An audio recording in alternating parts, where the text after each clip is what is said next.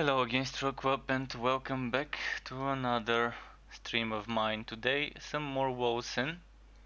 Just quickly need to reduce the size of this thing because I saw a replay yesterday and I thought it was a bit bigger.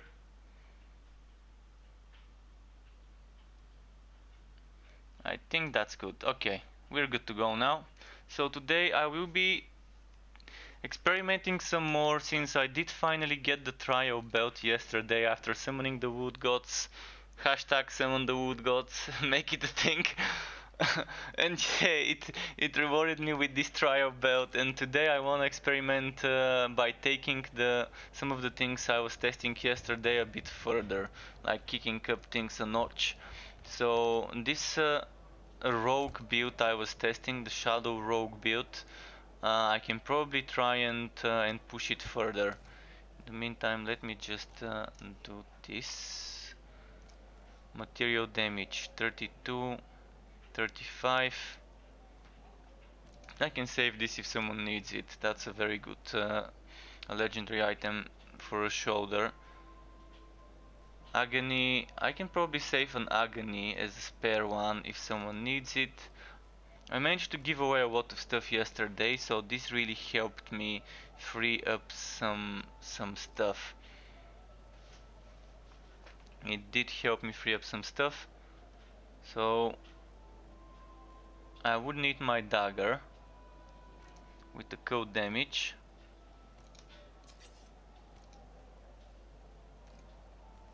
And I would need a cool damage stuff. But first of all, let's do the skills. Before anything else, let's do the passives. I want to get as much health and shield as possible, and to crit damage or attack damage maybe. Attack crit damage, because it will be a build centered around this thing I made yesterday. It's kind of gonna be the same I did yesterday with the rogue.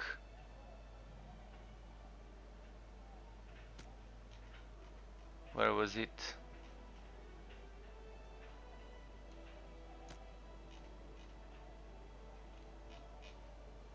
I'm missing something here, I can't see it.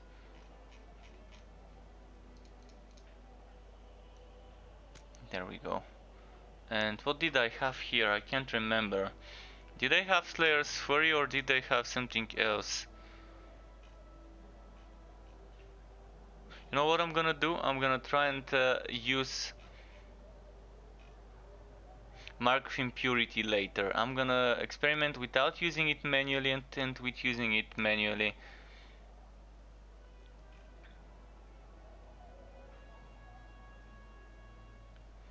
So I would probably need something to dispense of the willpower.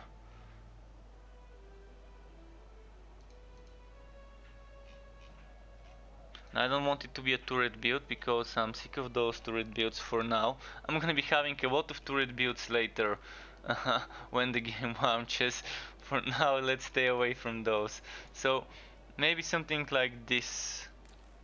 And now let's go get the gear for it. I was using this yesterday if I remember correctly.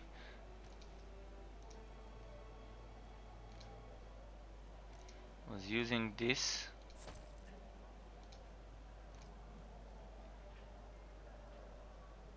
Wait. Wrong one equipped.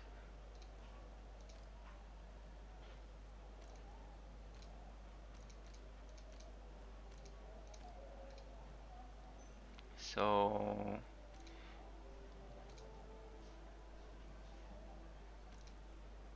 I wanna put this here. And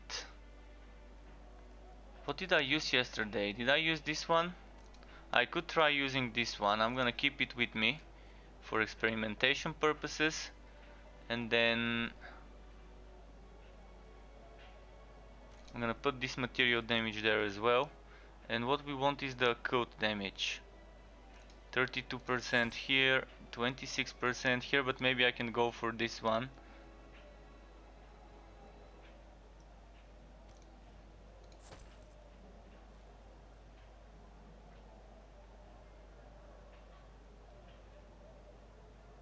Or this one.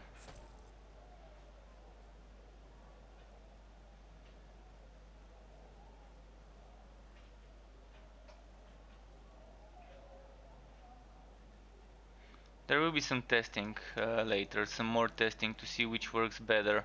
The boots I need are definitely not gonna be those ones, probably.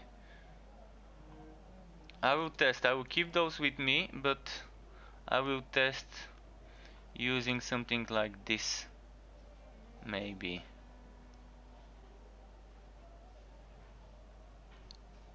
Hmm.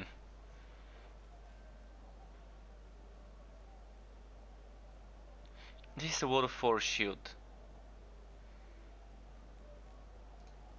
And on those I can get 268. On those I can get 212. 10 ferocity. Agility, wisdom. Okay, let's try with this one for now. And I'm still gonna keep something else just in case. I'm gonna probably get this one just in case to see if it works better.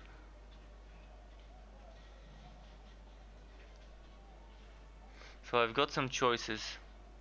Then this is getting changed for code damage. And I think that's it.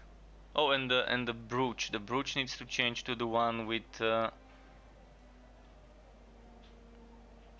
shadow damage, all attributes. If I had the code damage and all attributes, it would have been perfect.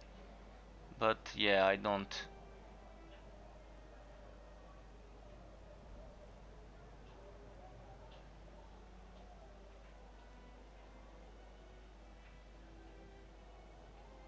And I will be using this for now, but maybe I can experiment with something else later. I don't have very good legendary rings at the moment, so I'm gonna stay away from them. So it's the build I was doing yesterday. I just need to rework the passives to make it more tanky, and I'm gonna rely on the trio to help me do some more damage now.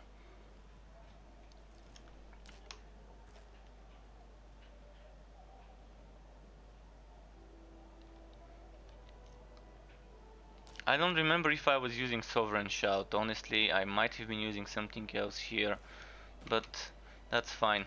Let's respec.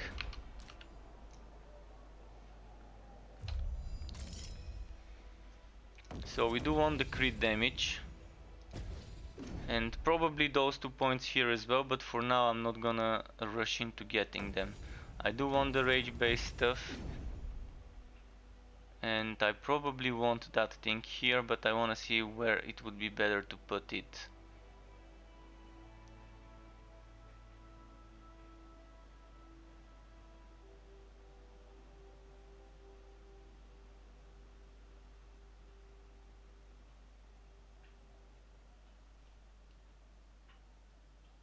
Residual energy is pretty nice. I might get that one as well. So it's a shadow damage setup, but I would need all the HP I can get. I wanna make it max on the HP and survivability. And force shield. I also want max force shield I can get. I probably should not have put the point here and just done those 2 points here. We'll see. Force shield.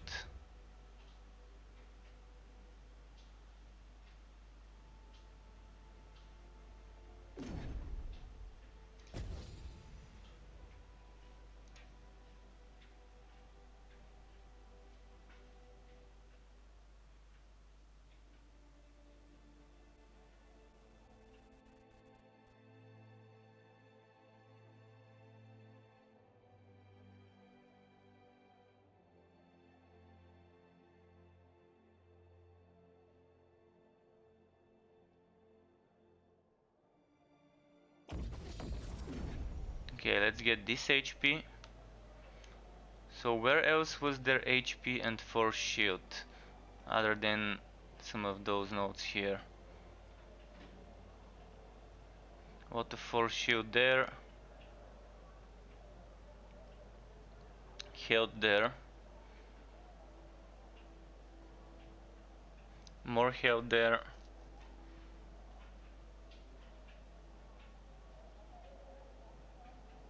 What about getting toughness for more health?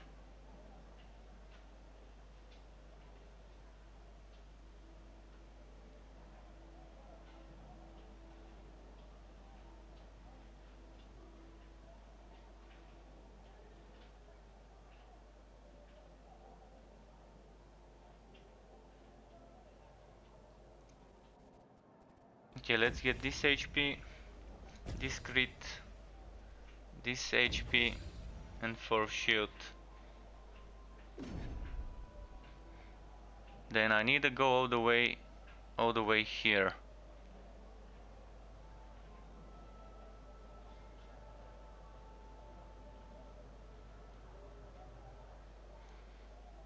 So 1, 2, 3, 4, 5. If I go that way. But I also want this one probably because I want the regeneration on Q.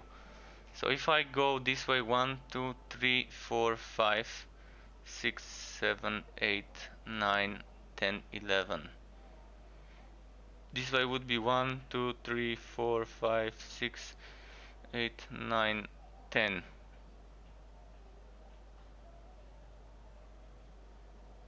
Now I'm skipping things that I don't need.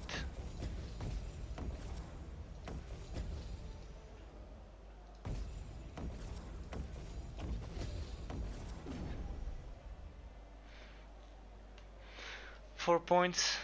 Can I get more HP or should I get that crit chance score? Oh, actually I need to get this one and I don't think I can unless I remove something. I can remove this one and then that's gonna give me 5 points, which would be 1, 2, 3, 4, 5. Then I'm gonna need one more point from someplace.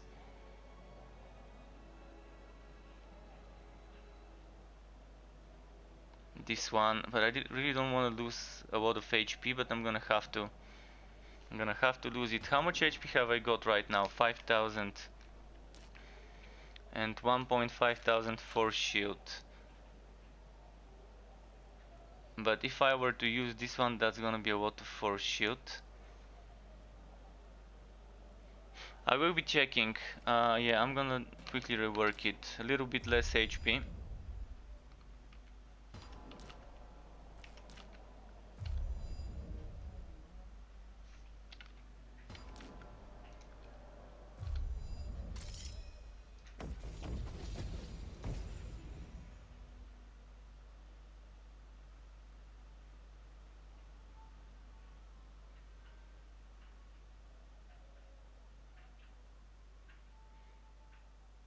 This is kind of the inevitable point here that needs to be done.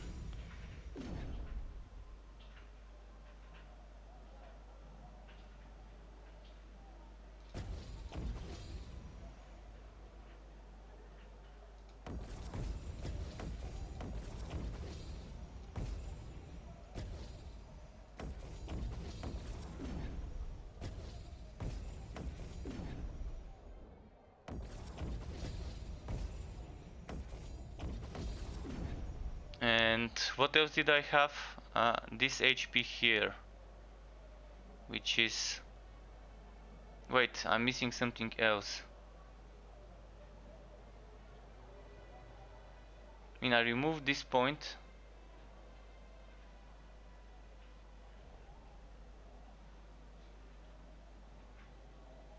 I forgot what I lost.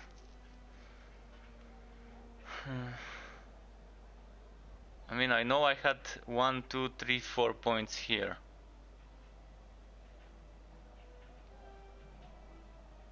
No, I had this crit damage, this 20 crit damage. I can do 1, 2, 3, 4, 5.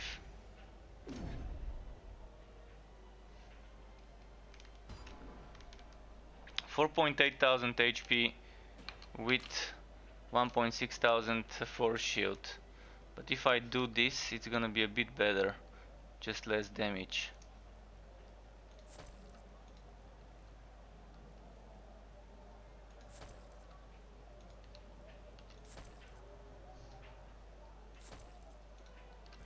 Okay, now for the skill modifiers. I want the shadow damage here.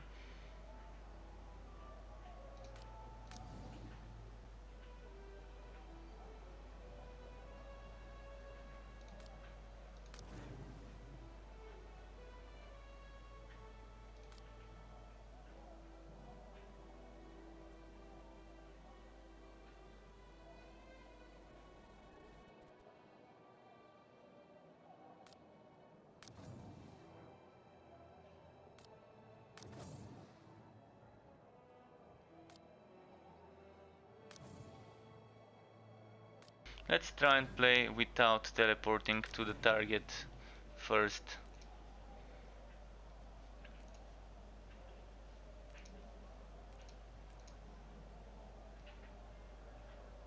I still think I had something to use willpower before, and I don't have the willpower use skill at the moment. But maybe I don't need it. So let's try it on something average difficulty. Average difficulty like this should be fine as a test.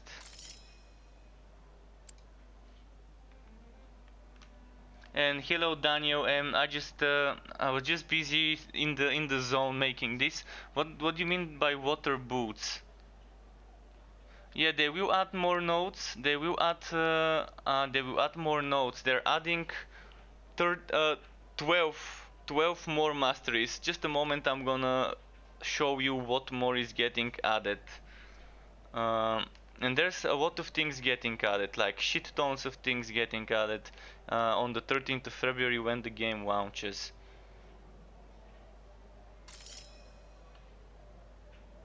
I'm just gonna quickly exit this mode and I'm gonna show you what's getting added. So here, this is 12. You can see 1, 2, 3, 4, 5, 6, 7, 8, 9, 10, 11, 12. 12 more masteries. 12 more archetypes. Currently we have 9.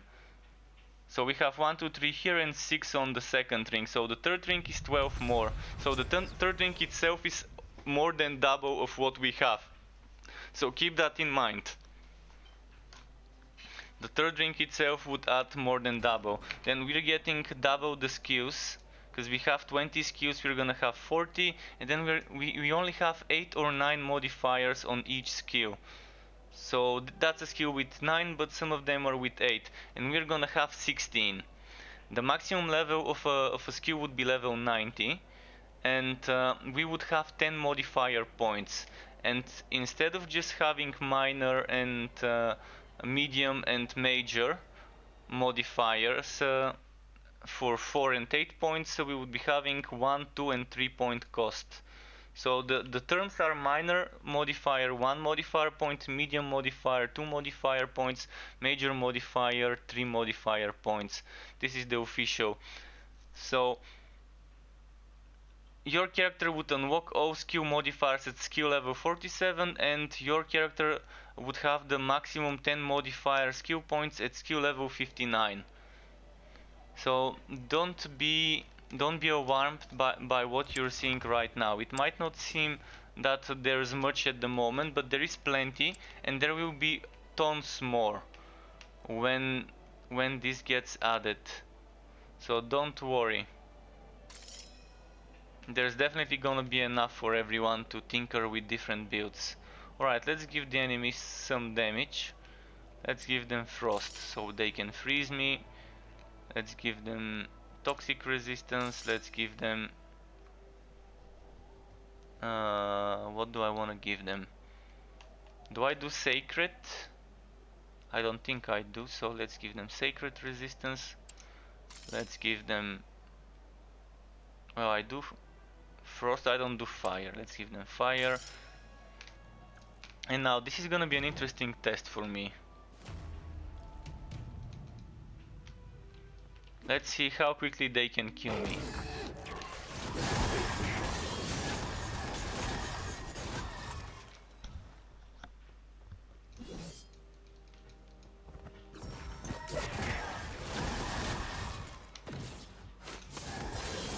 So this build is not gonna do that much damage. The whole idea of it was to be a bit more tanky than the other setups. It's still not as tanky because I'm not going for that force shield conversion. I don't have the armor that allows me to convert force shield into HP, or vice versa. If there was an item to do vice versa, it would have been perfect, but currently there isn't. So the whole idea about this would be to just be some sort of a rogue type.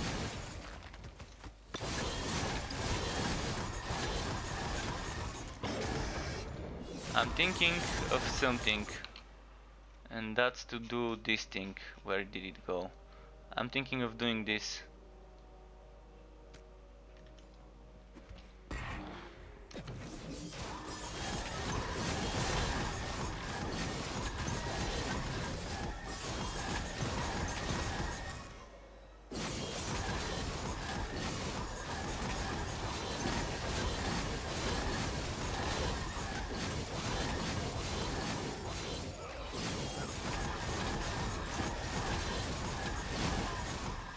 Okay, that's an interesting build.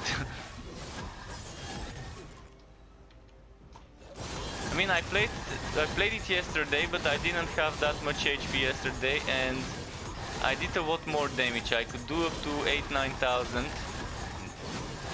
or 7-8,000 more like, but now it's pretty stable still.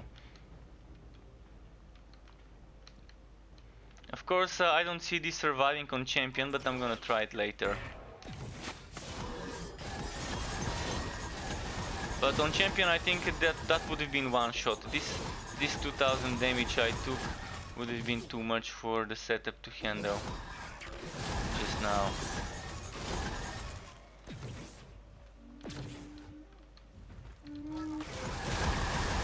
But again, I'm trying to not go for meta, I'm trying to go for fun factor rather than the meta.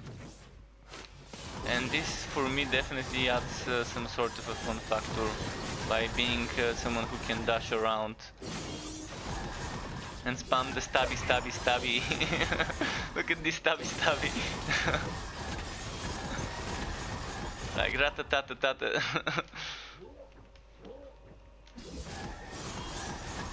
What if I were to... Wait, I need to kill those. What if I were to replace this with the attack speed rings?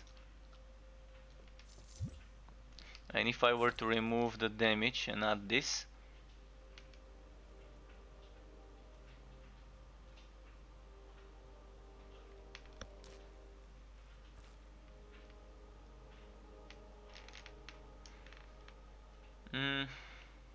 For now I'm not gonna change the boots. I'm just gonna play with what I've got for now.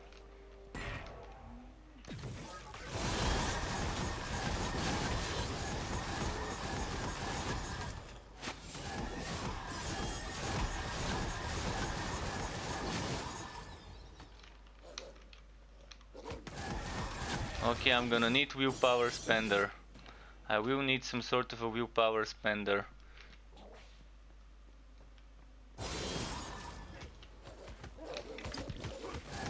Wait, shit.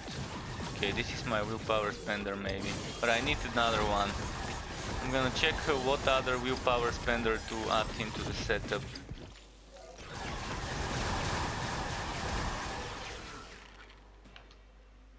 Willpower spender. Do I wanna add this one? It's not gonna be good for willpower spending, but let's just check. Maybe Arctic Spear, my good friend Arctic Spear. Because it's a cool damage.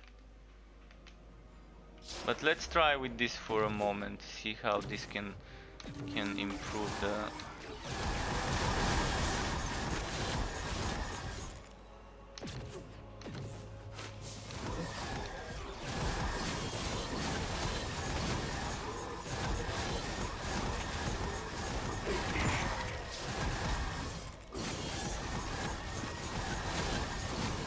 I forgot to pick up the Rage Helmet. The Rage Helmet, but I think using the Rage Helmet is only worth it. Not the Rage Helmet, but the Genesis Helmet. Using the Genesis Helmet would be fine if I have the the smile armor, the armor that gives me conversion of the force shield to health. If I'm not using that one, then I'm not gonna be using the Genesis helmet. So hopefully it drops me that armor soon. We might try and summon the wood gods later today as well. Maybe it would work. What did I get? This helmet.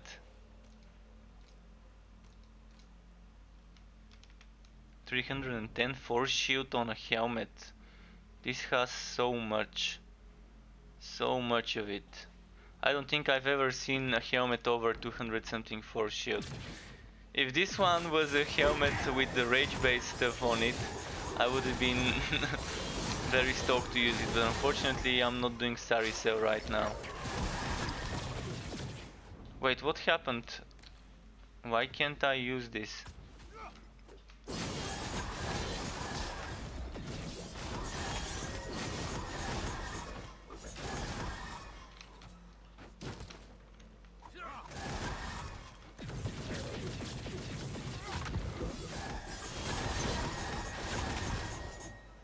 Alright, let's clear the enemies and change my skills. I really need a willpower spender.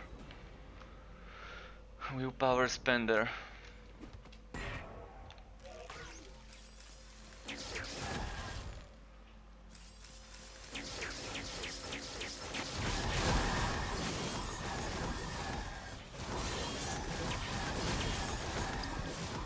Oh, that's what I forgot. I forgot to put Wife Leech on my items and in the setup. And I do need the Wife Leech. Okay, let's die and go back, and I need to change some things.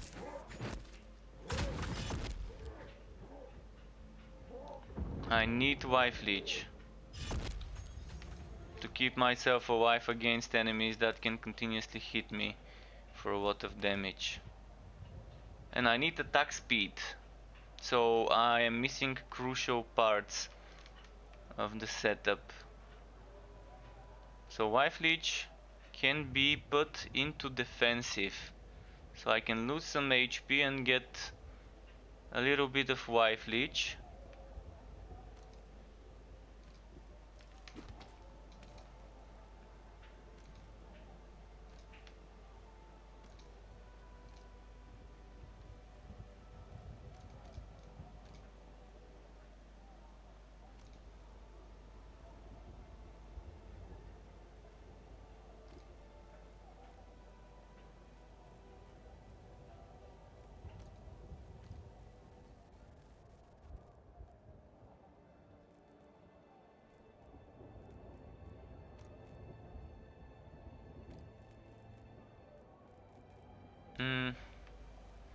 Let's see some more gems for Wife Leech. There's one here.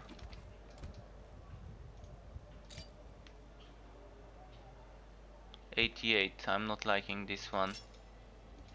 88% is pretty low. What about this one? 0.9. Well, this is a bit better. I'm gonna check them all, I guess.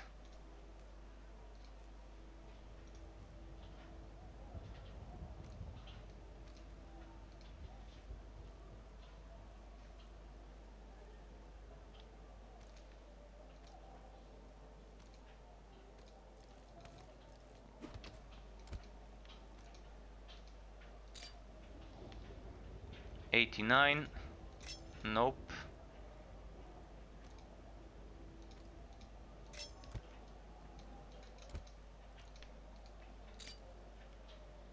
$87.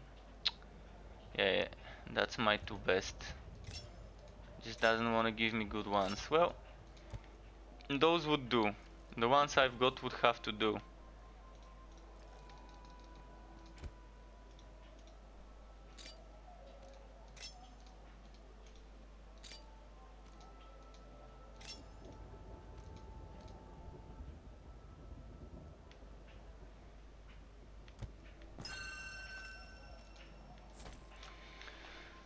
Okay.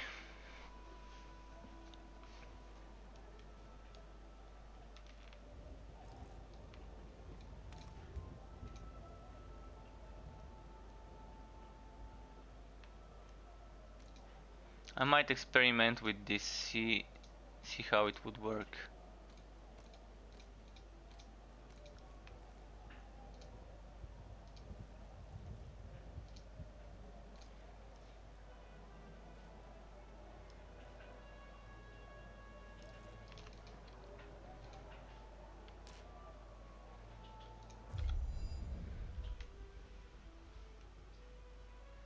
So unfortunately I won't be able to get the attack speed score from the nodes, but the wife leech I can get. I will have to sacrifice some crit damage and stuff.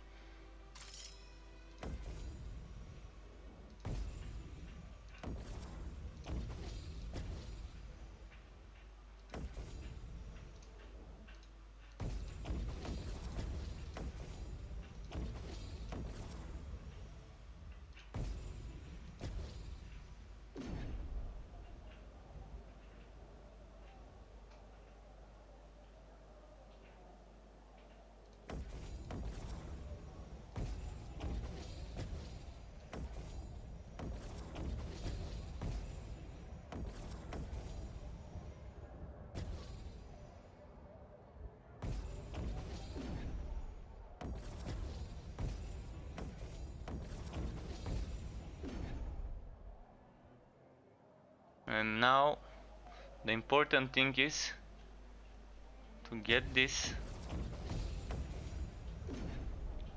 and what's remaining is 2 points only. 10%, 15% health. It's not much. This flat 100, I wonder whether this flat 100 would be better than going all the way here.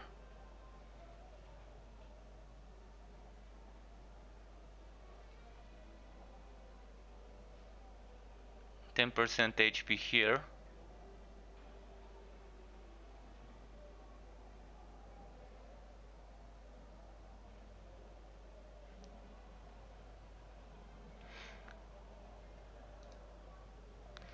I wish I could see how much HP 25 toughness would give me. Let me check something. Just wanna see how much more HP I get for 25 toughness. 1, 2, 3, 4, 5.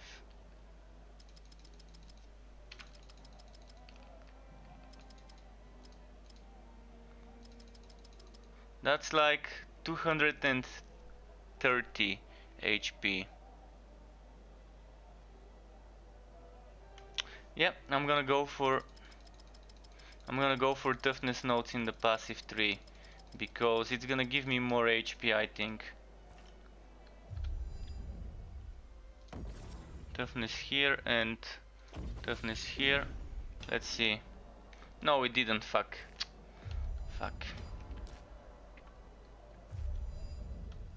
It didn't give me as much as I expected.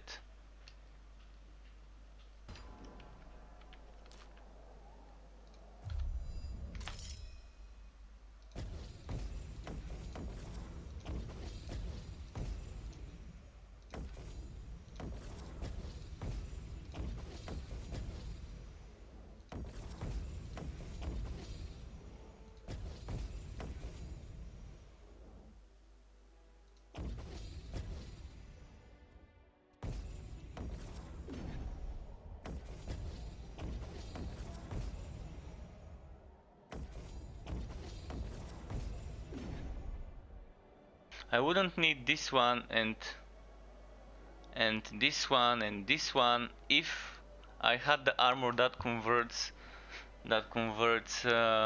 force shield into HP. Then I could have gone for some other ways to get damage. That would have meant saving 1, 2, 3, 4, 5, 6 points, and then saving 1, 2. What am I missing? Those HP nodes here. So I can get 10% HP here and 10% HP here, or I can get 15 and 10. And I think it's better to get 15 and 10 instead of getting crit damage There's crit damage here, there's crit damage here, there's health and force shield here, which I wish I could get.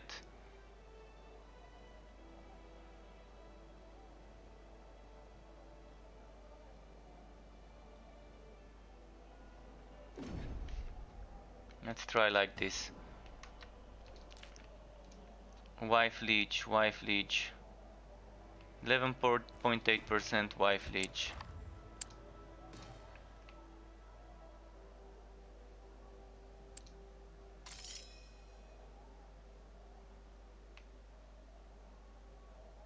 And Kenny566, sorry for just talking right now. I was kind of in the zone making the build. But yeah, welcome back, dude. Nice to see you again.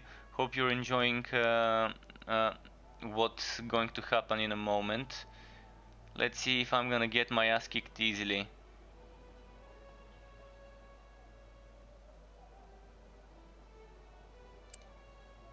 And I don't think I need to cool the damage here, by the way. I think any type of other damage would be better. Like, I'm not doing spells, so I'm gonna change it. Just need to finish those maps.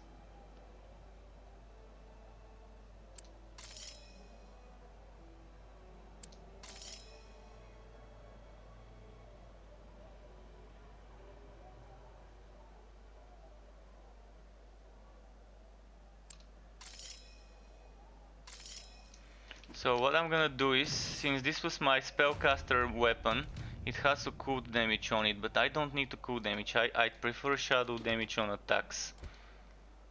Or sacred damage on attacks, but I doubt I can stack enough sacred damage. So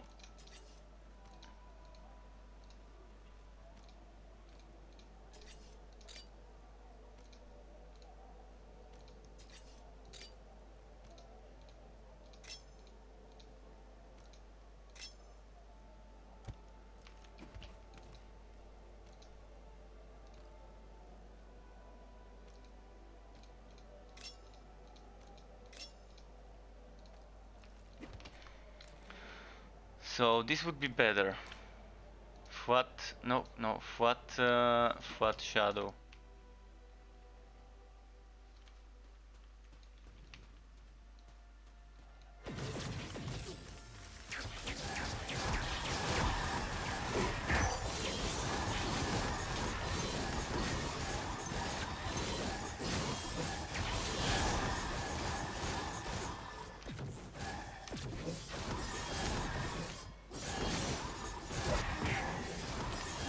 Let's see if this can one-shot me. I'm gonna see if it doesn't one-shot me, so that's fine.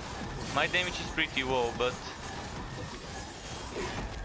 yeah, still not enough survivability. If I could convert the damn fucking force shield into HP and get some extra attack speed, it would be fine.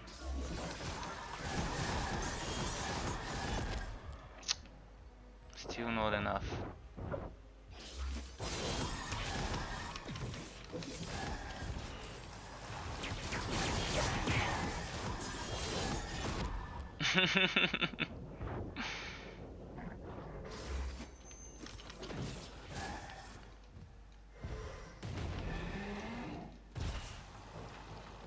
Okay, let's let him come to me.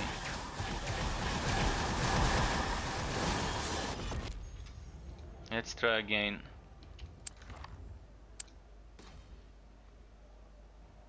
Poison chance on hit.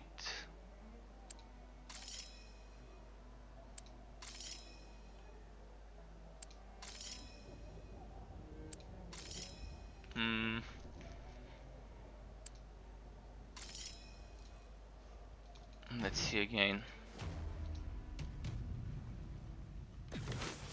I need more survivability. That stupid armor doesn't want to drop for me.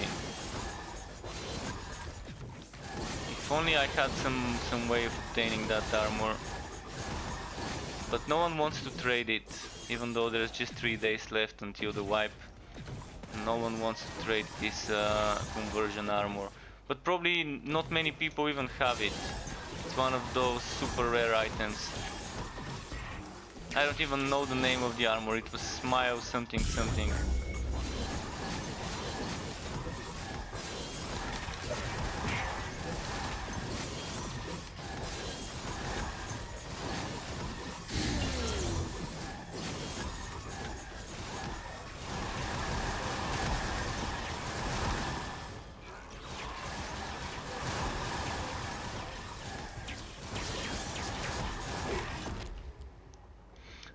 those rears are hard to resist. I need teleports behind my target. I definitely need that. I thought I could do without teleporting behind my target, but it's not gonna work.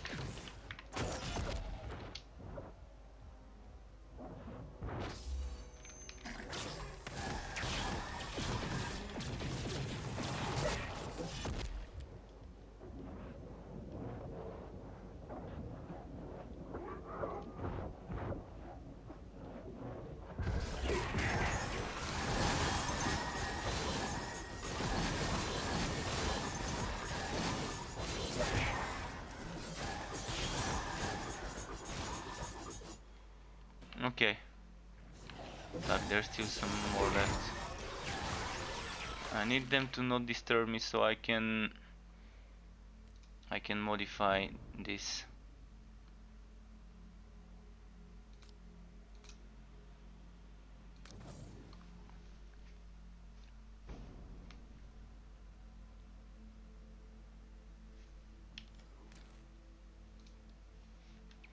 What if I were to remove this? But then this won't cost rage.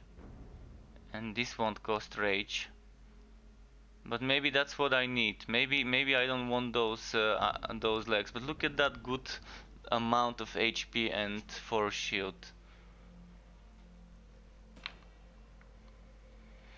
Okay, so this is teleporting. Do I really need the weakness from this if I'm already applying enough stacks of it?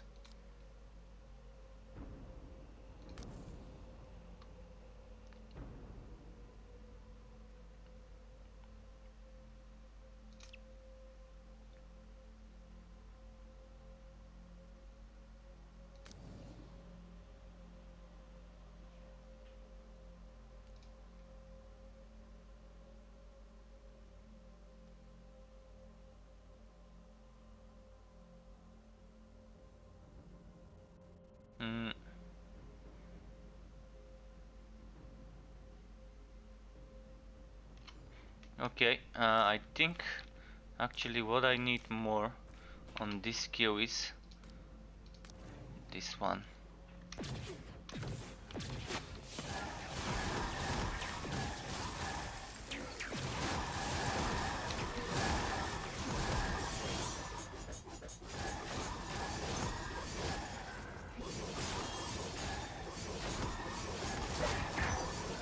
Okay, that might be a bit better because it's teleporting me behind my targets rather than in front of them. Alright, let's do this.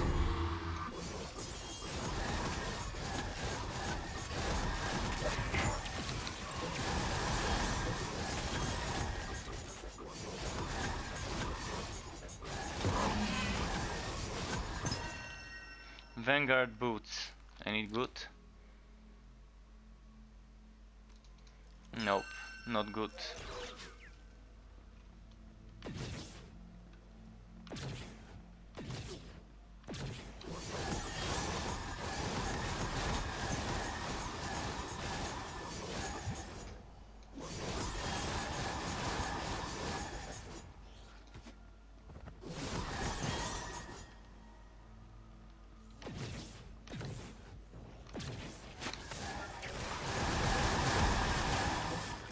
Okay.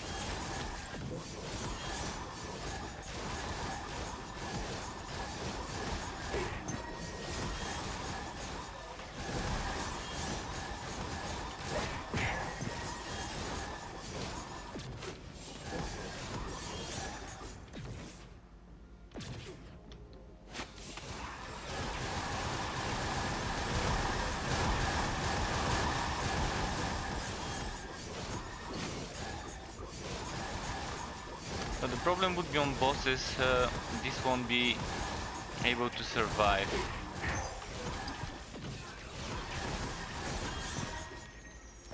This is how I see it. On bosses I won't be able to survive on most of them. Maybe on some bosses it would be a bit easier than others.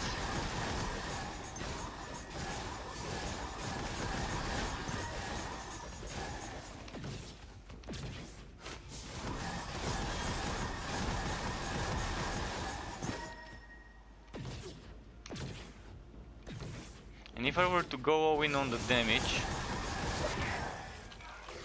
it's too squishy. I mean, I tried it yesterday, going all in on the damage with this.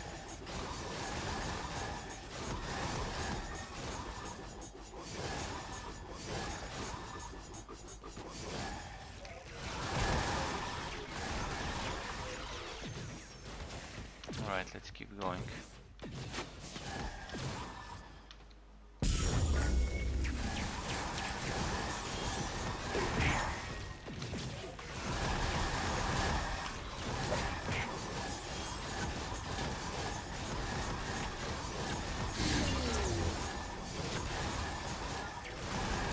Almost ready for the boss fight.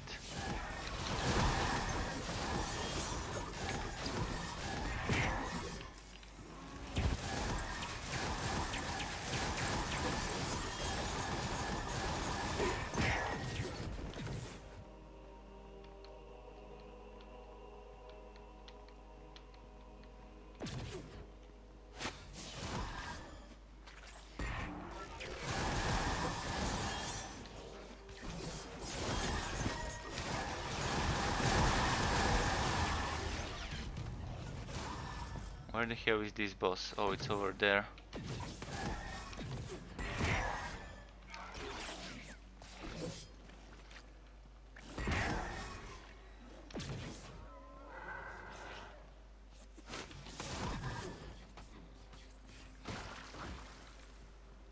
Hope I'm going the right way.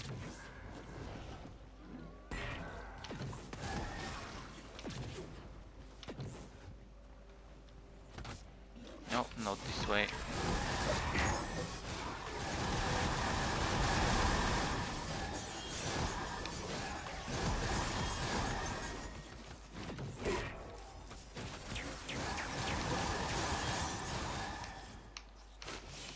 Oh, so many of them.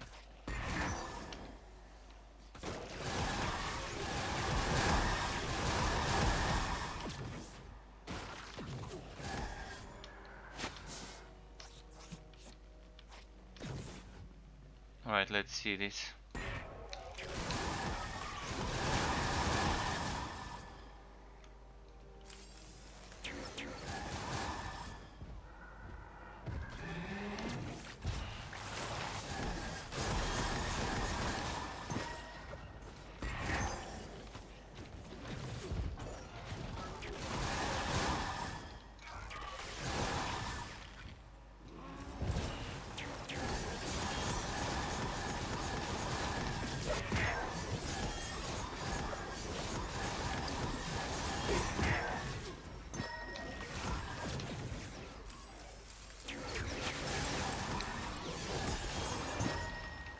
Okay. Yeah, definitely having troubles with this setup right now. I think I need one or two more items that are missing for it to work properly.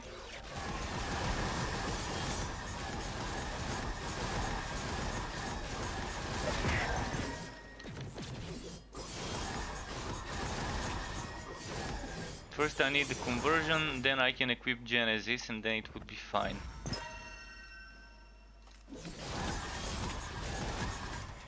Some more attack speed never hurts as well.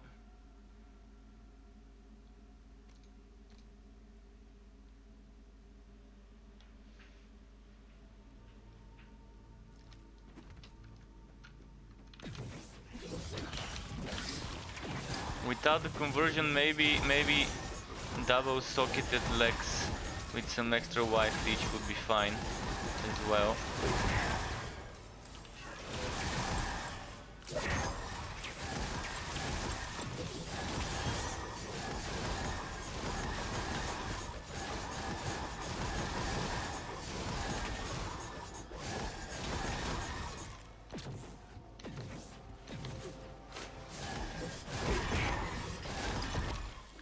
Yeah, that's gonna be it. Those zombies are probably gonna spawn kill me. Not tanky enough. That's one of the troubles I'm having with some of the harder difficulties. The enemies seem too too too strong in regards to damage. Like, yeah, they die quickly as long as you have okay damage yourself, and that's not a problem, but the problem is the survivability for the harder nodes. Like, if anything can one-shot you, would that be fun? I don't think being one-shot by anything is fun. And people say that on Champion 9, regardless what build they make, everything one-shots them. That's what people are saying on the Discord and on other places. So I'm wondering if this would be true when the game launches, when we have all the new skills and new skill trees and new items, and the items actually scale with the item level rather than currently being limited to 20. I'm assuming probably that won't be the case. Probably when we start doing level 90 rifts or expeditions, better to call them with the actual name. So when we start doing level 90 expeditions and we move on to champion, it's gonna be dropping us level 100 and something gear. And that level 100 something gear is supposedly gonna be better than level 90 items. So the further we move on to it, probably the stronger we would get. Eventually I'm hoping that we don't reach a situation where everything one-shots you and forcing people to go for builds that are not fun, only so they could push further, and that we get some balancing, that even the more fun builds would be able to do some of the Champion 9 content once the game launches. Because if anything can one-shot you, it definitely won't be fun doing the content for people like me that prefer the more casual stuff. I'd rather not have to be forced to make a build only because it's meta and only because it can do the content, and have a bit more balance, so even fun builds like this one can survive.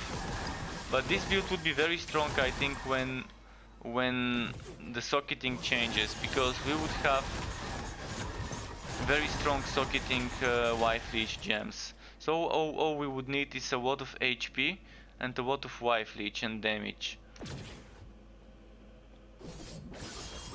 HP or maybe attack speed, HP and wife leech. Even if the damage is not that much, if you have enough attack speed to keep refilling, it's probably gonna be strong.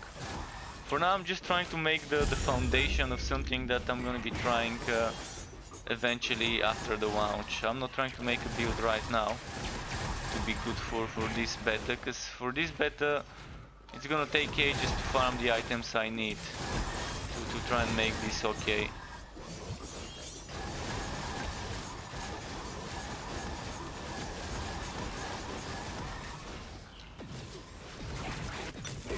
But with 90 points I can see this being a strong setup eventually.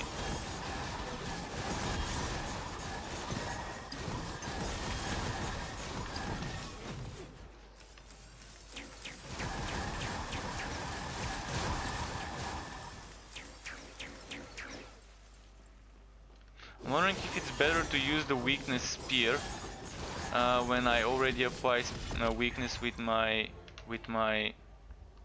Wait, does it attacks or... It doesn't say attacks, so even this applies weakness without it being the weakness version.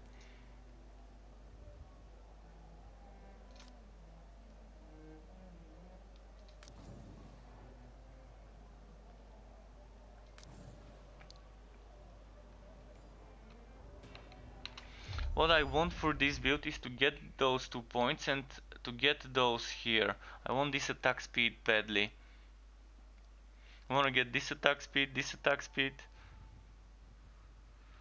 this attack damage and crit chance, and to get this one. So with more points introduced into the game, this would be possible for me. I also want this one. I want residual energy. I want residual energy rings, if I can get them, 2 of them, 2 residual energy rings. The conversion, we want more HP nodes, and I don't think there's more force shield nodes, just this with the damage reduction. But Do you know what would be good? If this node can be combined with something that converts HP into force shield. That means we would always have 30% damage reduction. Unfortunately, something like this doesn't exist.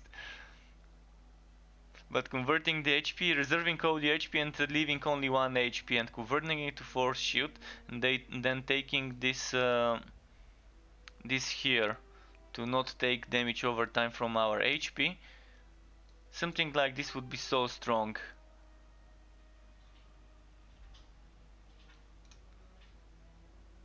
So I just can't wait to see what more in regards to passive nodes we are gonna get on launch.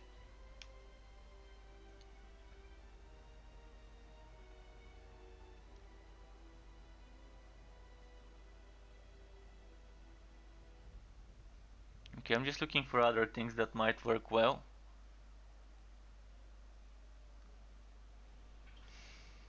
If I remove all the damage here, it's gonna be very weak. But it is doable if I remove the damage and get this force shield here. And willpower on hit. So let's check it. Removing 1, 2, 3, 4, 5, 6, 7 points. Removing 7 points and then going like 1, 2, 3, 4, 5, no. 1, 2, 3.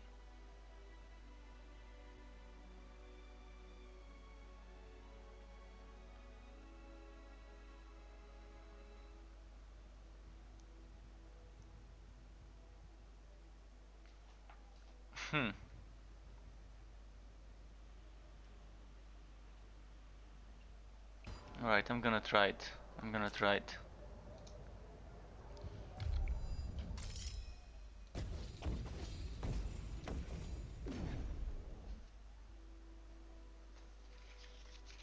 So I'm gonna take the ones that I know I'm grabbing.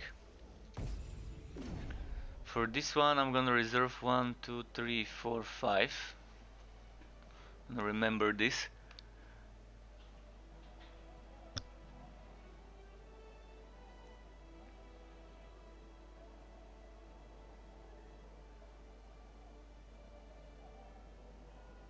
If I don't take this melee damage, I'd rather take this.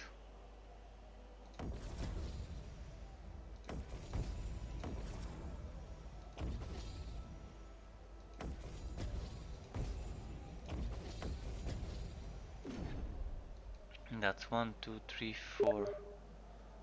1, 2, 3, 4, 5, 6.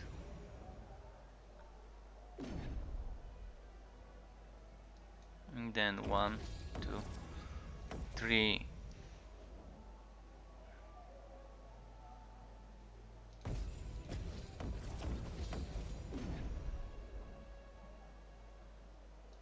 Four.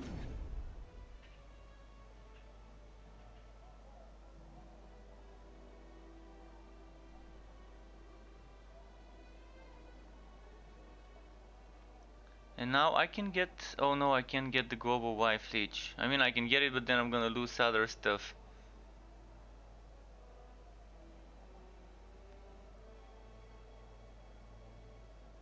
Could get extra force shield. Or I could get extra crit damage and attack damage, or force shield HP.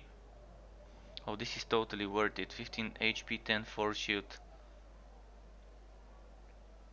and some attack and crit damage on the way.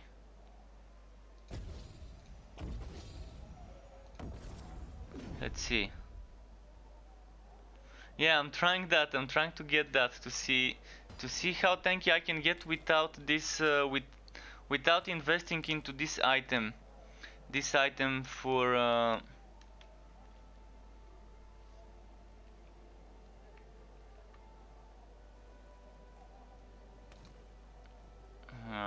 what was its name?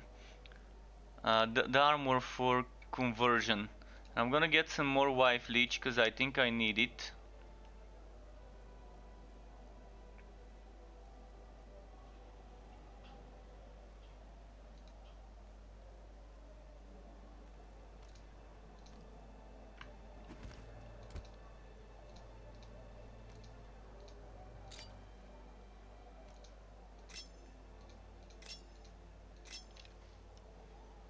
So wife leech from here, probably. And what else had wife leech? Wife leech.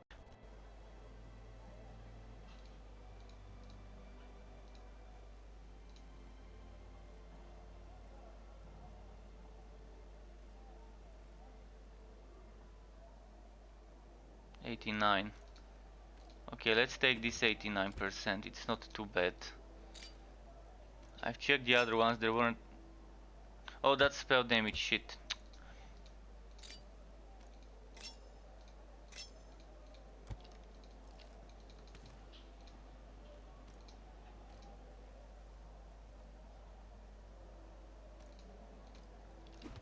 I think this one was 84, if I remember correctly. 86. Let's see if I can get better than 86 from the other ones.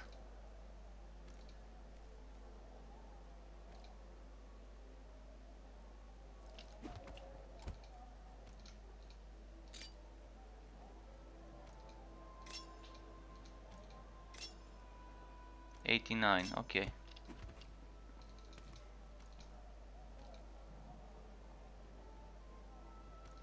That's gonna lose me a lot of force shield if I use it. But at least I'm gonna win that elemental damage I'm losing and the material damage I'm losing. And it might end up being better that way.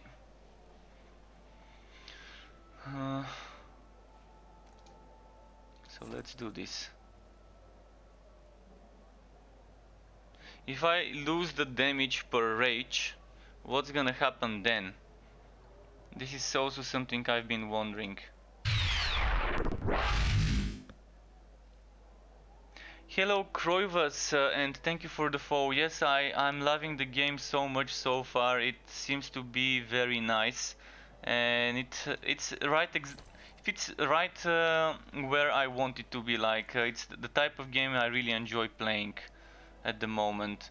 I love hack and slash ARPGs, and this one is definitely one worth testing if you're a fan of the genre.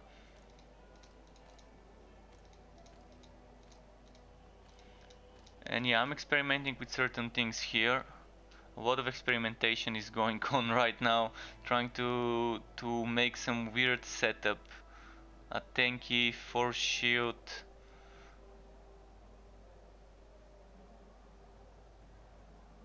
Hmm.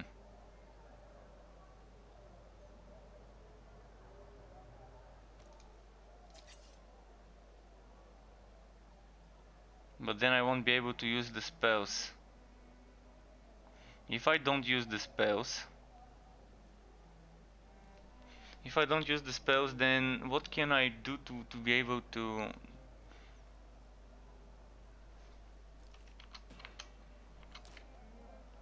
Then I can change it. I can change it to completely different and not shadow damage based stuff. If only there was a one-handed caster item, it would have fit perfectly here.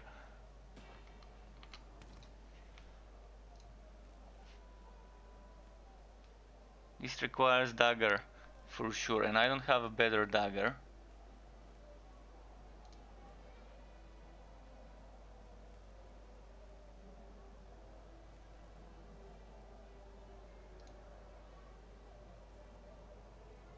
Yeah, I don't see any other better dagger.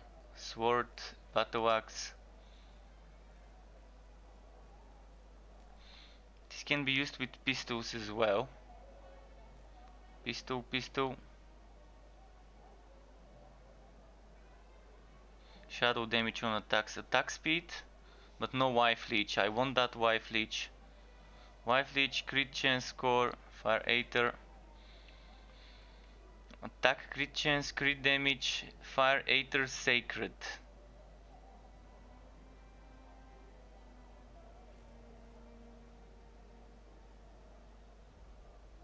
I think this is still the better option.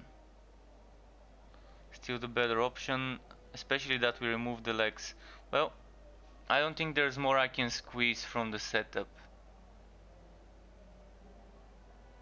Don't think it would get any better than now.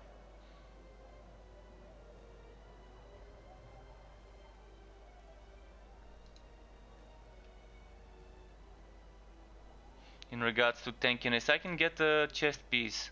I can get a tanky chest piece like this one.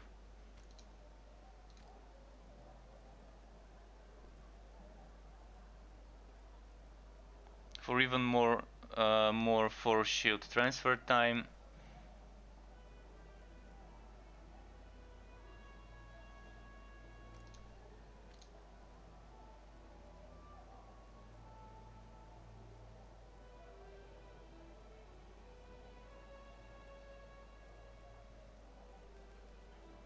Let's use this one this time. And instead of force shield,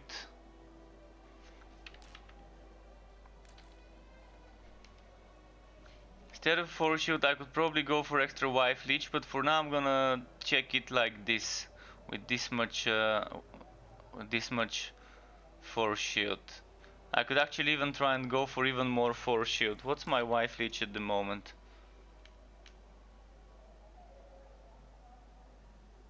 Wife leech, where is it? 7.8.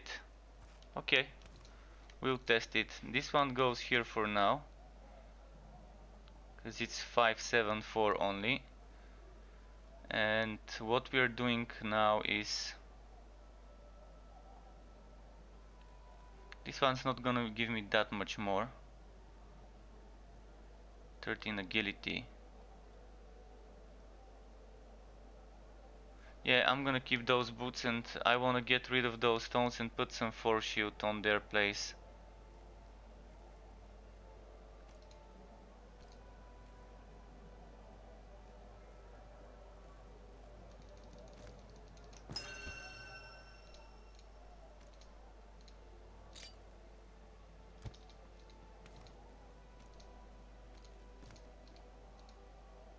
Where did this come from?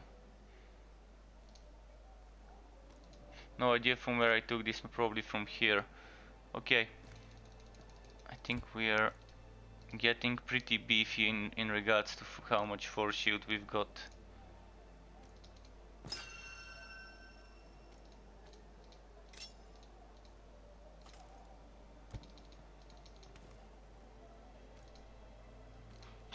I'm gonna place this here just in case.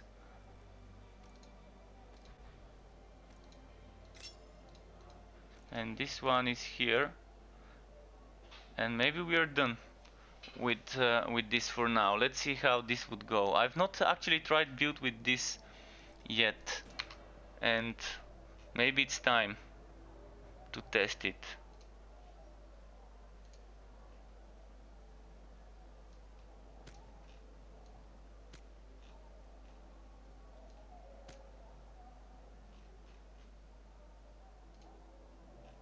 I'm gonna need a willpower spender. Willpower spender. Now that's gonna be a challenge without the leg armor. Like, without using those legs.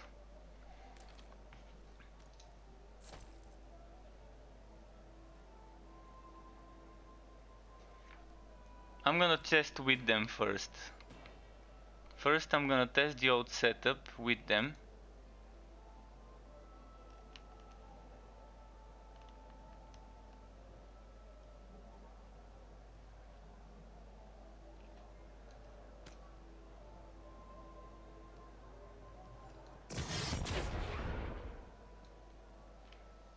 Oh, I can't use that?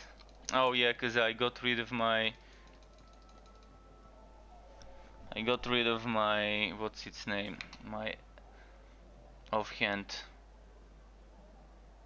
Oh, that's fine. That's fine.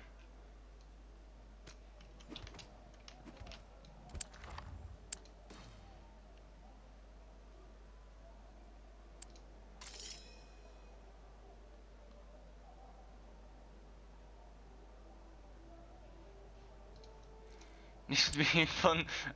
I started doing one thing, it ended up being something completely different. But the core thing is I want a Slayer Swery tanky setup.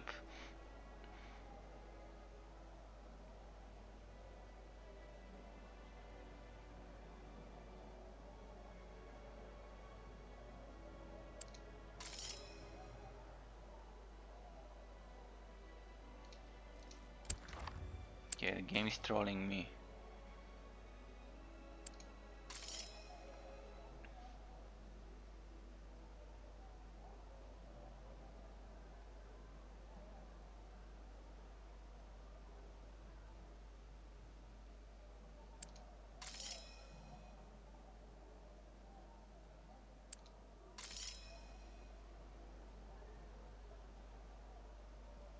Do I do toxic? I don't. Oh, I do from this one, but that's fine.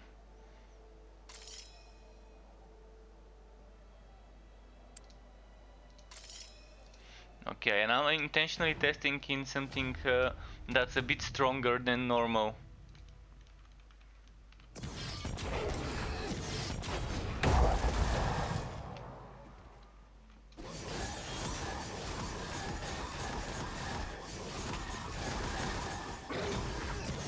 So I'm gonna be doing very low damage, as you can see, because I removed my rage damage stuff.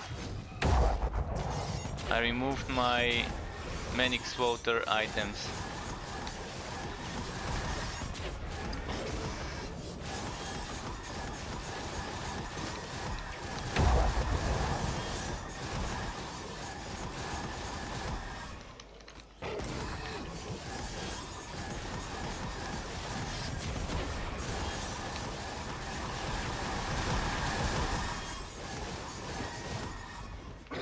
Yeah, definitely too little damage at the moment. I mean, if I do this, let's see. Just with this chest piece, that's a huge difference. What about like this?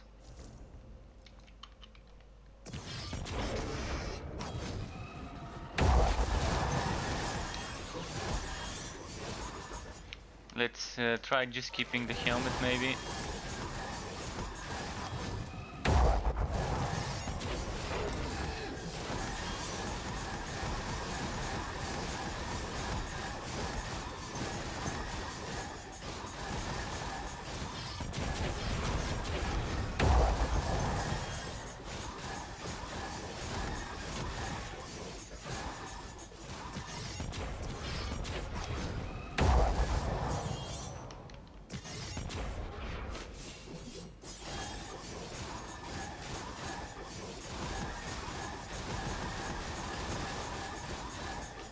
How's my attack speed?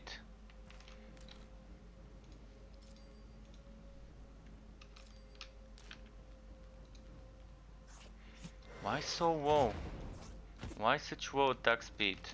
Yesterday I had it up to 30 something %, but I had the same note and I had those two rings and it was at 30 something %, 31 or 32. Now it's only 26, so I'm missing attack speed from somewhere that I had yesterday. Oh, attack speed from here, that's from where I had 10%. Attack speed score, and yeah, that's gonna be a tough one to. And then there's 15%. Oh, look at that attack speed here. 3 times 15%. Yeah, when the game launches, I think this would be more open to getting better.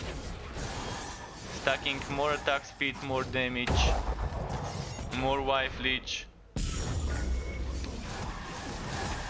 Stacking the increased attack damage based on the last spell cast would be nice as well.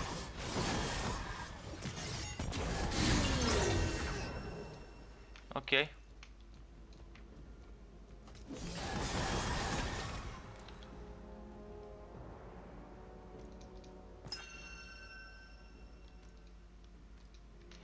Yeah, if anyone needs some items, let me know, guys. I might have what you need. The ones I need are very rare, so you probably might not have them. But if anyone also is offering some items, to let me know if you have the chest piece with 4 shield converted to HP.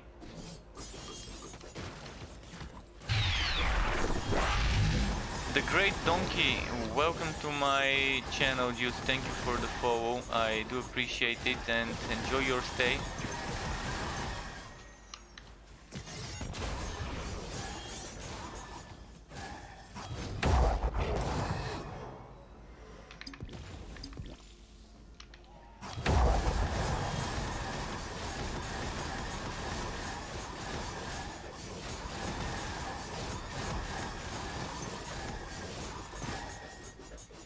So how's my block chance and all that other stuff, the survivability? Block chance, 30% block chance, 25 efficiency. Wow, this shoot is not bad. So now one thing I wanna try more would be this. My force shield doesn't take a huge hit, and if I do this, it's also not that big of a hit.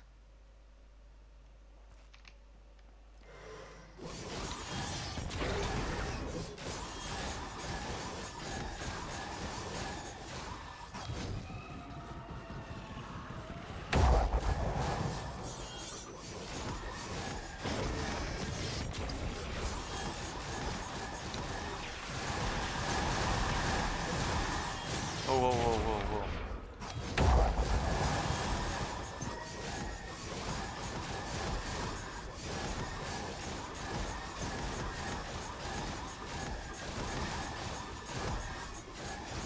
And I think instead of this, I'm gonna go for, where did it go?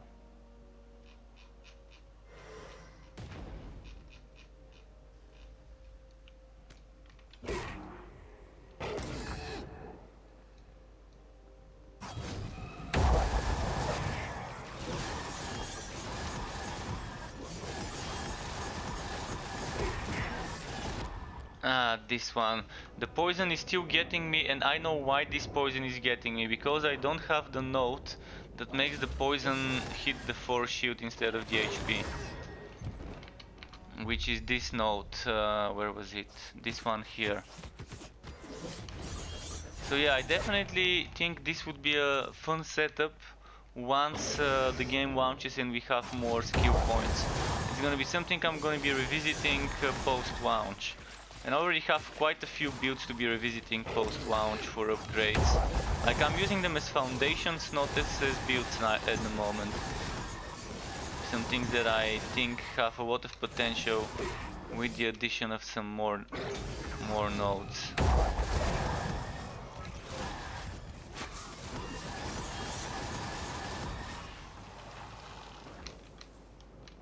Wait, what's happening? Oh, okay, I didn't have rage.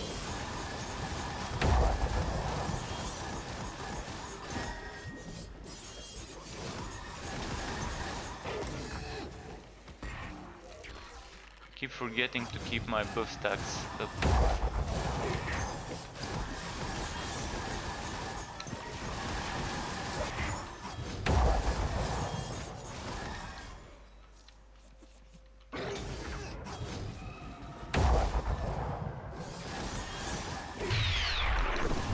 Hello, I'm Blexel. I hope I'm pronouncing this correctly. Welcome to the Struck Web, dude. Nice to have you here. Thanks for the follow. I do appreciate it. And it's for the just give me a moment, and I'm gonna answer the questions that were asked, like the story being good. Personally, I do think the story is good. I do enjoy it. It's not your typical story. It has some cliches, but it's kind of hard to avoid cliches. I don't want to reveal too much, but let's say it's political and personal at the same time. So it involves politics and personal affairs for the character. So it's not that grand epic journey at the moment on Act 1. And I've only seen Act 1 because the beta only has one act. But when the game launches, there's gonna be 3 full acts with story. So I can't wait to see how the story continues, and this by itself maybe is telling you something about it.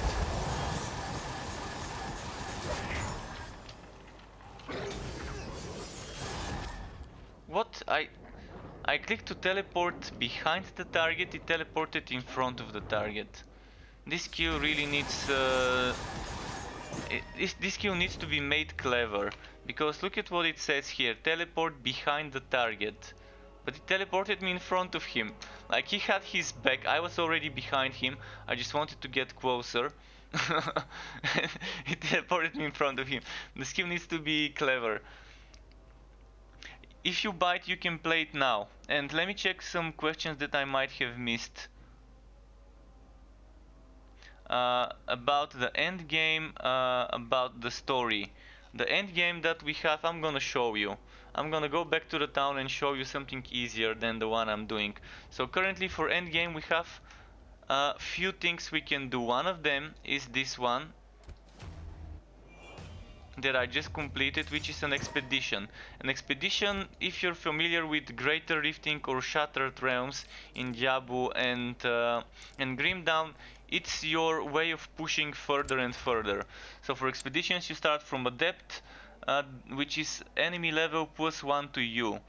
So the max level currently is 20, but it will be 90. So that means you start from level 21 enemies and you go all the way by increasing the level of the enemies by reaching certain checkpoints. So if you start on Adept, you have to complete 3 or 6 maps to unlock this or this. If you start from this, you complete 3 maps to unlock this or 6 maps to unlock this. And once you complete 3 or 6 maps, you can return to the town and then it would unlock the checkpoint. And you reach all the way to +55 to your level enemies, which means if you're level 20, that's gonna be 75 enemies. If you're level 90, which will be the maximum on launch, that's gonna be level 145 enemies on Champion 9. So this is one type of end game. Another one is this one, which is mandates, which is basically like a bounty. It's kind of like a bounty. It tells you to go and kill certain mission. It actually even says a bounty. Journey through hostile lands and fulfill a mission for a bounty. So it teleports you to a random map.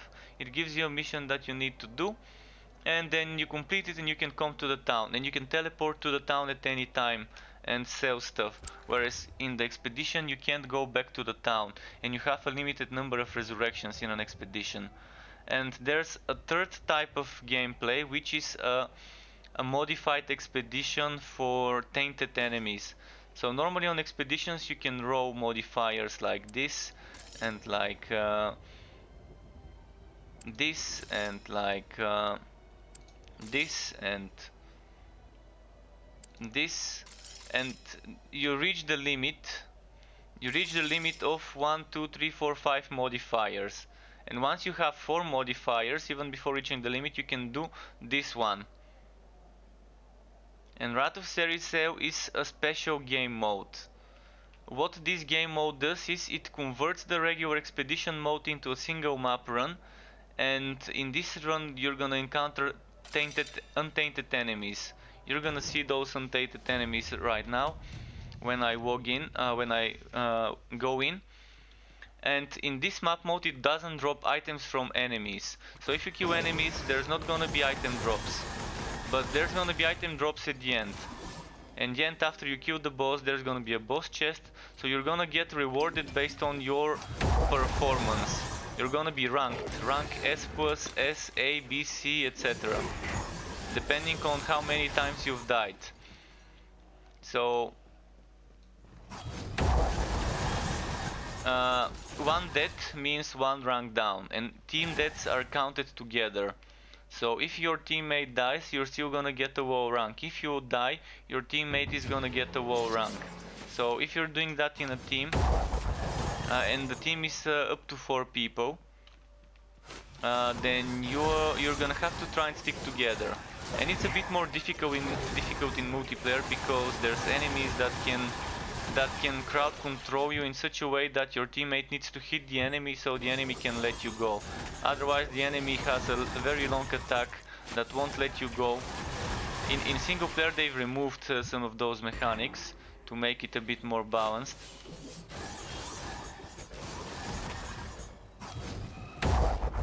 And that's the 3 endgame types we have at the moment. There's gonna be open zone exploration of the story modes on launch, together with more endgame modes that we are still to find out about. So what I know, I think I've already given you as information, but in this mode, as I said, you reach the boss, and once you kill the boss, there is a chest and there is a reward, based on your progression, based on your performance. And this is an untainted enemy here, this Shadow Blade. So he just showed up behind me. And he can be annoying. He can be definitely very annoying. On higher difficulties, this is the enemy that can grab you, and he holds you with one hand and starts stabbing you with the other hand.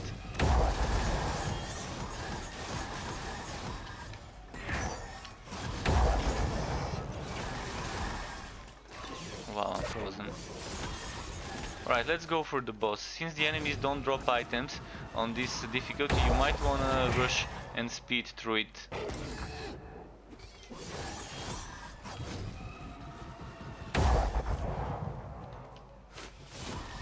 And as I said, this is only a single map, so this is good for speed farming. You can do it in under 2 minutes. I think my record is minute and 40 seconds, but I'm sure people can do it in minute and 30-20 seconds with a very fast build.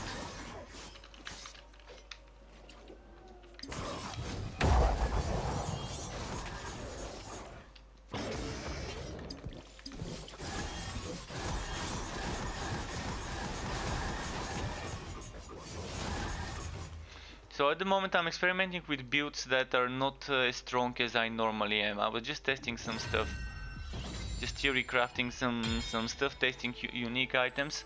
So you can see you get rewards and you get different things. And the good thing you need to know about this mod is this mod drops special modifiers. Special modifiers on the items that can only drop in this mod. At the moment, when the game launches, we are going to be able to get some of those special modifiers from regions, from crafting regions. So you can see this shield allows me to use this skill that I'm just using right now, called Slayer's Fury.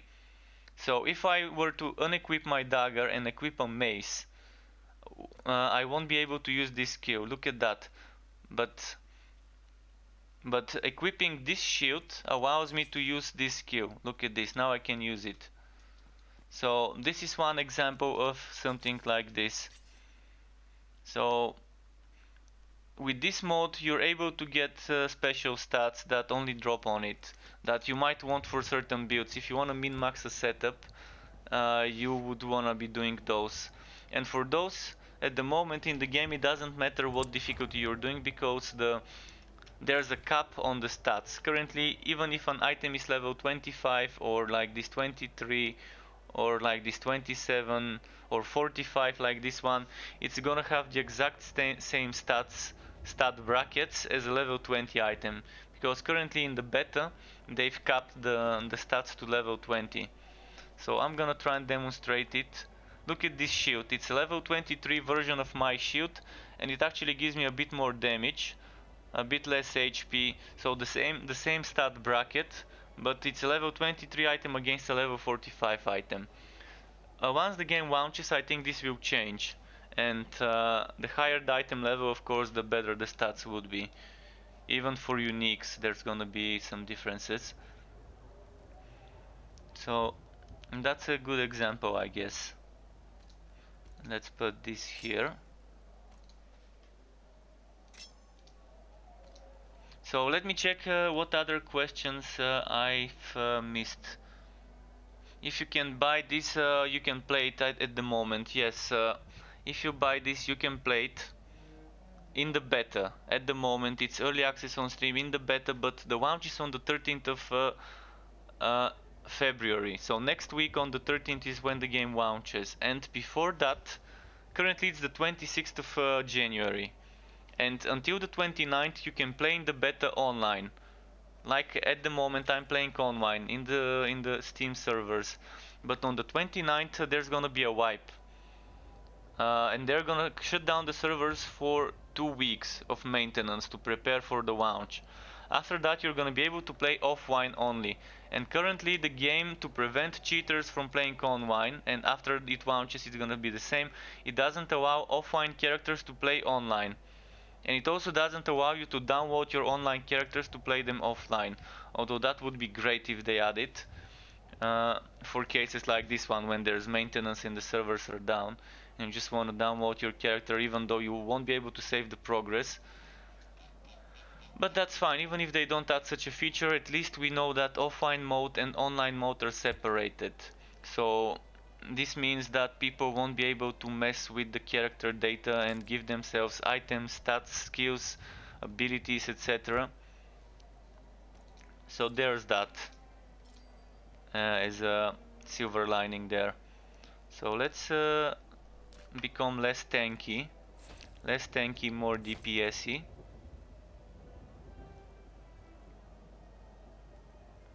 Well, okay. Maybe only one of those shoulders.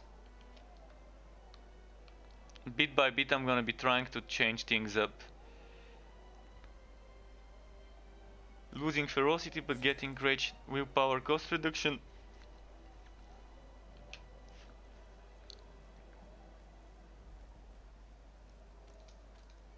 So I hope all that information was helpful. If I've missed something, feel free to ask more questions. And apologies if I don't see them right away. I'm playing on a single monitor, which is ultra wide, and I'm playing on a regular resolution in the middle, so on the left and right edges of the screen I keep my chats to try and pay attention to, but when I'm in the heat of a battle I kind of end up missing some things. So what? Let's do some expedition farming, but before I do that I'm gonna return some items to my warehouse. Also, if someone is playing the game and wants items, all-purpose items on this page and all-purpose items on this page are free to give away to viewers. Use it now before the game gets wiped. After the game gets wiped, I won't be able to give you free items until I farm some. But I always do save a lot of gear. I'm a hoarder. I'm a outist with L. So I have a lot of outs and I keep mules with gear as well. And I'm an item whore, so I try to keep a lot of items to give away to other people even if I don't need them anymore. So let's see, I'm gonna start, let's do an adept, let's do a veteran 1 run. Just a quick check.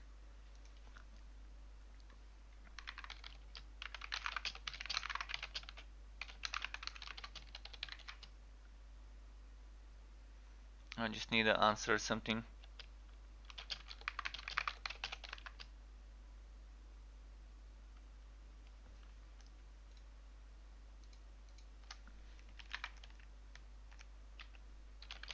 Just a moment, I need to answer a message. Someone asked me for help in Chaos Bane, but I can't right now. I told him in 3 hours from now, maybe after my stream ends, but yeah. So let's give them this, and let's give them this, and this, and so this is the thing I like about expeditions. You can pick your stats. If you don't like them, you can exit and try again, as long as you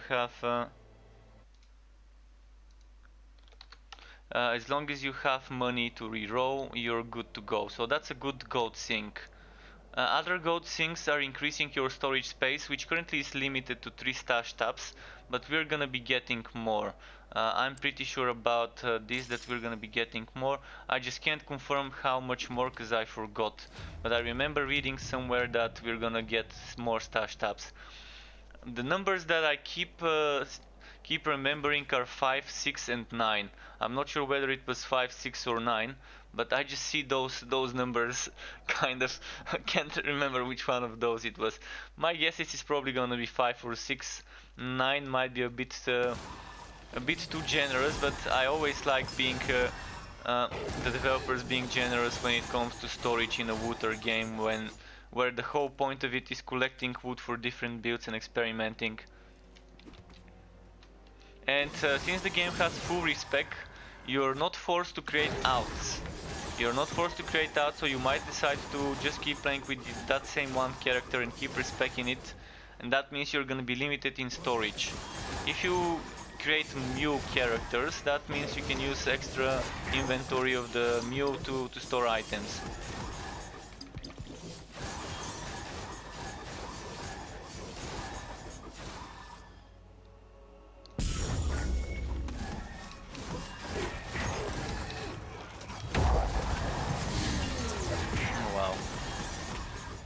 And those outers are like shrines, temporary buffs. Unfortunately I can't see the buff that I got, but it says on the outer before you pick it up what buff you're gonna get. So it's temporary, and enjoy it while it lasts.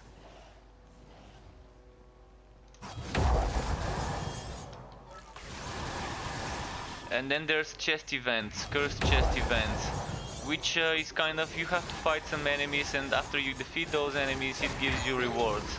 And there's a white, blue, purple and red chests, which I think they go into the order I said which one is the best. So white, then blue, then purple, and then red chest. Or maybe purple is after red, I'm not sure.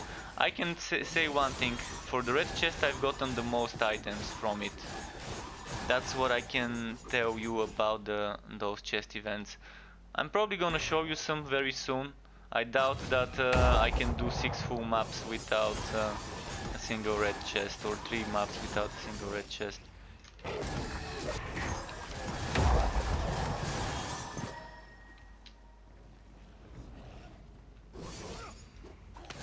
I need a willpower spender.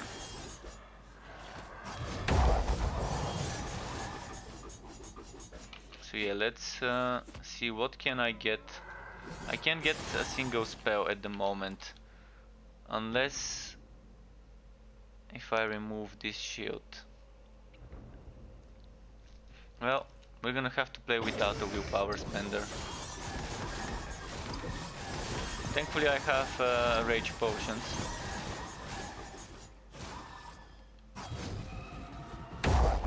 There's one more thing I wanna try. I wanna try not taking Manix water. I wanna try not taking this passive. That means I can free up a lot of skill points. I can free up 1, 2, 3, 4, 5. Oh no, actually this one is nice. But let's say I can free 1, 2, 3, 4, 5, 6 points. And in order to get here I can do 1, 2, 3, 4, 5, 6, and I'm gonna need one more point here.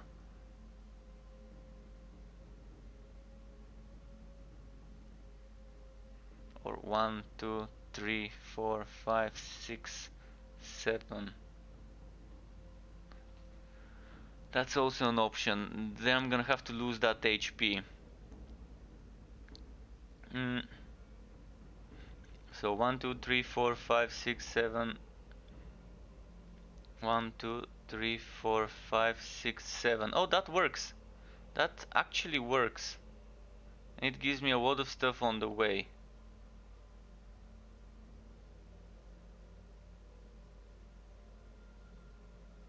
Most of it I don't need though.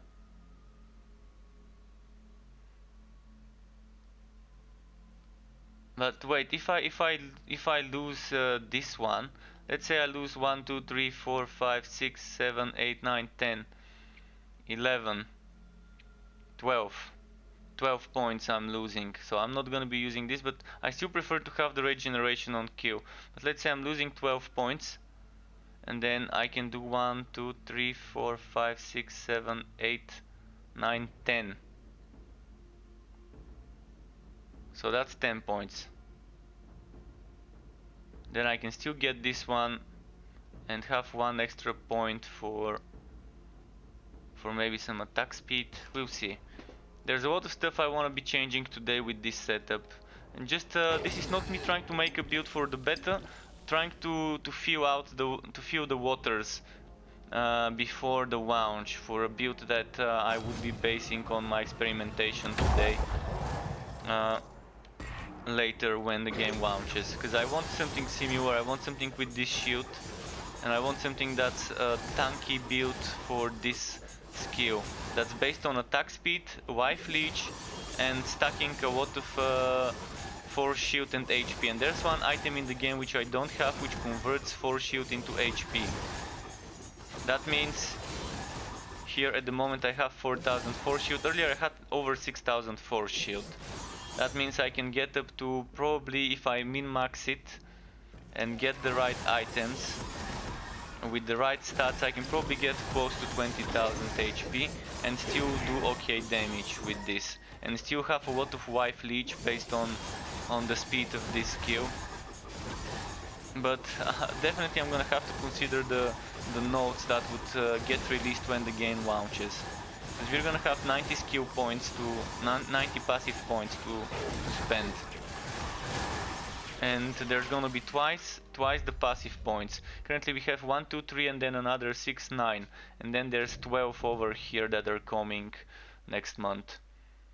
12 extra archetypes, including skills for a necromancer.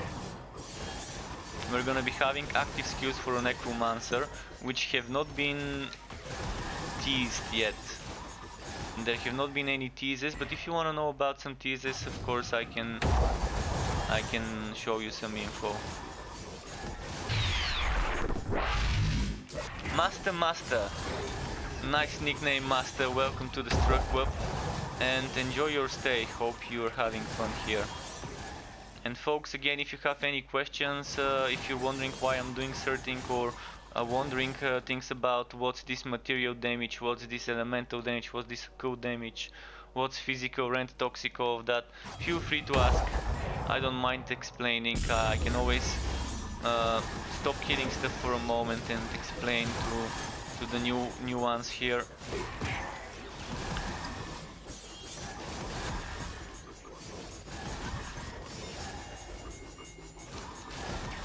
Helmet, morbid retribution. I don't need it, but I'm gonna take it for some sacrifices to the wood gods.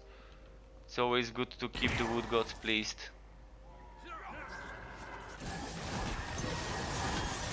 Yes, the end game has other human interaction. You can have up to 4 people in the same team. You can do story mode on end game mode. The end game mode is the one I'm playing right now. Once you've completed the story mode, you can create a character and start by skipping the story mode and just power level your new characters in the end game. The only condition is to have completed the story mode once on one character. So when the game launches, we would be able to complete the story and then power level our outs while doing something similar to rifting. This what I'm doing is similar to rifting in Diablo 3 or to Shattered Realms in Grim Dawn. Kind of like pushing further and further and further. But it has a limit, which I like. I'm not a big fan of how Diablo 3 doesn't have limit on greater rifts and on Paragon levels, and it's just an endless competition of who can be no-lifing more for Paragon levels, so they can get more stats, so they can push further. So here there's gonna be a limit, and here the skill and synergy of the build and the player playing the build would decide how far a person can push. Of course, certain builds would be meta and would be stronger than others and would be suitable for pushing, whereas other builds would be very good for speed farming, easy content for items. So there's gonna be this again when the game launches. And again, some builds, like I'm the type of person that you can give me the best build, but I'm not gonna be able to play it properly. And I can try and make a very good build, and someone might end up playing it much better than me. So the skill would matter in this game. It won't be a competition of who spends more time or who is using a bot to get Paragon levels, like it is in Diablo 3. So Electric 77, thank you for the follow, dude. So welcome to the Struck Club. And let's just finish this fight, and then I'll continue answering the question in the next parts of it. and the gear drops only for you, but you can trade it. You can trade the gear by personal trade, like Path of Exile type of trading. And some months ago they had added auction house in their roadmap, but then it was archived. So the roadmap is something you can see on Trevo. I'm gonna quickly give you the link. I'm gonna see if I've got it on a command. I probably don't have it on a command, but let me quickly check what the link was. Wolcen Trevo. Where's my bot? There we go, bot. Maybe it's called Trevo Wolcen. Just a moment. Trevo Wolcen. Okay, that's the command.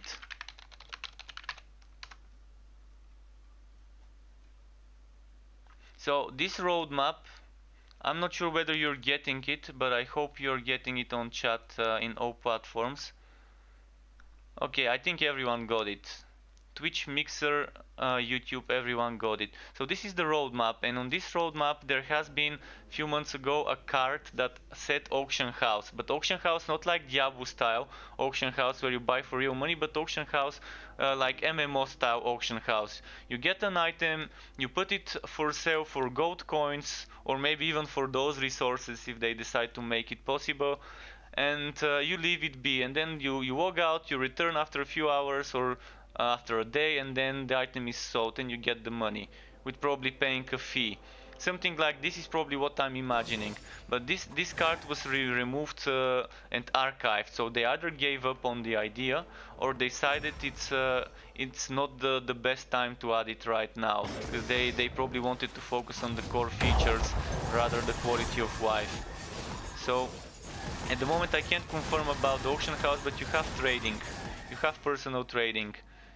So you can invite someone in your party, or you can join someone's party and then click in their portal, in their portrait here, like where my cursor is. You click on the other person, I can click on myself, and then there's option to trade, and that's how you trade in this game at the moment. Personal trades. And we're gonna see how it will be once the game launches, in regards to whether they're planning on adding an auction house or not. But if they do, it's gonna be great quality of life to eliminate having to find people to trade with, and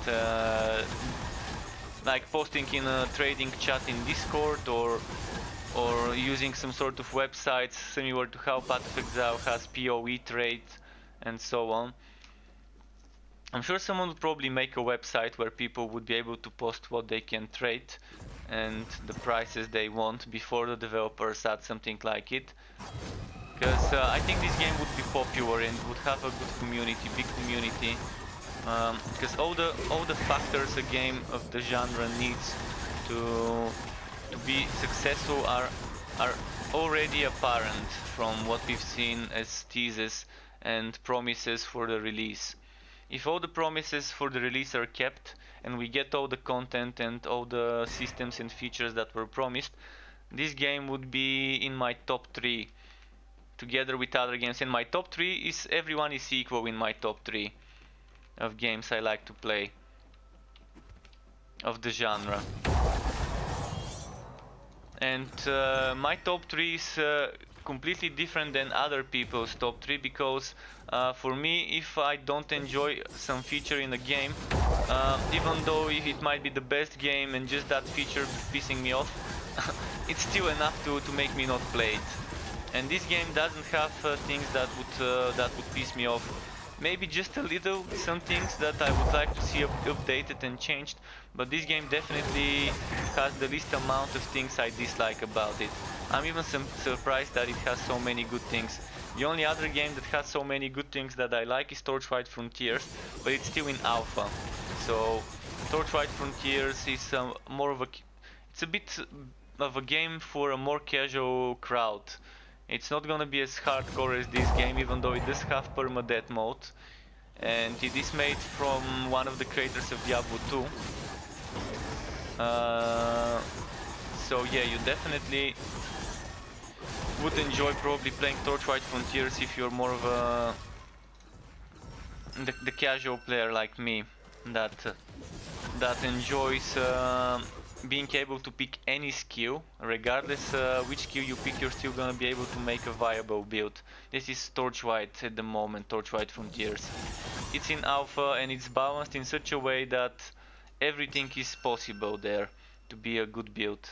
Everything you can pick up would be able to complete the strongest content in the game. Of course, some things would make it faster and easier, and that's fine. There's always gonna be something that's a little bit more meta than the others, but this game is gonna be a bit more complex, and this game cannot avoid the meta. It just, with a game as complex and as good as Wolcen, it's gonna be hard to avoid the distinction between meta and non-meta builds. Because first of all, you have stats. Okay, the stats are not that important in regards to the depth, because most of the times people would either put everything into ferocity or everything into toughness. I haven't seen many builds with everything into agility or wisdom. Most people want crit chance. Or in some cases they would want toughness for defenses, and there's a passive skill point that allows you to get damage based on how much physical resistance you have. So there's some certain cases that you might want toughness, and you can respec at any time fully in the town, very cheap. Then there's passives, and you can rotate them.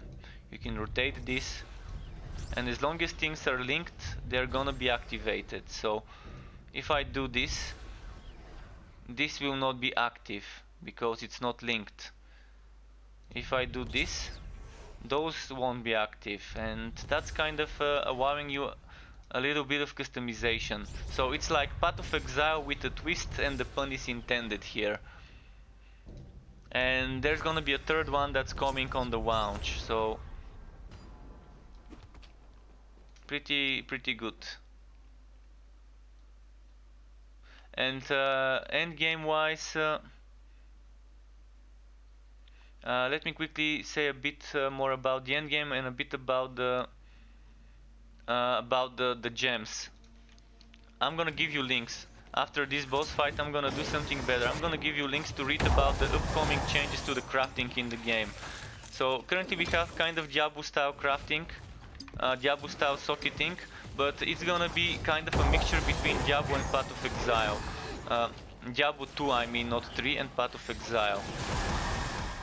When it comes to the crafting, so you're gonna be having sockets, but you're gonna be having regions. And when using regions, you're gonna consume the sockets to either protect certain stats from an item, or to get certain stats from an item. So if you socket with shadow damage, you're gonna be able to either consume shadow damage sockets to get shadow damage on a weapon that doesn't have it and has a free socket, a free slot to get stats. This weapon has 5 stats. I think the maximum is 6 on a legendary, so it can get one more.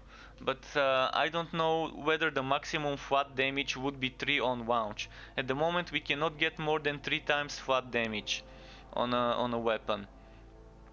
And you can still get shadow as a row. You can get all types of damage as a row. And the more you have of one type, eventually it will be the major element, and all your attacks would be doing that element, and would be doing the ailment that comes with that element. So you have different ailments, such as weakness from sacred damage, which makes the enemies take more damage. So weakness and sacred damage is one of the best things you can get. So you can see it reduces the resistances and damages of the target. So it deals more damage and it takes more damage, the target that is weakened. Then you have shock, stasis, cursed, freeze, burn, bleed, poisoned, and stun. So this depends on what elements you've got, what types of damage you've got on the weapon. And the one that has the biggest number here is gonna be the one that procs more often. You can see for me now, Shadow is the biggest at the moment. because I buffed myself with those two things by casting this and this, which have been converted from ice and whitening to shadow spells. And I can use them without being a mage thanks to this item. See, if I remove this item, I cannot use them because they're spells. And I don't have a caster offhand or a staff. But with this item, I can use shadow spells. So that's why I've decided to take this one as a shadow damage spell. And I've decided to take this one as a shadow damage spell so I can use it. And another thing that this item does, it makes it cost rage instead of willpower. So it's pretty good for a kind of a warrior type. And this also gives me shadow damage to attacks, so I'm just kind of experimenting with it. So definitely a lot of things that you can experiment with, and a lot of stuff that is good to try. So I'm gonna be a little less tanky now, a bit more squishy, and let's see what else was asked. Oh yeah, I wanted to give you links. I'm gonna need to make those into commands. So this is links about the crafting system and how it will be when the game launches. So you can read more in detail. I also have a video on YouTube about it, quickly explaining how it will be. Let me see if the command works. This is my YouTube channel. You can try and check the video if you don't want to read about it. I'm kind of explaining shortly. I tried to keep the video short about those. And let me check what it's called. If you don't want to watch the video, you can read the article, but the video itself is called it's from the 7th of January. No, it's from the 19th of January. Wolcen Words of Mayhem upcoming crafting system preview. In brackets, not a guide. A guide would be coming when the game launches. When I have more information about everything that there is to know in the system. I don't want to make a guide without knowing everything there is to know. But yeah, that's kind of the basic of the system. Is I'm gonna try and explain it quickly. You put items in the sockets and then you consume them. And based on the reagent you're using, you either consume the items to preserve a certain stat, which matches the type of the socket. And there's gonna be 9 types of sockets: support 1, 2, 3, defensive 1, 2, 3, and offensive 1, 2, 3. Currently we have only support, offensive, and defensive without the 3 variations of each. So a lot more depth there. So you consume the gems and you either reroll one stat to get a new one, or reroll all stats and preserve one stat, or just add a new stat if you have a room to add it.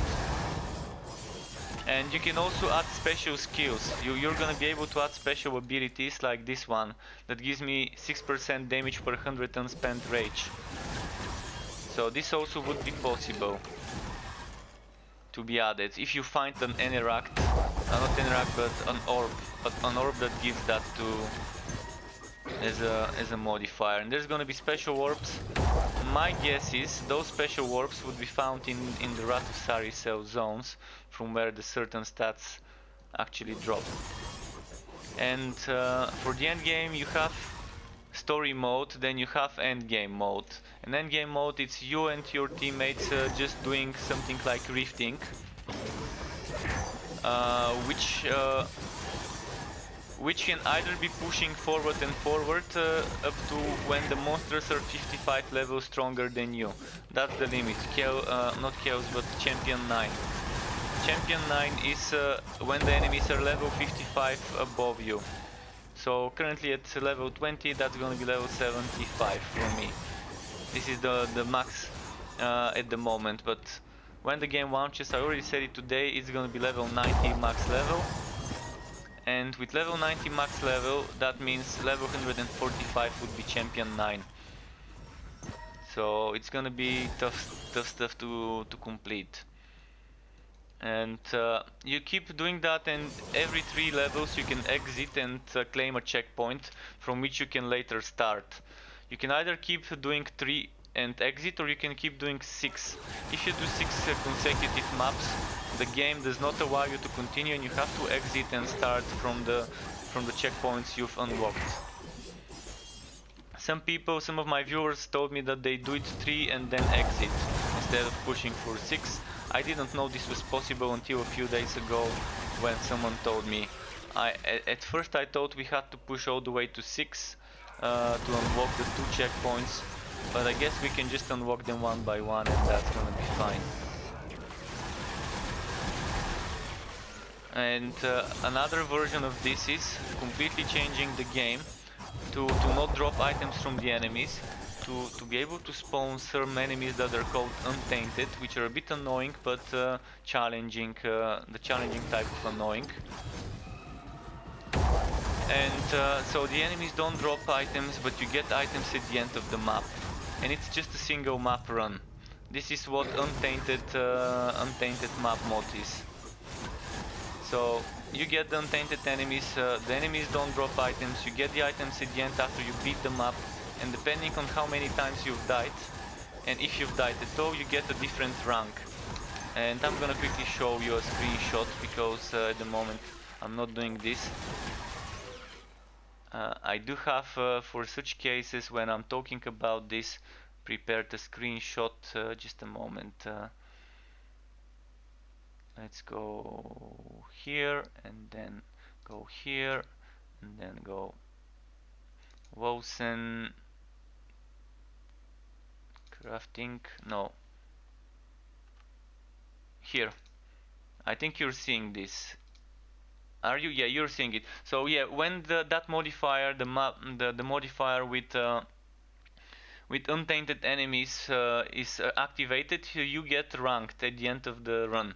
It's a single map run, and you can see this one took me 2 minutes for 2 people. You can do it even faster. I've done it for a minute and 40 something seconds, and you get up to 5 rewards. So if you're rank S, you get 4. Rank A, you get 3, and depending on how many times you died, it's a total team deaths. So if your teammate died, it's still gonna be rank S or rank A, depending on the times of deaths for everyone in the team. And you get yellow items or blue items, or like me, I got super lucky this time. When I did this, I got 5 legendary items from those rewards, and then you get additional rewards from a chest that you're opening, a boss chest, right after the boss fight. So that's 2 different endgame modes covered. Then you have something that's easy, and it's like bounties. It's called mandates, and it's always your level. So if you're level 20, it's always going to be level 20. And there's gonna be more endgame coming that we don't know about, and there's something that we do know about. Currently in the story mode, you can't go back and explore certain zones in the endgame mode. But what they're gonna do is they're gonna first of all add those story zones, and then they're gonna add some side dungeons, side areas, similar to how Grim Dawn has certain dungeons to explore that are located in the story areas, and how Diablo has Denu Fivo and whatever you want to call it, Kurat Docks, Kurat Bazaar, etc. All those zones and all those dungeons that you have in the side zones are gonna be explorable and farmable. And probably there's gonna be named enemies to farm there, and some bosses from the story. And they also said that there's gonna be story to the end game. So after you complete the 3 acts, my guess is you're gonna be around level 60 roughly. Currently Act 1 takes around 5-6 hours with average speed to complete it. And let's say each act would take 5-6 hours, so roughly 15-18 hours to complete the whole story. And then you're gonna be level 60, but there's gonna be another 30 levels to grind in the end game content. So there's gonna be quests with some rewards, I heard. More would be revealed in the next 2 weeks. In the next 2 weeks, bit by bit, there would be revealing more. If you want to know more about the changes to the skill system, there's another link I can share with you. And there's this one. I try to be as informative as I can. So, and yeah, the crafting system definitely super sick. But the good thing about it is now even if I drop an item on the ground, my teammates would not see it. So if I don't have room and accidentally, I'm gonna demonstrate it. If I do this and I click it and I end up picking and dropping it, it's not gonna be wootable by my teammate. So there's not gonna be chances of ninja woots. You're not gonna have a chance of someone ninja wooting your items, and they're not even gonna be able to see what you dropped or got. So even if you try to drop an item after you've wooted it, they're not gonna be able to see it. So if I pick up the item and drop it, like this ring, I decide I don't need it and I'm just dropping it, then my teammate won't be able to see it unless I trade with him. So that's something to keep in mind as well. Let's sacrifice something to the wood gods. Maybe get an armor from them.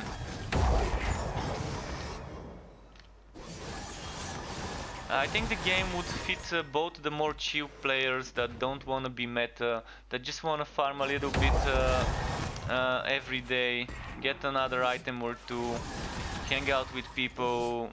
I think the game would really benefit from some quants or social hubs, guilds, whatever you want to call them. I think that's something that we do need. But even if it doesn't come with that on launch, it can always come as quality of life patches. But yeah, it's gonna fit both the hardcore players and the more casual ones. I don't think that you would really want, if you're a casual player, you probably wouldn't want to be pushing all the way to Champion 9. If you can get all the gear even from the easier difficulties. So it's gonna depend on what you want to get from the game. But like any other game in the genre, there's gonna be challenges if you want them.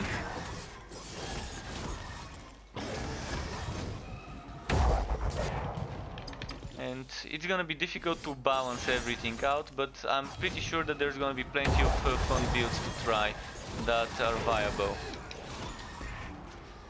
The game just has so much possibilities in regards to builds. And there's gonna be a lot more when the game launches. Just thinking of the skills, currently we have 20. When the game launches, that's gonna be 40 active skills. And currently you see we have modifiers that cost 4 points and 8 points. And that we can spend 20 points on. When the game launches, first of all the level will be 90, the modifiers will be 10, and the skills would cost 1, 2 or 3 points. With a maximum of 10 modifiers, you're gonna have to be wise how you spend those points on those 1 to 3 nodes. And there's gonna be 16 nodes for each skill. So just do the maths. 40 skills, 16 nodes each skill, 10 modifier points. Think of how many possibilities there would be of combining certain skills together and using certain modifiers together with others.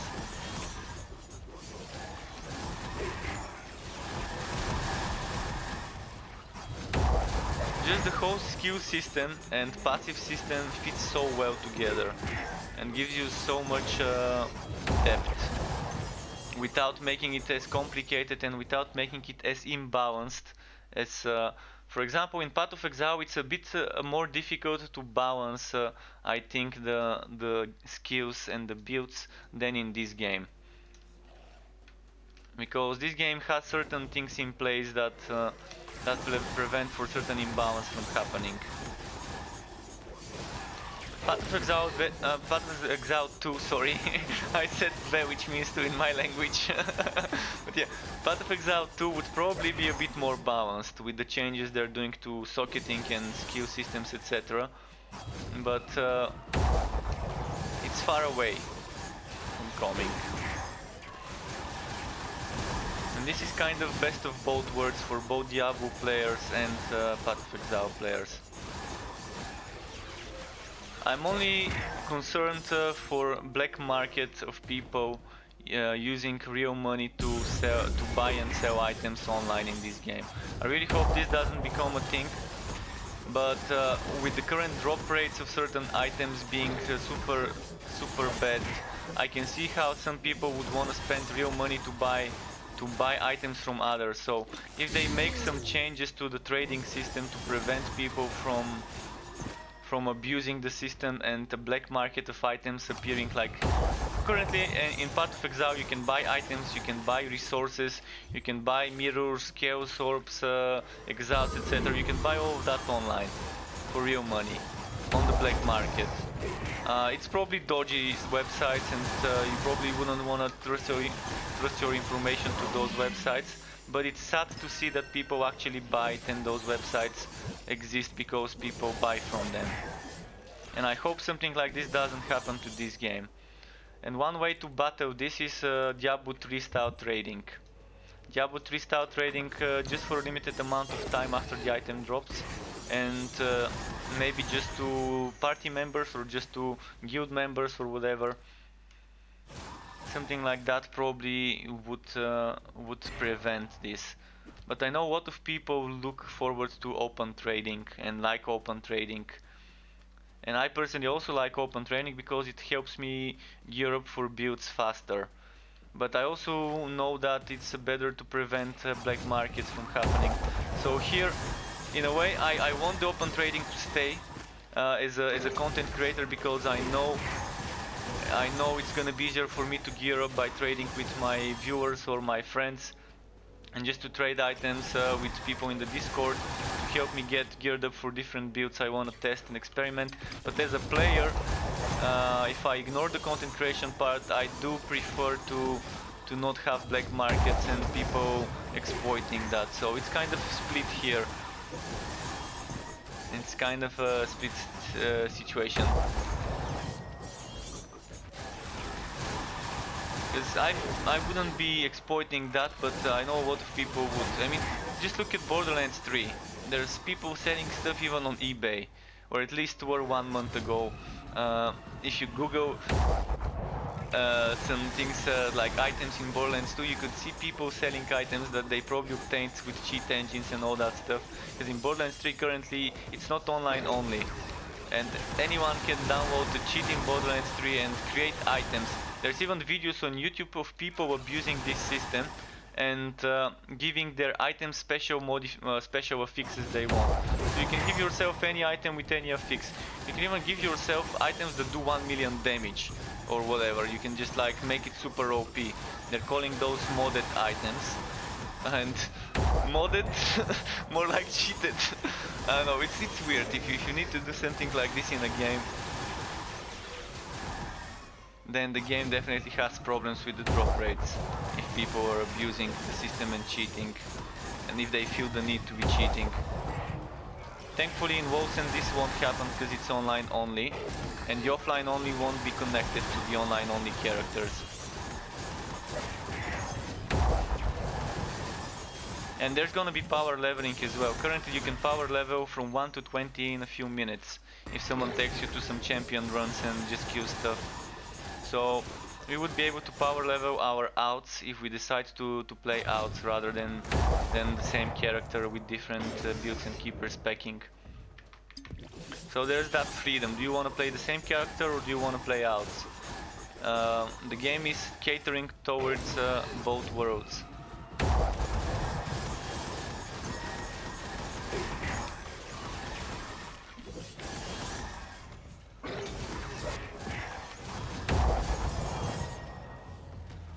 Hello Jarek, welcome back Jarek, nice to see you again. And yeah, in my book Wolcen together with some other 2 games is #1 in my book, with Torchlight Frontiers and 1 other game, and the other game is not it's not Chaos Bane. But yeah, let's say Torchlight Frontiers and Wolcen are my top games I have fun playing. They may not have the most content, and one of them is an alpha, the other is still in beta, but they're the games on the genre that I enjoy the most. I have just so much fun playing them, and even if I want to play more casually, I don't feel forced to do some stuff, and that's fine. And I have so much fun making builds. My favorite thing in those games is making builds. Experimenting and figuring out weird synergies that I never thought would be possible. like testing things and having those eureka moments by combining certain items together with certain skills and skill modifiers. And yeah, this is a lot of fun.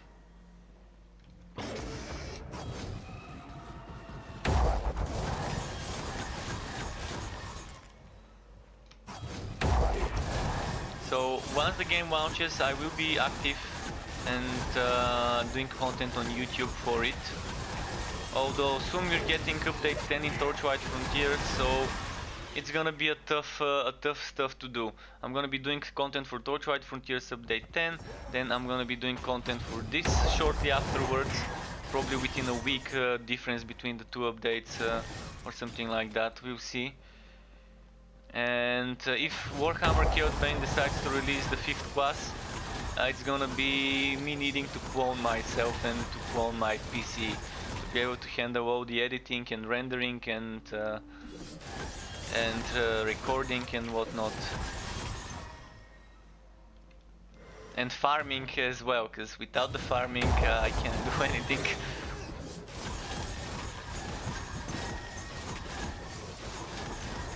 And yeah, I'm thinking already of doing the general basics. All those questions that you guys asked me are giving me good ideas of what people might want to know. So when the game launches, I'm gonna probably make sure I include like a basic beginner's guide or whatever with all the questions you're asking me now. Because that's such a good source. You guys, thank you very much for asking those questions. Because if someone is asking those questions, that means many other people would want to know it. That means I'm gonna make a video with all those questions being answered, thanks to you giving me ideas of what people wanna know. So I do appreciate all those questions you've asked.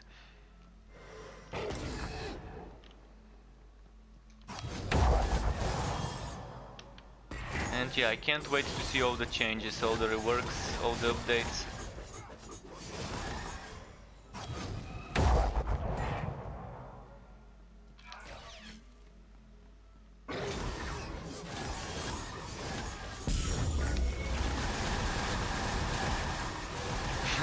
Look at all those explosions. I'm making them make explosions when they die. Because what this does, this belt, I'm gonna show you in a moment. This belt is something I got yesterday. It's probably the rarest, one of the rarest items in the game. For me, it seems it's not the rarest because I'm still missing 2 or 3 unique items I've never seen for over 150 hours of gameplay on this account and another 100-ish on my other account from the alpha. So what this item does is it casts a certain skill called Mark of Impurity, which is a curse. It's this skill, and I've modified it to do this. So basically, I'm using the chance that the skill is being cast, and the way it works, it's actually casting the skill with the modifiers I've got on it. So it makes the enemies take increased crit damage, it makes them more vulnerable, it slows them, and it gives them Mark of Impurity. Of course, I can remove this and maybe do this or do this, but I don't do elements build at the moment. And yeah, this is like the only options would be those, or maybe removing one of those and doing this thing. I don't know how much more crit damage, so I would really appreciate if as a quality of life eventually they add numbers. Like marked enemies take X% more damage. More crit damage. That would be better. That would be good. Give us the numbers. I like transparency in my tooltips, and I think I'm not the only one that thinks so. So something that you could use as a synergy is 25% damage to enemies with impaired movement. And since this slows the enemies, they are always with impaired movement if that mark is on them. And all of your attacks apply this, and not just attacks, spells as well.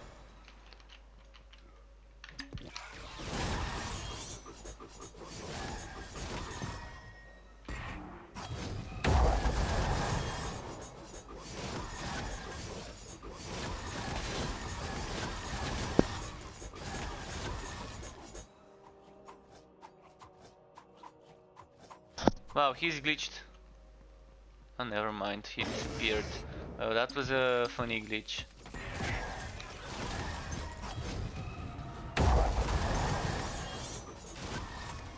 Right, let's go for the boss fight. I can skip those enemies.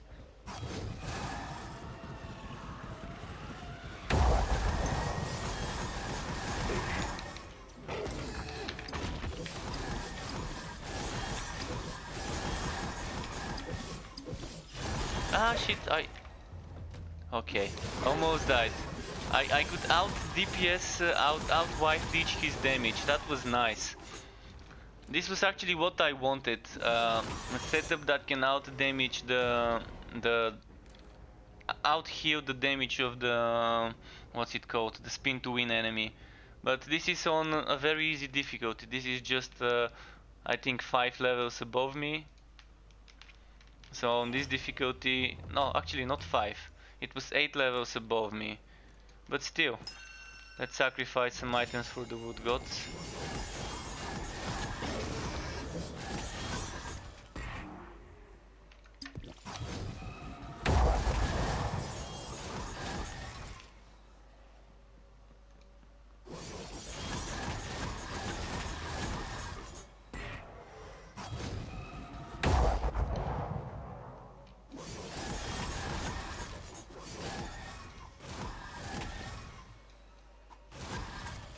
Wait, enable this. This is basically the dash attack.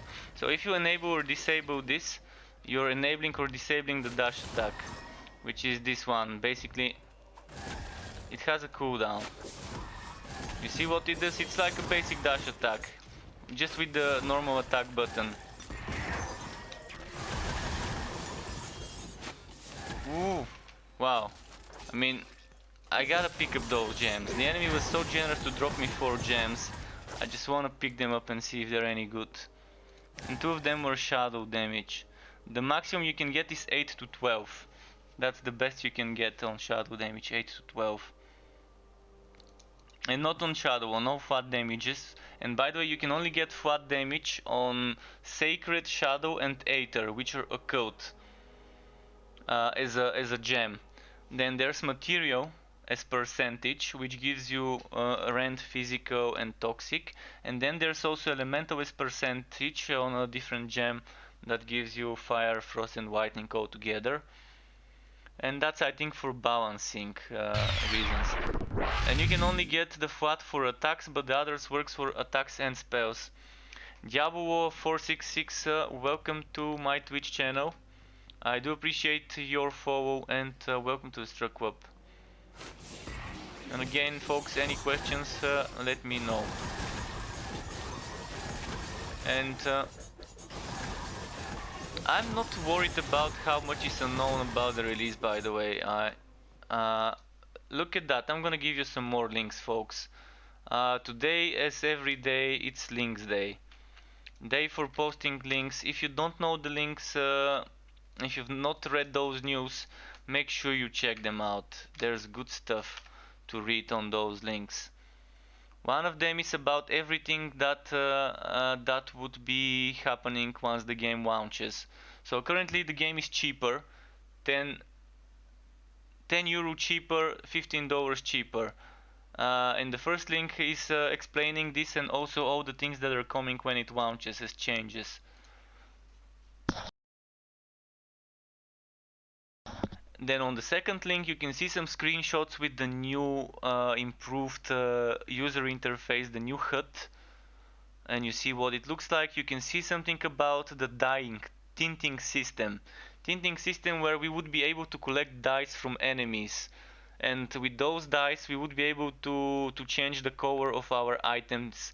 So we're gonna be able to remodel and repaint our items.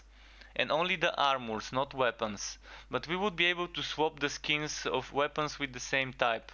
So I'm still gonna be able to remodel my sword to look like another sword. And then in the second link also at the bottom you're gonna be able to read a bit about the upcoming archetypes. Archetypes is what I'm calling this thing. 1, 2, 3. So this is soldier archetype, this is scholar archetype, all those skills. So I'm calling those archetypes. I'm not sure whether that's the official term. Let me check. The official term would be classes. So they're calling them classes. But instead of calling them classes, I'm calling them archetypes maybe.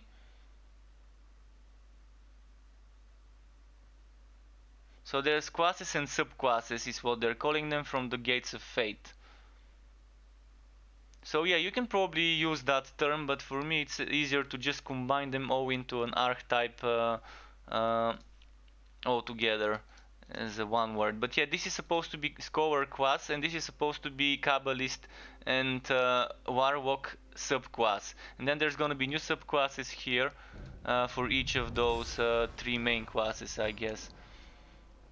And based on the skills you pick, your classes kind of mingle together. So no fixed classes. You can at any point respec from one to the other. You can do such good hybrids in this game. In this game, hybrids are much stronger sometimes than the pure ones. Of course, there are strong pure options, but currently for the mage, if you want a pure mage, you need more investment into gear. You need some specific uniques, some specific legendaries.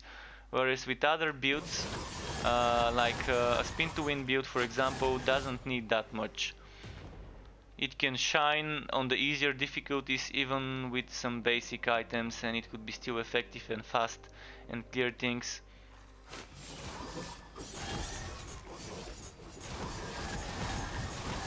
Damn, my attack speed is so low, what's happening to it? Yesterday it was much faster. Alright, let's do this. Okay, 29. Yesterday it was at 30 point something. But this one gives me attack speed as well. Is it 25% or 25 score?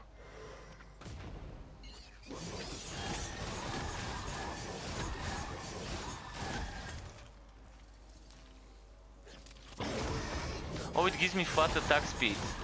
Oh, so that's the skill that is good synergy for this setup. Okay. So that's why cooldown reduction probably would fit well with this setup.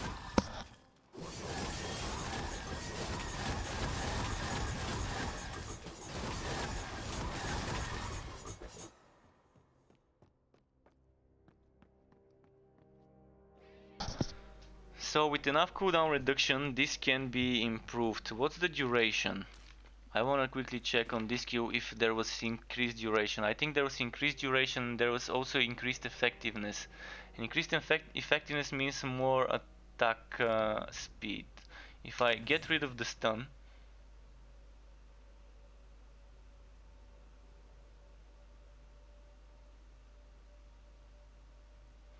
if I increase the duration,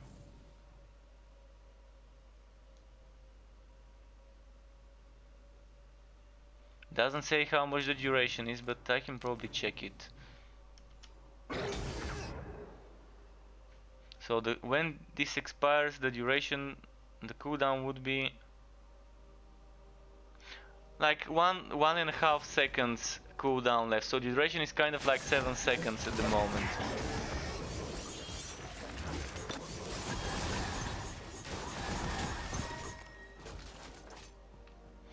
Okay. And yeah, the whole crafting system would be so good. And Diablo, there is trading, personal type of trading. You invite someone in your party or you join their party, you click their head here, their portrait, and then you click trade, and then you open a trading window. You can give them money, you can give them skill points or affinity points as they're called, and you can give them items. So anything can be traded. This can be traded, this can be traded, and items can be traded.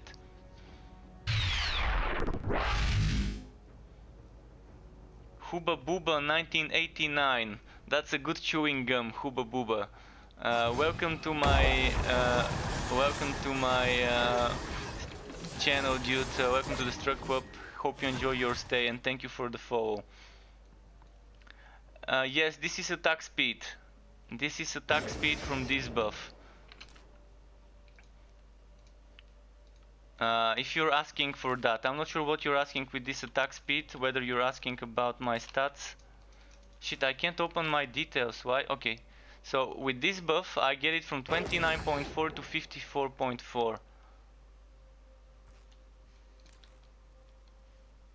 And of course I have this one giving me 50% attack speed score. And keep in mind, attack speed score is not attack speed. This ring gives me minus attack speed, and you can see it here. So from 29 with this ring there, it goes to 1.3. With this one, it goes to minus 31, and you can see the difference. Did you just see how slow this was?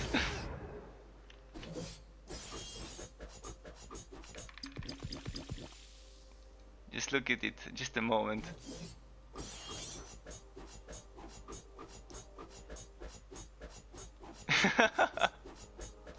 So yeah, you can see the huge difference between that and this.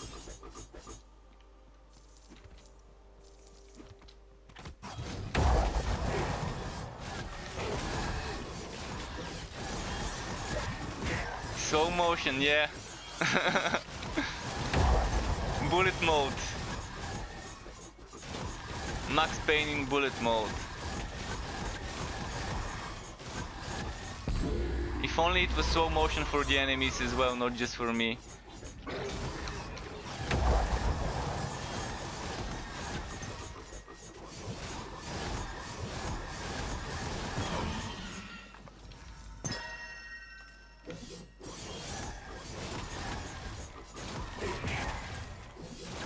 Okay, another thing I wanted to show you is since this attack is 29.4, and you can see this gives me 50 attack speed score, this gives me 48 attack speed score. But if I were to do this and this, it's 23, because this is score, not the flat attack speed. So just this 50% attack speed score is still roughly around 3% attack speed only.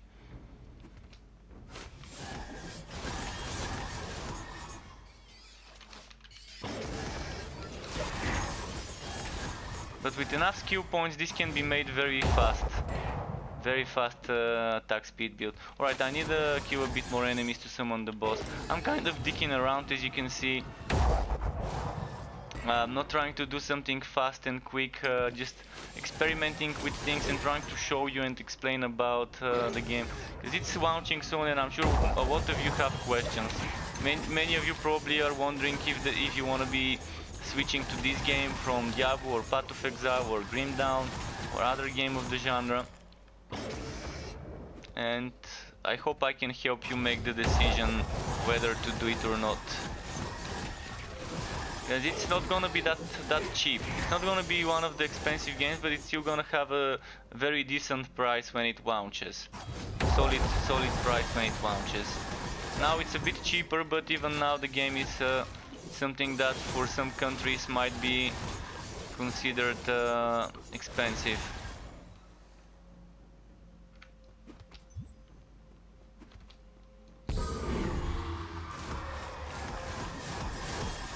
Yeah, Hubba Bubba, I'm using this node with the 40% attack speed score. And it's not attack speed, it's attack speed score. Currently in this game with money you can reroll your maps, you can increase your stash and use them to remove sockets and things like that.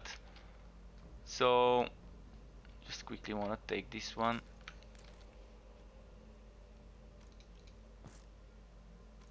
So with the money I can remove sockets from a certain item if I want to. I can reroll my map modifier. So when I'm doing end game, I can pay 2000 gold, and this changes. I think it's equal to your level times 100. So your level times 100 gold would cost to reroll a map modifier once. And each time you start a map, you can add up to 5 modifiers for gold, which currently for me is 10,000 gold, because it's 5 times 2,000. When we're level 90, that would mean it's gonna be 10 times 10 times 9,000. So it's gonna be what, 90,000? No, 5 times 9,000, so 45,000 we're gonna be paying it. I'm gonna show you right now. So you can see here, I can select maybe veteran 3 or 2. Let's select 2. And then I can row area modifiers, 2000 gold. And then I get one to choose from those. Let's say I choose this one, then pay 2000 more for another one. And as I said, 2000 is your level times 100. So it's based on your level how much you pay for. And if you don't like the modifiers, you can say, no, I don't want those modifiers, let's try again. So you can kind of use that for this. Then another thing I can show you is the shared stash. It costs money to expand it. So this one costs 3,500 gold, and I think the second one was maybe 50,000. I'm not sure. So this is 350,000 and 50,000. And there's gonna be more stash tabs eventually. I think there's gonna be like 5 or 6 tabs when it launches, maybe more. I hope all of this here would be filled with stashes. So if 3 stashes end up here, maybe 6 stashes end up here, maybe 8 stashes would end all the way here, and maybe we could have 9 stashes without a problem. Items will be deleted in 4 days, no, in 3 days, on the 29th of February, 29th of January.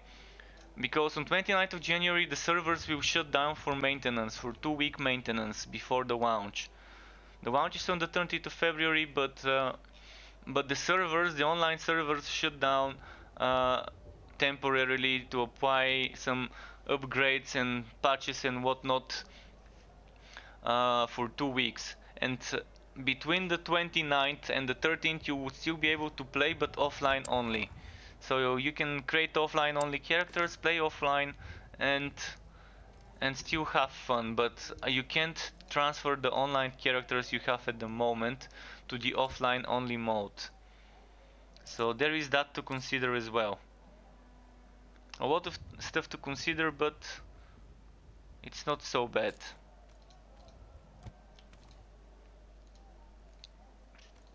Okay, I'm gonna put this back there. I'm gonna put this back there. And then I'm gonna have to put this back here and put this, well, here maybe.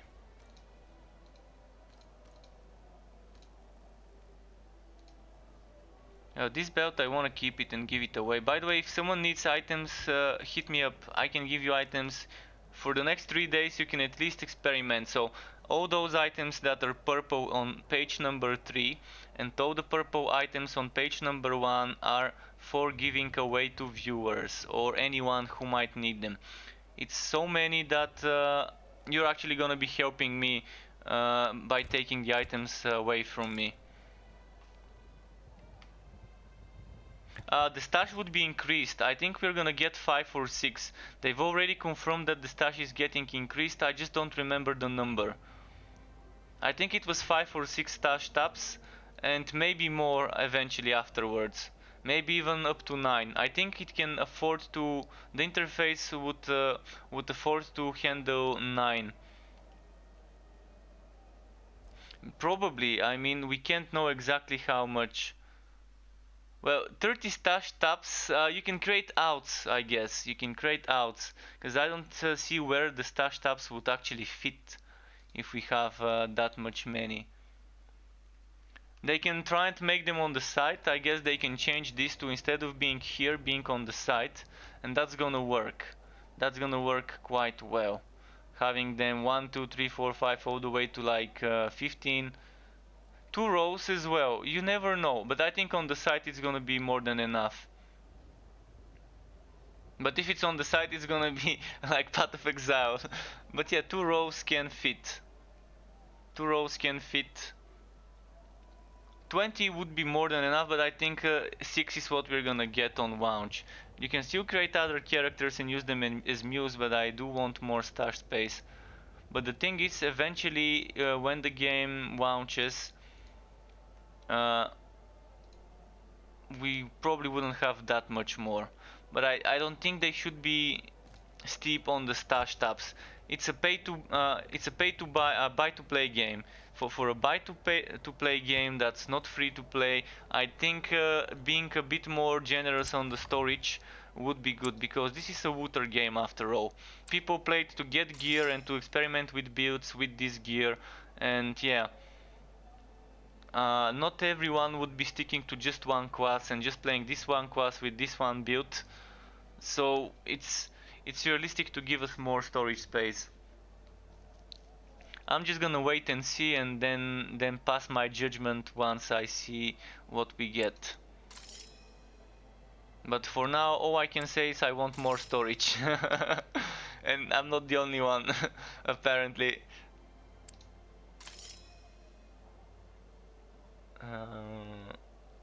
No, I'm not doing projectiles with this build.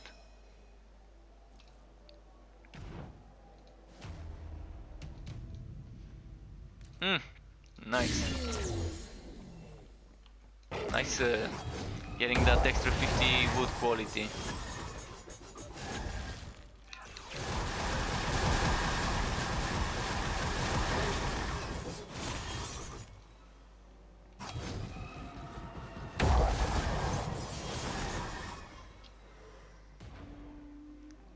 Was that ouch for the sound?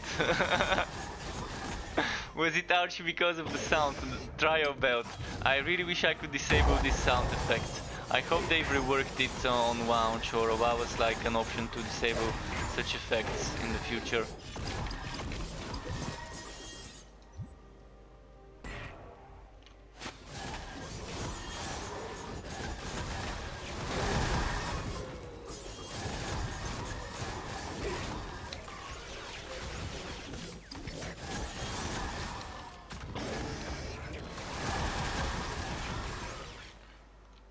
It's like ear rape. Raping your ears with those sounds.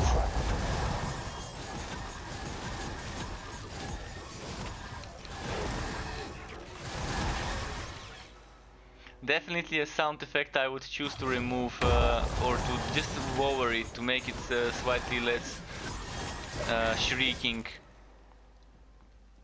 It sounds nice if it's just one, but it just happens so often when there's many enemies around you.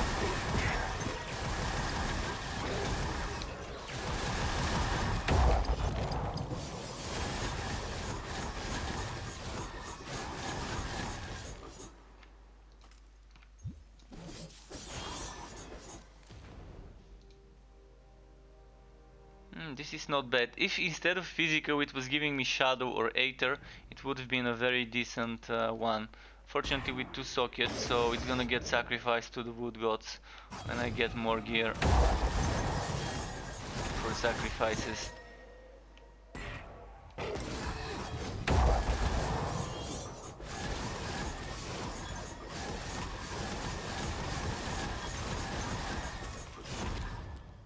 Oh wow. Did not expect this.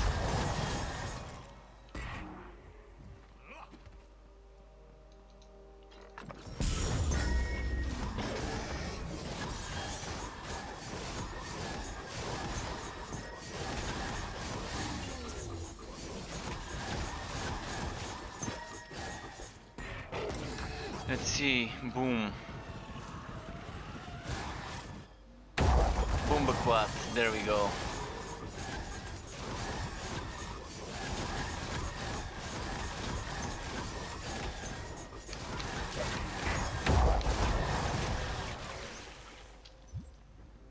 Right, a bit more and then we're gonna be able to summon the boss. I'm gonna try and go for big groups. Still getting used to playing this build, I'm not used to this. It's kind of weird for me not having Wings of Ishmir but having Warpath. and not having Aether Jump either. I'm used to either having Warpath and Wings of Ishmir or just Aether Jump.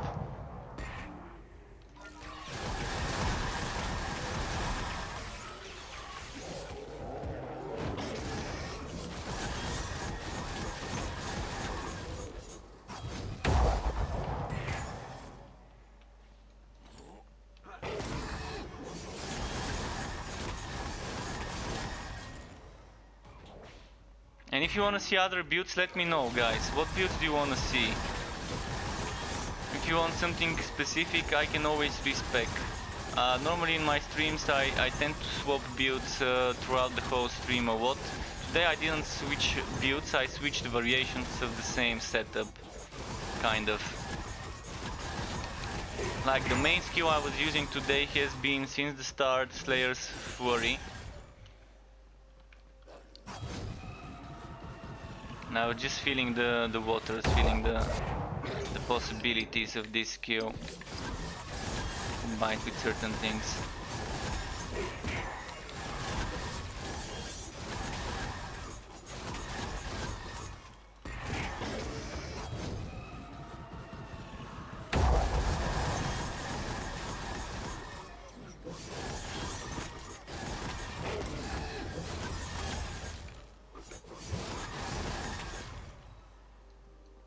That shield charge explosion is amazing, and it can do up to 140 something, 150,000 damage.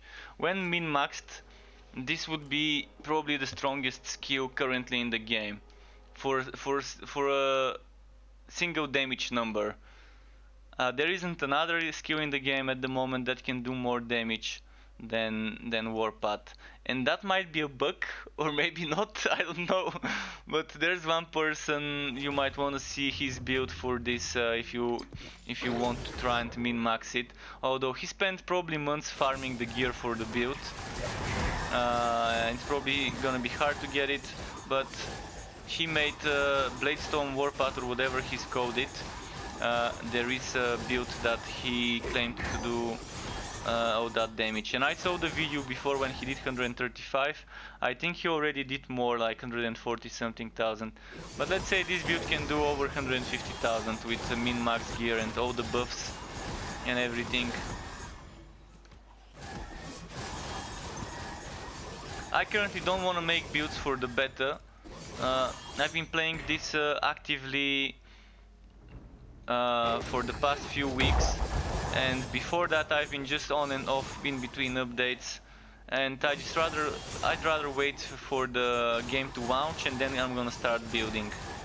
Because if I do start making builds now, it's gonna launch soon, and after it launches all of this would be heavily incomplete and outdated. And I currently am not a YouTube partner, so for me views don't mean much. I'm not hungry for views at the moment. They won't give me stuff, and if I make content, I'd rather make sure the content is good. I made this mistake in Borderlands 3. When Borderlands 3 launched, I had before that some theory crafting based on the skill trees that we saw as previews. They released few days before Borderlands 3 launched the skill trees online on the official website, and I used those to make some theory crafts, but without having information about the items or the anointments and all of that. It was just such incomplete builds that it resulted in very bad results, and I don't want to do something like that now. I'd rather get all the information, be prepared, make a proper build with all the information, instead of making something that after a few days would be kind of outdated. But I definitely enjoy a lot making different builds and finding them out while streaming and playing, finding all those synergies, the eureka moments or the WTF moment. I didn't know this exists, or I didn't know this can be combined with this to get this effect. So there will be stuff coming. There will be stuff coming eventually.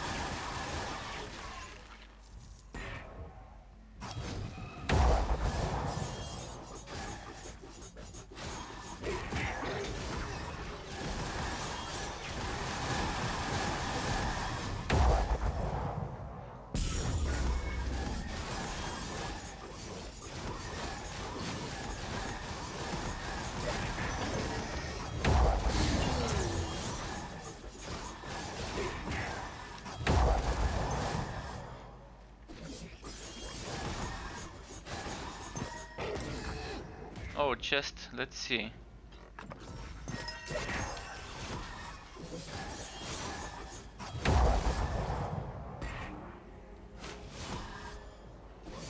And you can see by the way that they explode with those shadow things, you can see that that means that shadow damage is the dominant one. If I were to change the type of damage I get from my items, like this one gives me shadow, but only from the gems. This gives me extra shadows, but reduces the elemental and material. This gives me flat shadow to attacks as well. If I were to change this and maybe those gems, I would stop doing the shadow, because I would not have sources of it, and I'll probably be doing rent, because I think that's gonna be the second best. Even the toxic wouldn't be enough to replace this 1626 rent. And if I put material damage, it would further improve the rent. But of course, flat damage is best if you're not doing something like yesterday. I was playing a setup that picks this note. Physical, poison and rend damage are increased. You cannot inflict other types of damage. So I was using a weapon that only gives me toxic and physical, or toxic and rend. I was using one such weapon that didn't give me a single bit of elemental or occult damage. And then I put those percentage damage stones. Otherwise, if it gave me any other type of damage, of course I would have preferred to add some more flat. Flat damage gives you more, unless you're doing only that same material. Then you probably want the percentage increase. Because for that other build, if I use a flat damage stone, there is no flat damage for material, and there is no flat damage for element as well. There's only flat damage for a coat, and if you can't do a coat, then you really don't want it. I even did something yesterday. I was using the spin to win for a bit, and the spin to win skill has something that converts the damage from physical to frost. And I tested it, and it was doing 0 damage. It wasn't even showing me the damage numbers. I kept hitting the enemies without any damage numbers appearing with that.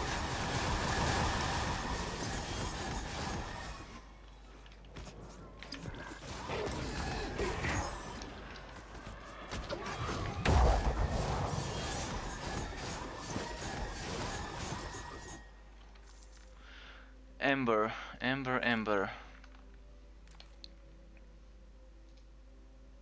10%, this is a very good one.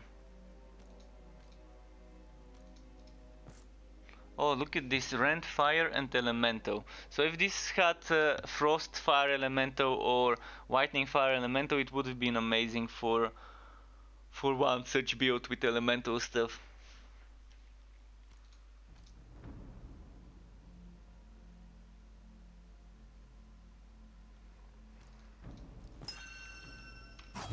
So yeah, feel free to ask me for items. If you have the game and if you need gear, I can join your game or you can join mine. I can give you some items to experiment for the next 3 days. It's still something, and the more knowledge you have before the game launches, the better it is. And as they say in Warhammer Chaos Bane, knowledge is power. Especially in games like this where the builds do require a certain amount of knowledge. It's not like pick anything and it would work, like Torchlight Frontiers, which is still a good thing in its own. I mean, I do love games where I can just chill a bit and just not worry about picking the right skills, because every skill could be the right one. It's just offering a different playstyle. This is another way of doing things, and it's not too bad. It's not bad at all, actually. For some people, that might actually be the preferred way.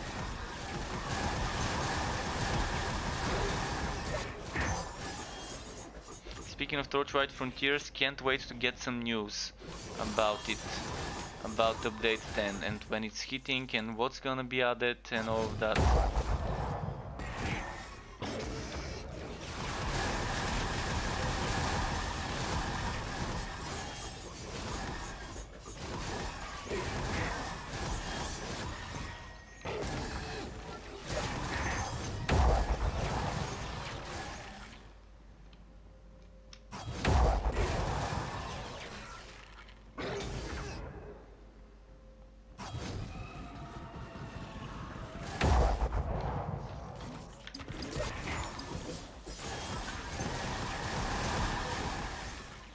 Alright, let's get the boss.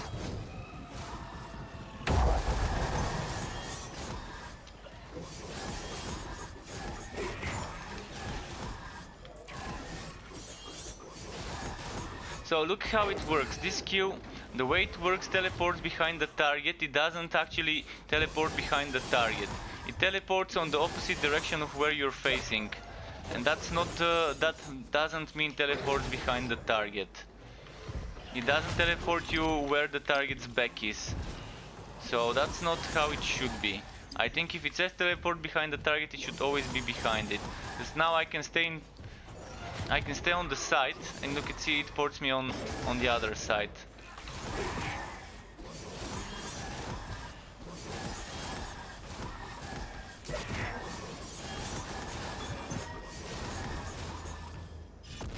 No, what? That damn poison. I'm missing a skill. I'm missing a skill from the passives over here that makes it so poison and other things like that take the damage from the force shield instead of my HP.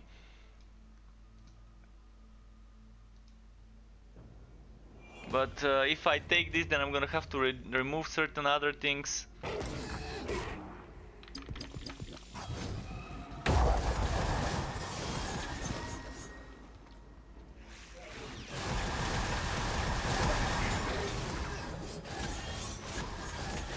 But when this game launches, I'm gonna make this into a very interesting build with stacking attack speed, stacking wife leech, and stacking some shadow and other types of damages. Like, it's gonna be good. I think it's gonna be pretty interesting.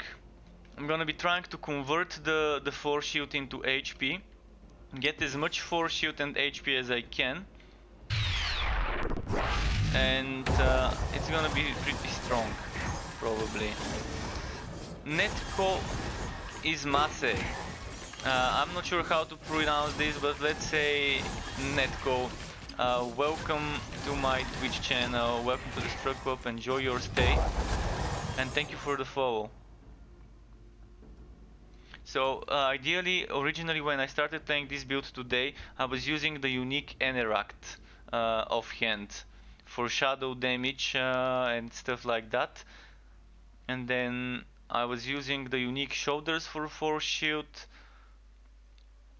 and maybe something like that would work well, and then the helmet that's called Genesis would work well, and the armor with converting force shield into HP, which I don't have. If I have it, I can try it, but I don't, and it's probably rarer than the belt I've got. For me it's obviously rarer, but for other people maybe it isn't. It's a very decent armor though.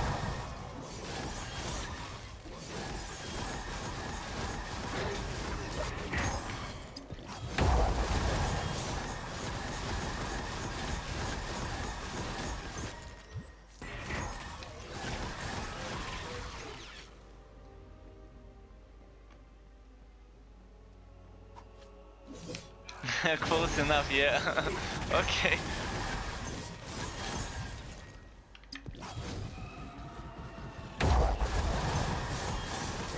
I'm wondering what your name means. If I'm guessing properly, it means Netko from Mase, from the table. Or maybe I'm just misreading it and trying to make it mean something in a Balkan language like Bulgarian or Serbian or something similar, because that's what it sounds to me to be.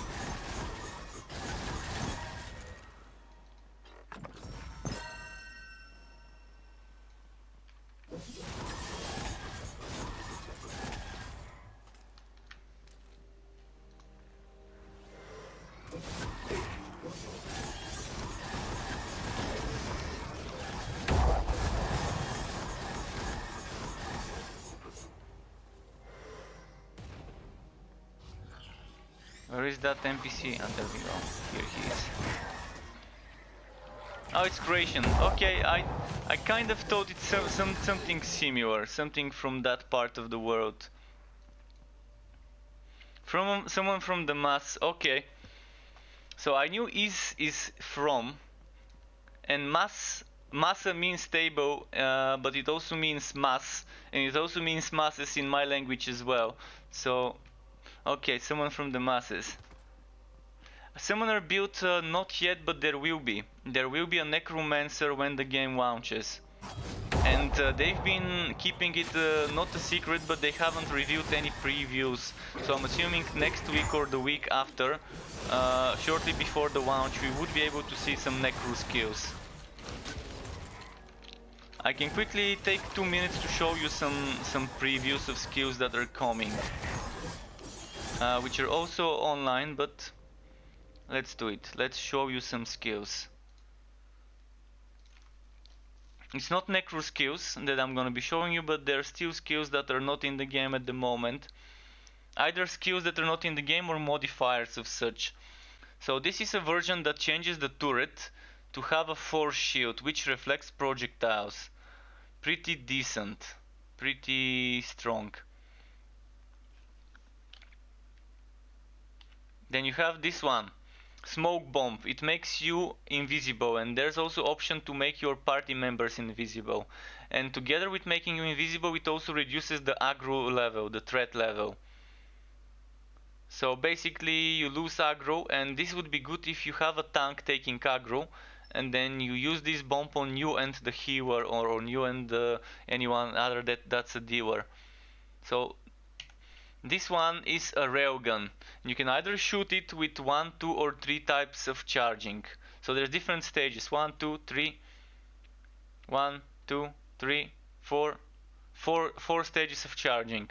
And there's a modifier for this skill that makes it so you cannot shoot unless it's fully charged. But when it's fully charged, it deals more damage. So there's gonna be interesting modifiers. Then there's this one. You teleport, like you make a jump, and when you land, you do sacred damage and heal.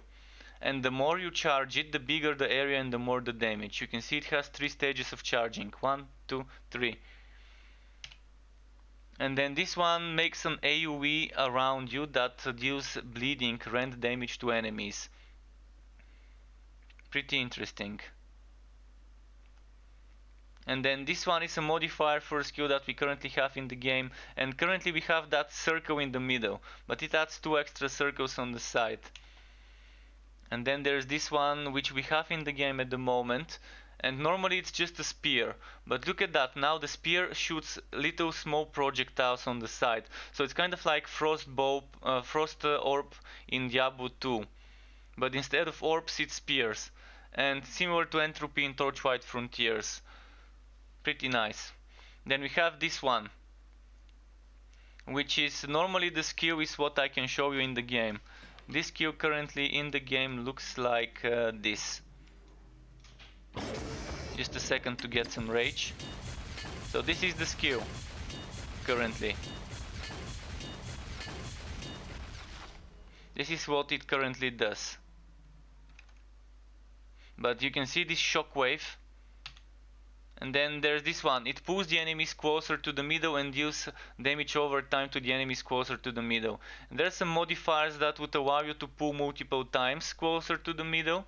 And there's a modifier that allows you to do more damage to the enemies in the middle. And there's different modifiers. I mean, I don't know them all. And this one is a modifier for Aether Jump, which we have at the moment. This allows you to teleport and then return at the location where you started. And then that's that. Well, now that I switched my skill, let's play a bit with this one.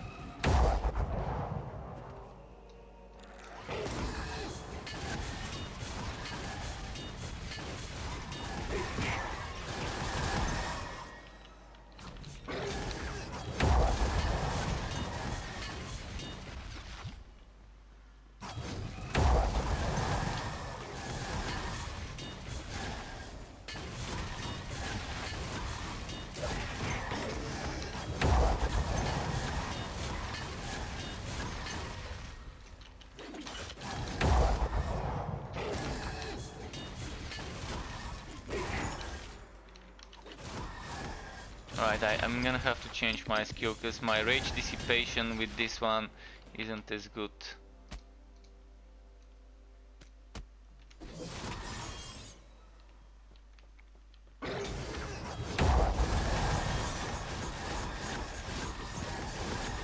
I think this build Anvil Swow would go very well with the one that pulls the enemies.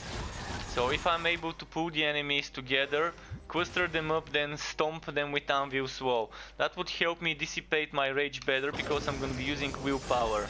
And gaining willpower, generating willpower removes the rage and so on. And the other way around. So I'm looking forward to improving my Anvil Swow setup with that new skill we've seen. And the beauty of this game is there's gonna be so many different builds. There could be builds for the exact same skill but by 5 people or by 10 people, and all builds could be different because they could be combining it with different armors, with different support skills, with different gems, with different modifiers. So there's gonna be so much variety. Wow, that's a lot of damage here.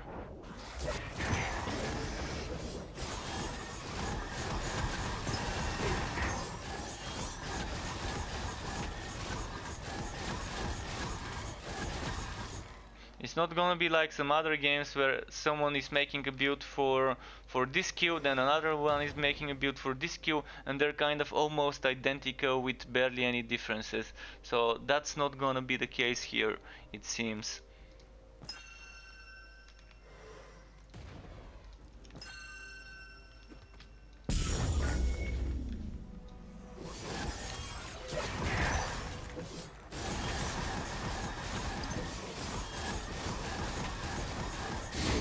Sounds promising to me as well. Definitely, I'm so stoked about this. I really hope this game makes it big and ends up being a game that has a good, strong community.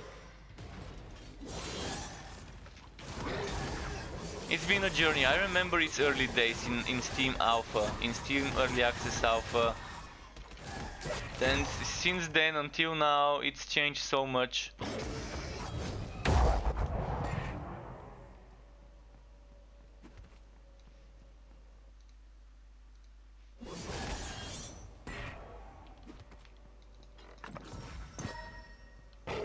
But yeah, if anyone wants to see some other builds, do let me know, guys. I will swap. I'm kind of starting to get bored myself of playing the same exact setup, the same exact skill. So maybe I can switch to something else, maybe do something different. Do you want mage build, ranged build, or melee build? Maybe you can just tell me what archetype you want and I'm gonna try and experiment with something. The only thing I'm not gonna do is a turret build, because I've already done turret builds and they're just getting boring pretty quickly. They're fun, and when the game launches I will be going for a turret build, and that's another reason for me to avoid doing too much of a turret right now. So that when the game launches I'm gonna be doing a necro turret. This will be my goal. Pet master turret build. So with pets and turrets to get it as lazy man as you can get. You don't like dealing damage yourself? Then get the turret necro build. That's gonna be the cheesing build.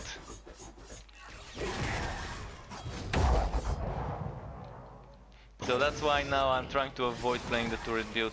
I played it for a while, I even pushed with it all the way to champion, and then I just stopped, decided to kind of stop with the pushing and just enjoy trying to find better wood and figuring out different setups.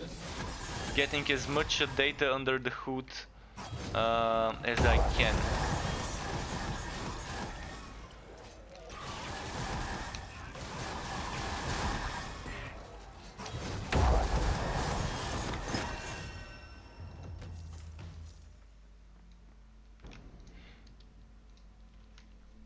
Okay. Oh wow, modifier. Fire resistance, okay. I think one of my things is fire, one of my damages.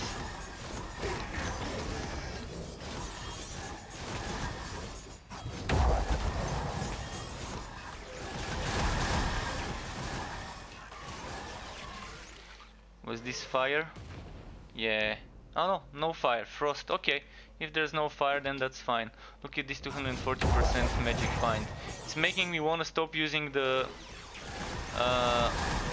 the trio belt and use the magic find belt. And there is a magic find belt, this one. It can give you up to 50% magic find.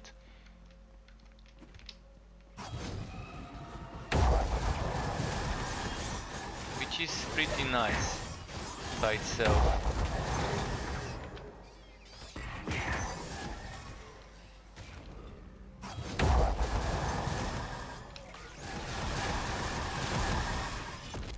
Oh wow, fucking spear.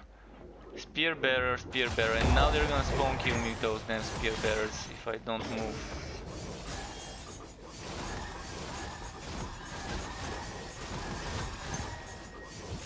Keep forgetting I can dash with this skill by switching targets. Still not used to using it. I'm normally a mage. When I play the games, I'm either a mage or a AoE warrior. So either some nukes or some stuns and knockdowns. Every now and then I do play tanks, but in ARPGs I play everything. Because it's my duty to try all the builds I can and to experiment, and it's fun. It's fun. I'm not just doing it because it's my duty, but because it's fun as well. Trying to find different weird combos.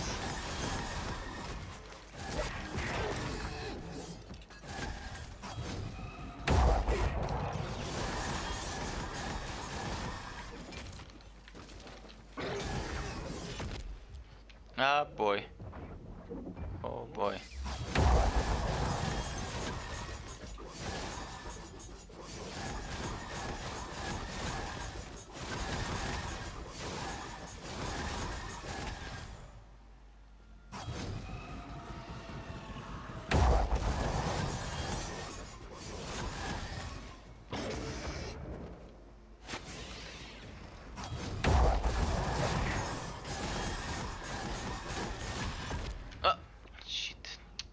Okay, I think that's gonna be for this run. Because I think I'm gonna get one shot again. Oh fuck, I survived.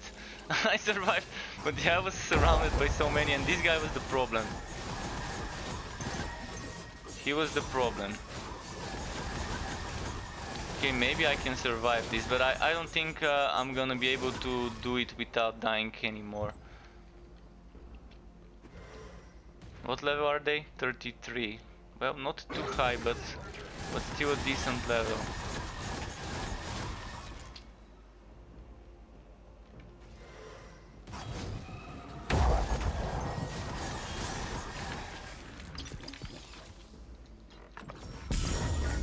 And this guy, I shouldn't be going too close to him because he's dangerous. He's a counter for me. This one turn stuff or whatever he has got. Oh, he dropped something. What's that? Apex. Alright. Sacrifice it to the wood gods. I'm not gonna even pick it up. I'm just gonna let it chill there. I'm gonna pick the sapphire though.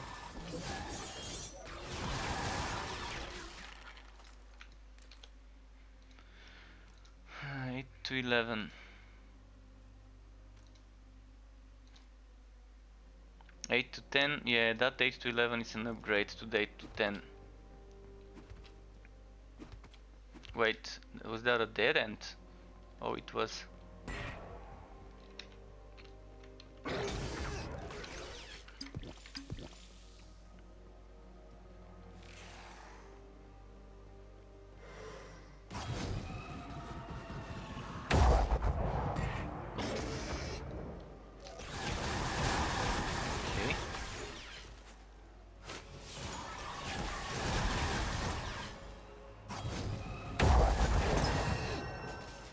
Battle bow. Any good? Fire shadow, occult, one socket, toxic frost material, all over the place. It's like some of those items don't know what they wanna be, so they decided to be a bit of everything.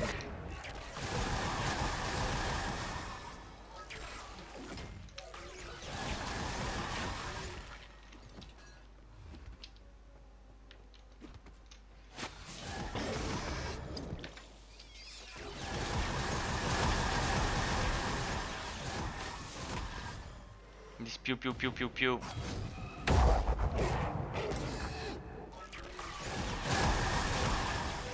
This won't be enough. I mean, the boss is right there, but it's still not spawned. So let's go and kill some more.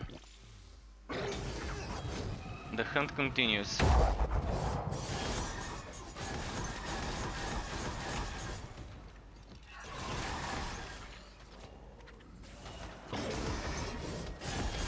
No! Ah! I didn't see it was one of those mages that can one-shot up close. But I can now upgrade my weapon with a new gem. 812, 811, 811.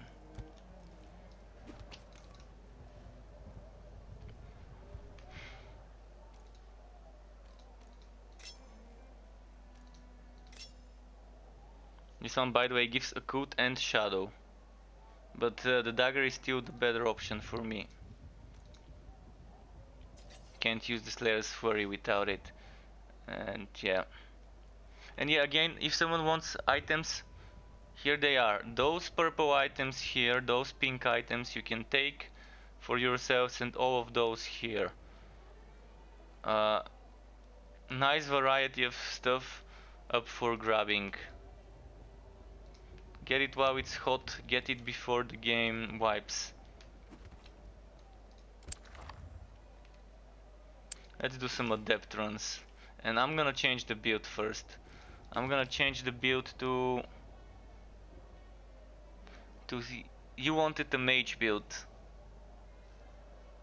Yeah, Inquisitor Martyr had weird animations, and another thing that I didn't like about Inquisitor Martyr is how they completely shot on top of the mage class. They kind of took a big dump on the mage and decided to fuck it over against the other builds, and that was distinct with the anomalies that could summon some enemies and could end up killing you just by doing things. The other classes didn't have such mechanics where they kind of can get you killed just by killing stuff, just by using your skills. It makes no sense to punish a class in such a way without punishing the others. So someone who was designing the game, he was like, fuck this class and this class specifically. So yeah. Even after the rework in Inquisitor Martyr with the combat, but the weirdest thing I saw was a level 1 or level 9 character being at the top of the leaderboards. So cheat much in Inquisitor Martyr. Like, I opened Inquisitor Martyr, then opened the leaderboards, and I see some level 9 or whatever newbie being on top of the leaderboard for one of the categories. I think it was for the survival mode or whatever, or for one of those demon types. So you wanted a mage, and I can show you the mage I played yesterday.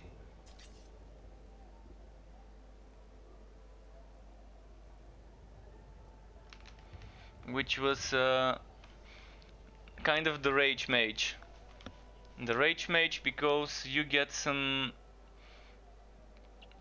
to cast some spells with rage and others with willpower, so you can keep spending rage to keep gaining willpower. I kind of forgot what weapon I used, but I surely was using the ferocity. No, not the ferocity.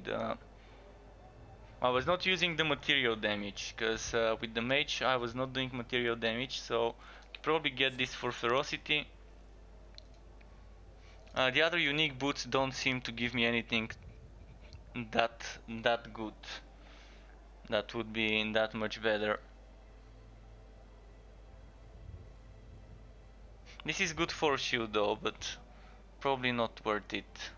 So I'm gonna go occult. Actually, my build at the moment doesn't need much changes. Just this needs to be removed because I'm not gonna be doing material damage.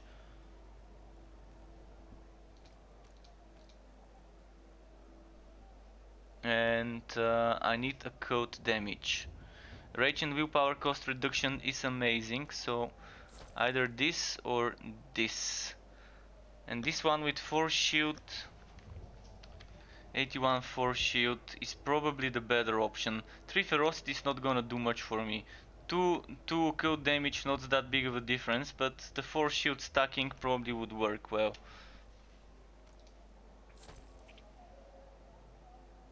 Other than that, you want this ring. If you're going for a unique ring, that's the only one at the moment that's okay for a mage, because this is 15% damage. This is attack damage and bonuses to attacks. This is again attack bonuses, so you do not want any of the other rings. What about this new that dropped? I just wanted to compare it. Okay, it's not that good. And I'm still gonna be using my rage based stuff here.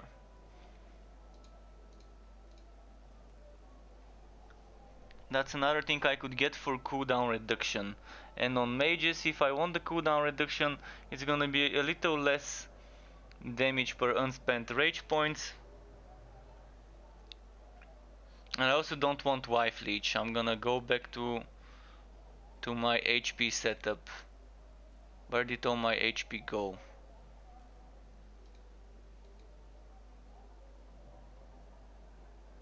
I think I put them here, 197.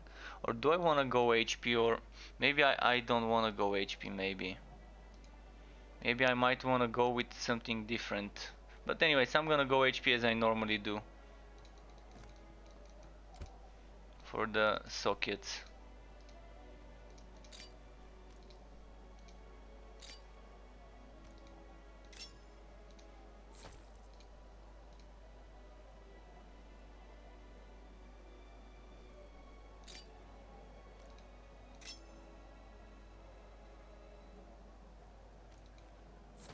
It doesn't matter much what you pick.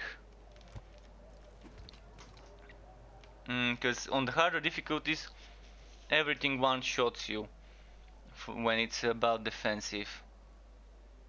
And on the lower difficulties for defensive, I mean, whether it's all resistances or not, it's not gonna be that big of a difference, because I'm gonna be killing them quickly enough on the lower difficulties. So what else do I need to change? This one is fine. I don't think I've got a better one at the moment for spells and to cool damage. Spells and to cool damage. Yeah, I don't think I've got it. Spells or cool damage.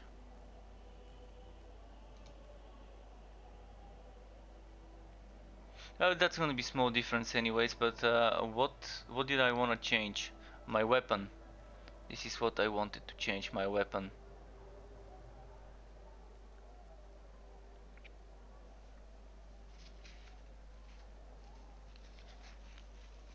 A cool damage on attack, shell damage on attacks.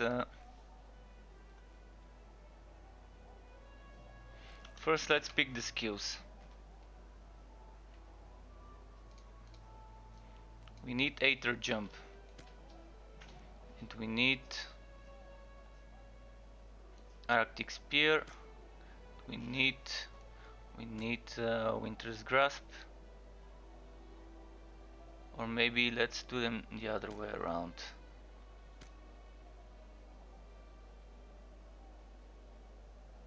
Let's do it here.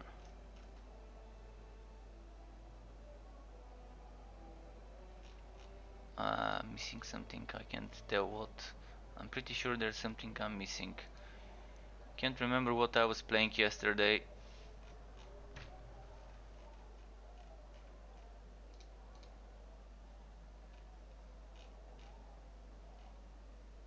Oh, let's do it like this.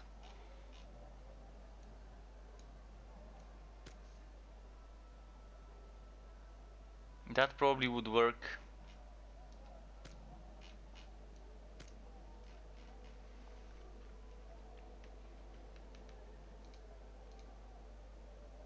Another thing that's good is Havoc Orb. Havoc Orb can be amazing instead of this one, because it's a projectile.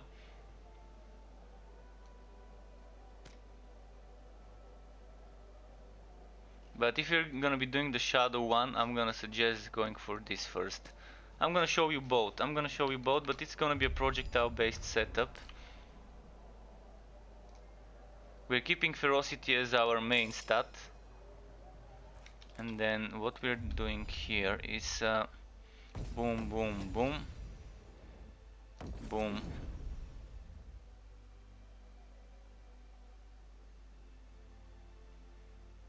Then this goes like that. Boom, boom, boom, boom.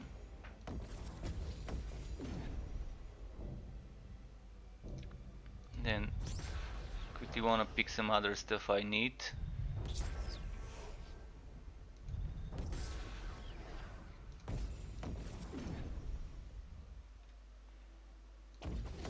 We take this for crit damage. And we do this.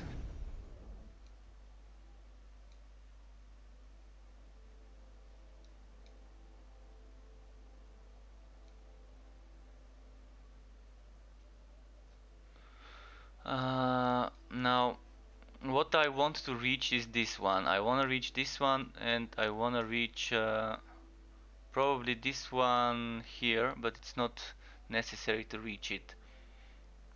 Extra spell damage won't be bad.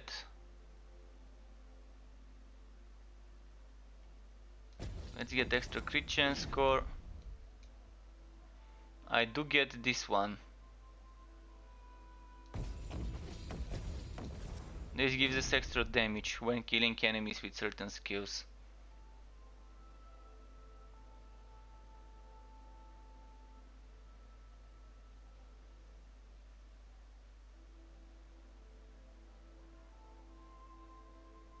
This can give us some extra damage and casting speed, so we can do this maybe. Confirm. That's some more spell damage here.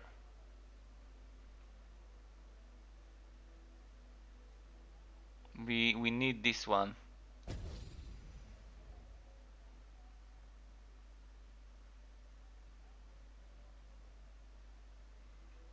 One, two, three, four, five, or 1, 2, 3, 4 is gonna be the hard question. The thing is, I'm gonna try and optimize it so I can. I'm gonna have to take this one, but first we'll see. And this one, I can probably link it better.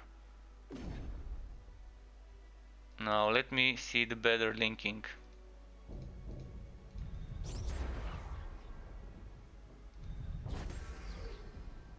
Okay, with this one I only need to link this point.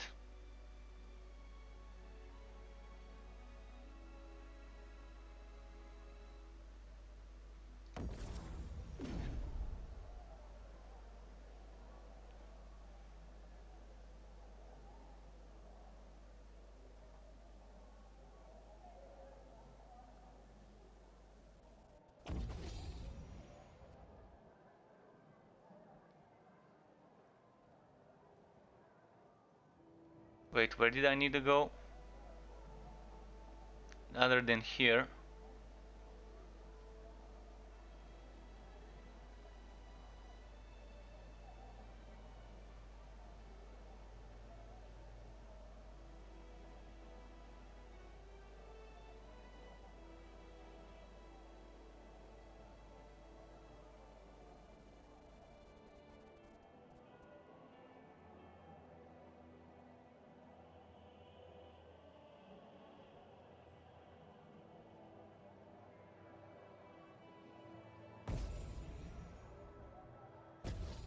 Alright, let's experiment. How many points is this?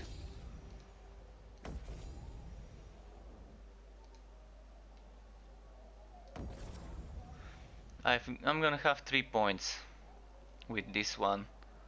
I can still get extra spell damage, but I'm not gonna be able to get the spell casting speed if I want it to be there.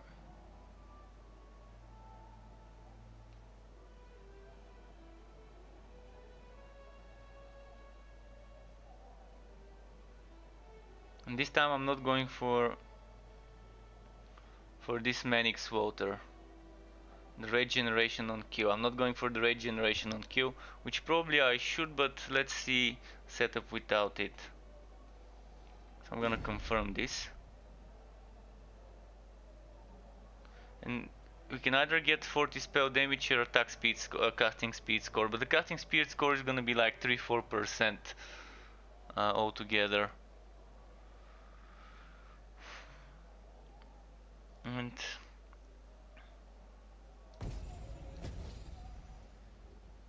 this seems like the better option. I don't see anywhere.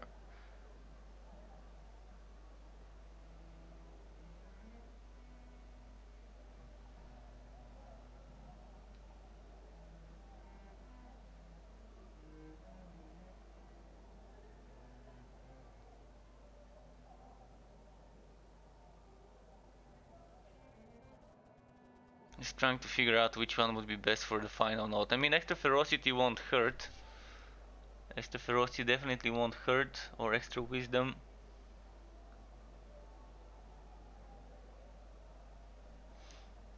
This is extra survivability. How's my HP? 1.9 thousand with with not much force shield.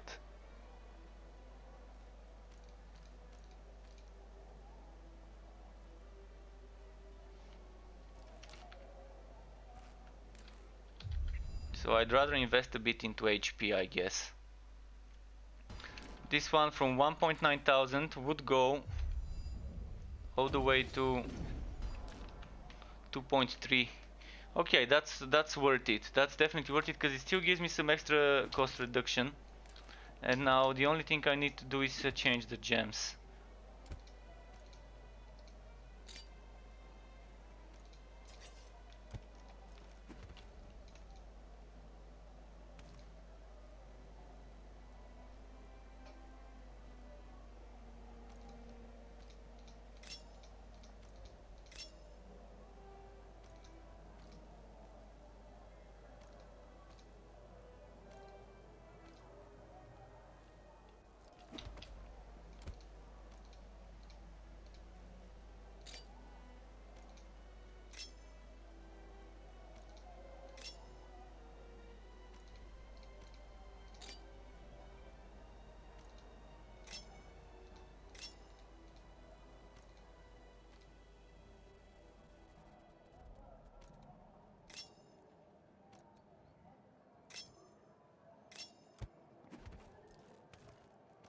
Okay. We're good to go, I think.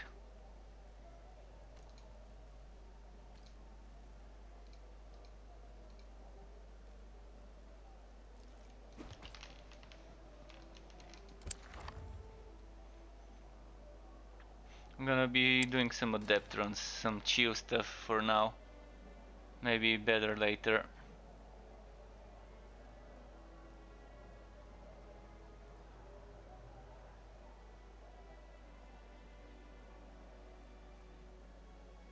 This is the one I wanted. Sacred damage to spells, shadow damage to spells, and to cool damage.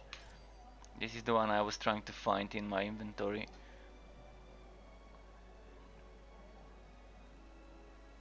If I had 3 flat damage to spells ring, that would be min max, but no luck with this.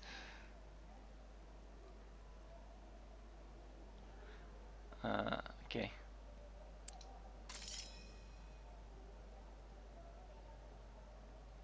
My frost is only on attacks, and this one I'm gonna make it sacred.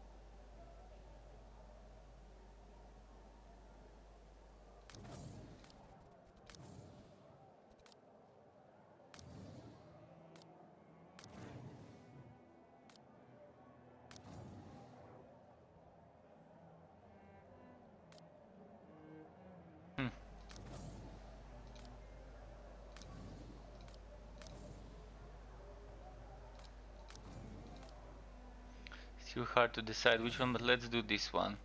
And then for the consuming embers, I'm gonna do what I was using yesterday. Let's go. Oh, and I need to be using willpower potion.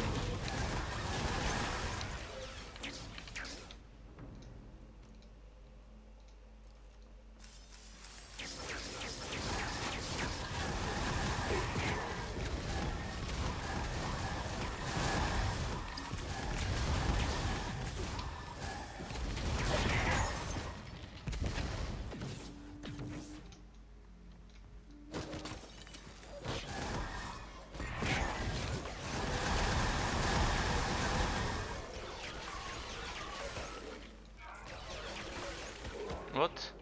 Why is it not doing damage?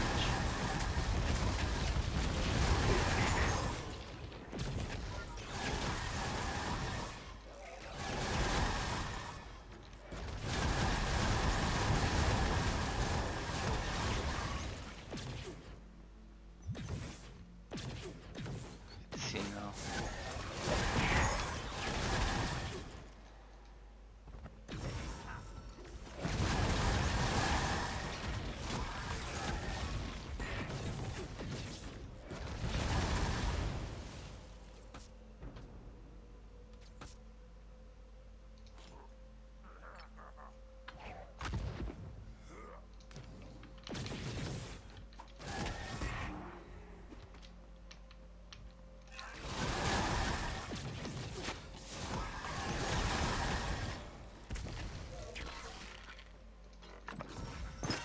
We definitely get a lot of damage from different sources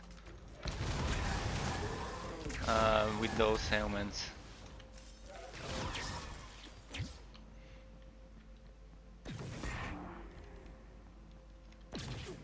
This is how it works. For this one I've just configured, because killing killing an enemy afflicted with an ailment gives you temporary damage boost, and that's up to 5 attacks up to 55% damage for that element. So with each element, if I keep afflicting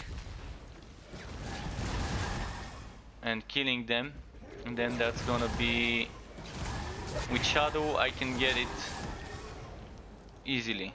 With the others it's a bit more difficult unless I change some of the modifiers, which I don't feel like doing for this difficulty.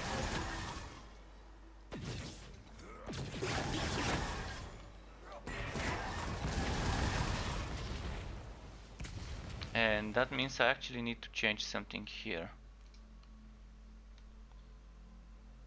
Instead of the explosion,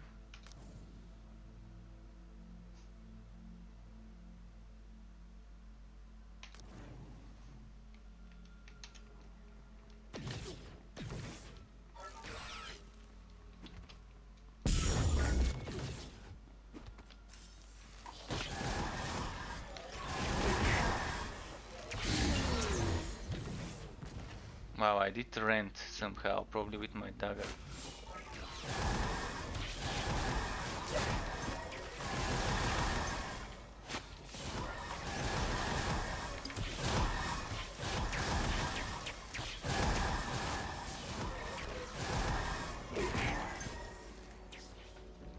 Thinking one thing.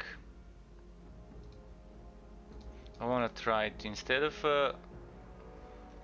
the spear. I wanna try using Wings of Ishmir for the sacred.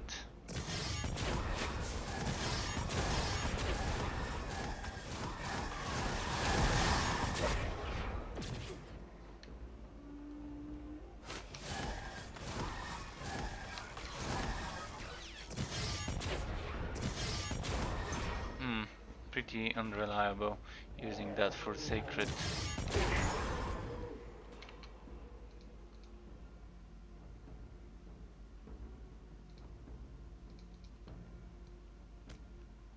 And since I have projectile damage, I'd rather be using...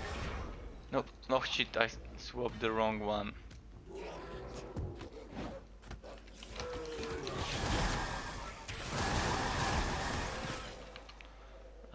What did I remove? This one by accident.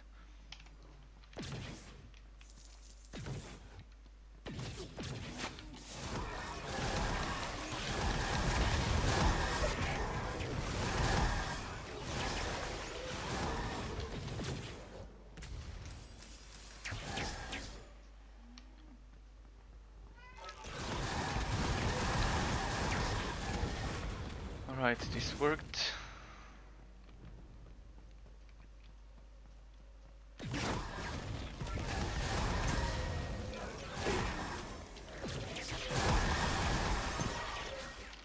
Let's see this.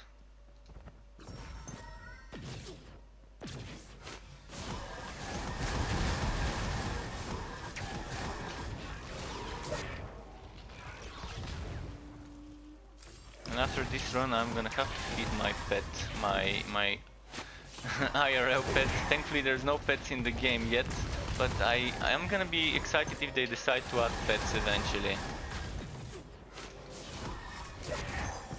Or some wood filters would also be nice.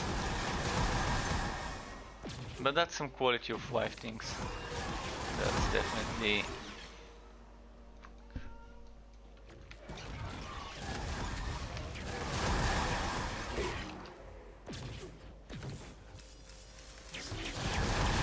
And yeah, 20 is the max, 90 would be the max after the launch, so there's gonna be a lot of changes.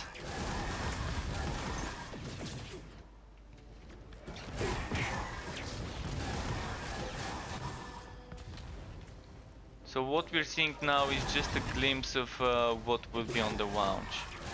What we're doing now is gonna be what, 1/4 of what the game would be when it launches. In regards to skills and in regards to build possibilities, there's gonna be 15-20 times more possibilities, because the more you add, the more the combos grow.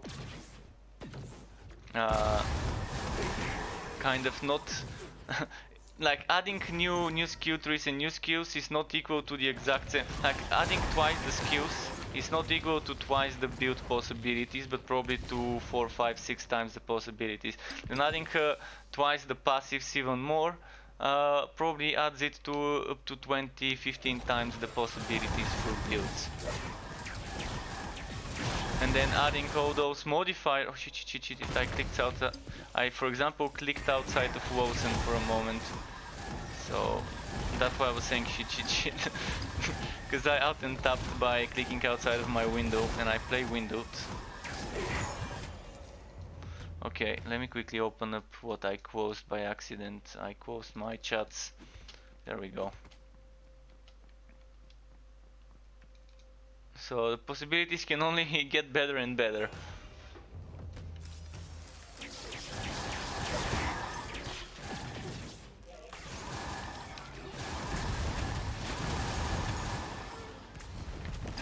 Oh shit, I forgot to feed the pet. Okay, give me a moment, I'm gonna go and feed him.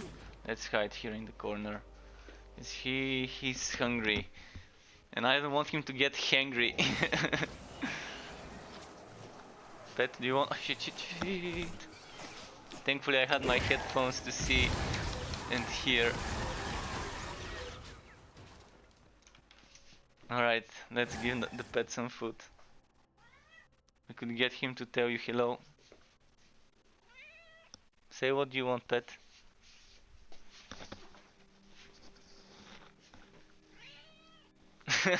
You can probably hear him begging.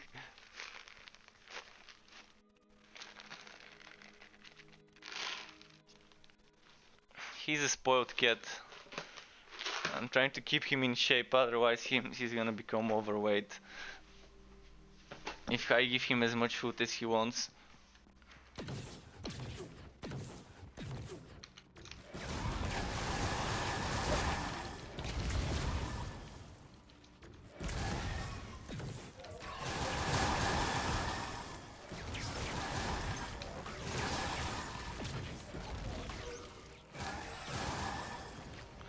So another like 40 minutes or so of streaming, by the way, today.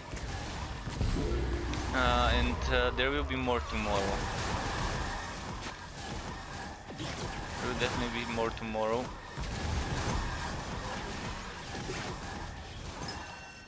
I can experiment more with mage and ranged damage stuff tomorrow, opposed to today with so much melee with that slayer, flurry, etc.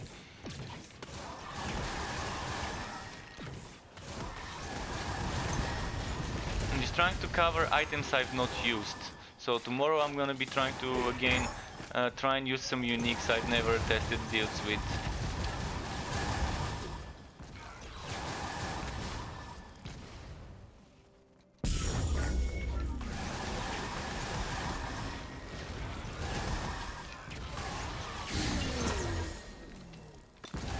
I'm thinking that some of the uniques might actually see a rework.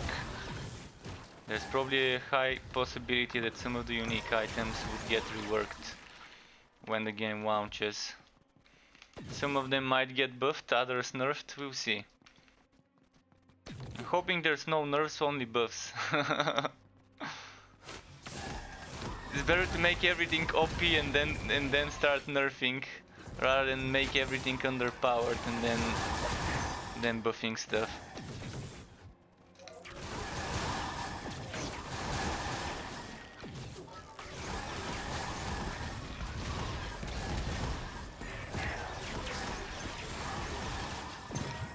And since the game is hosted on the server, it would be amazing if Wolcen does some sort of events.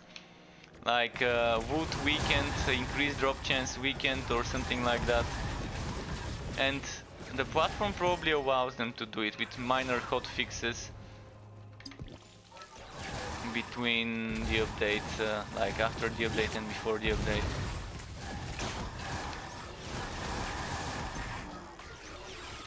So yeah, I'm gonna be looking forward to finding out what they're planning on doing to as a roadmap for after the launch, the post-launch roadmap.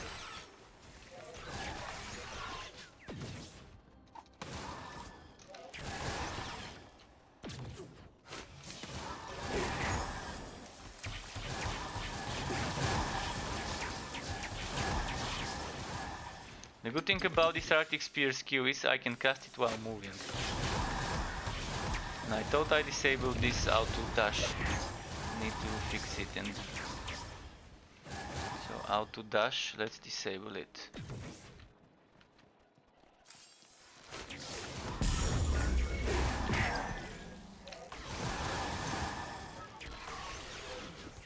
And you can see with this mage setup, it's sorting out the problem I normally have with mages. If I go full mage without any rogue or warrior skills, I don't have enough willpower regeneration. And with this one I can use a spell with rage, which immediately helps me get some willpower. So this is the beauty of using this item and this item, especially this one. This one is the game changer, the one that changes the mechanics of the skills to cost rage instead of willpower. And wait, why is the boss showing up as there? I don't think that's okay. This way.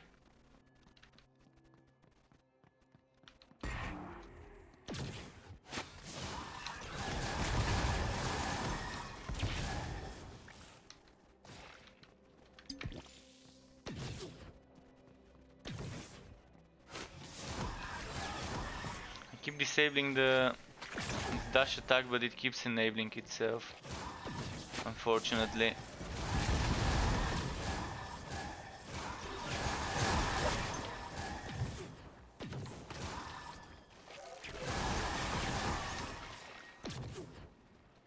Wait, I heard something good dropping. Was it just I guess it was just an interact. It sounded like something good dropped, but my bad.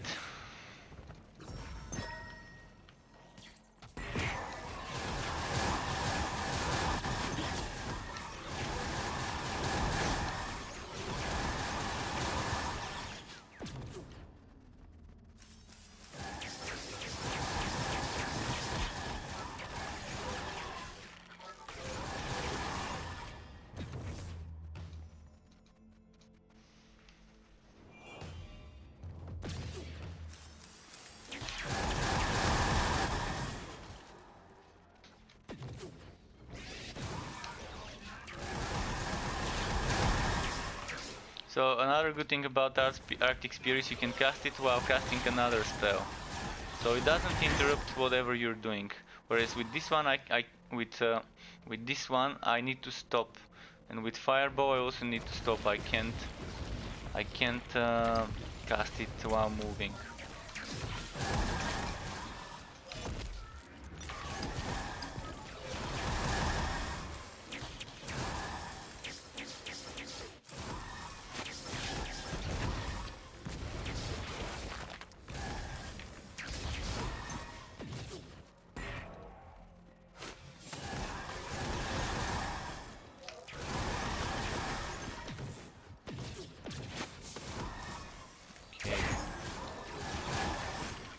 Gotta build some stacks again.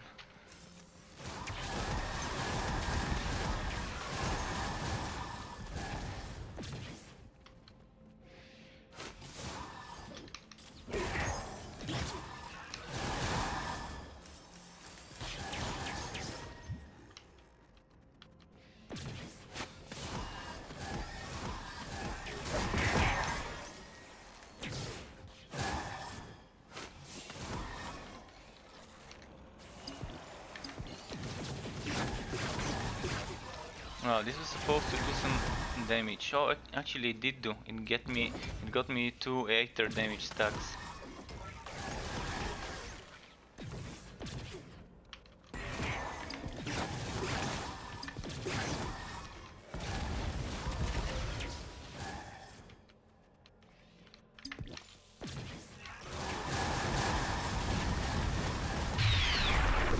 Hello, Dunshi, welcome to my Twitch channel, welcome to the Struck Club, thank you for the follow and help. Hi there, I got a question, does anyone know if they nerfed the stamina regeneration? Well, what do you mean if they nerfed it? I mean, you can still get stamina regeneration from certain items and skill points. I don't think it was nerfed. There haven't been much changes since October, other than small patches, and maybe some of them might be nerfs for that, but I can't tell you for sure. And Marduko 1970, thank you for the follow, dude. Welcome to the Struck Club to you as well, and really appreciate it. Yeah, the Ishmir build with the infinite jump is fine. It is fine.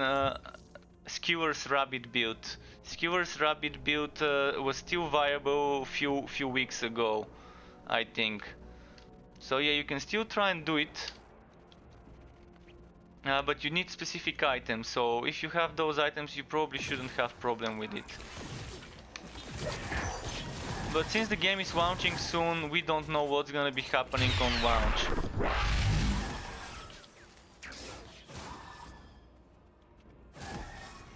Thank you for the follow, Wiscowins 1989, and welcome to the Struck Club.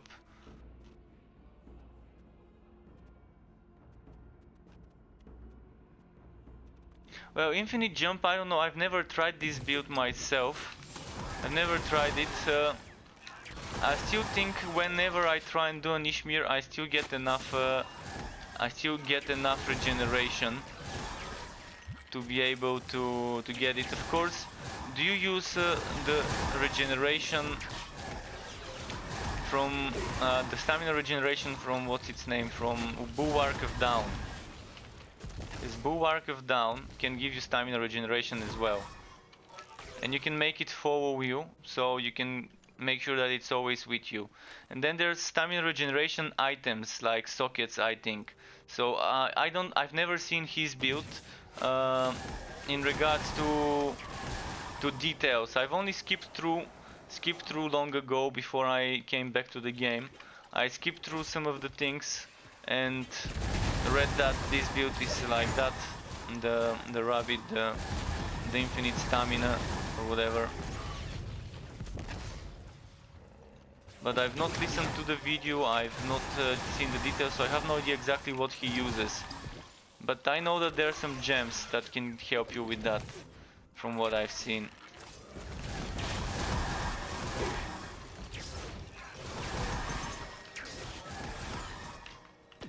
I could try and experiment and try and replicate something similar tomorrow.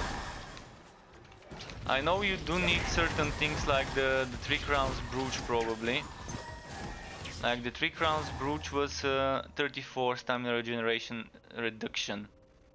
Regeneration rate reduction. And then there's this one here.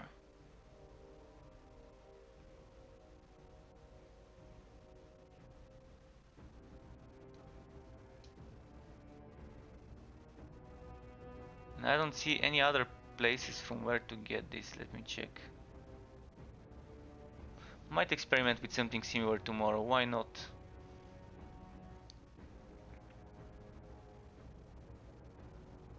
I really want a search option for this, especially with the addition of the new skill tree. We would definitely need some search to be able to find certain nodes quicker.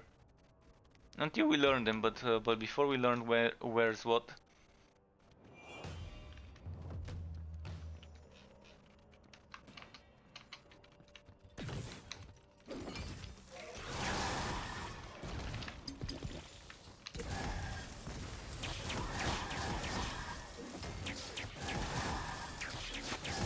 But as I said, since the game is launching soon, most of those things may not work the same way they do, so I can't tell. But I did see his build being posted on the Wolcen forums, like probably a month ago or 2 months ago.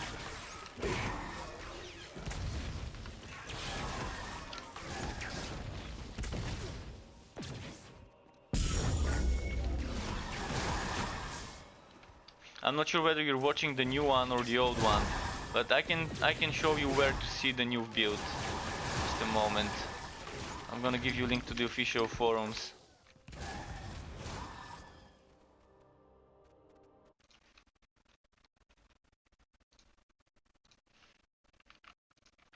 So those are the official forums. No, it's not posting it to my mixer. Just a moment to see why it's not posting it to my mixer. Okay.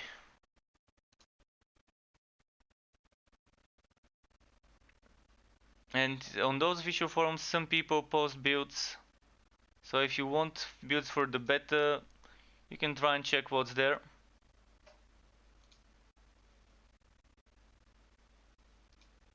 Okay, I was having some issues with my mixer stream, not reading the chat from my restream, so it was actually issues with the restream chat, not the mixer, but just wanted to check what was going on.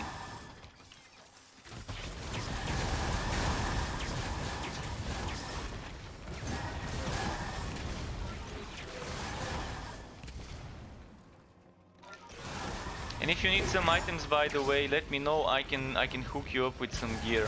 I've got a lot of gear I really don't need, and some of the uniques you might want. There's three days until the wipe. In my time zone, it's already actually 2 days. But yeah, on the 29th, the servers would shut down, and you're only gonna be able to play offline. So unless you're playing offline already, I could actually give you some gear.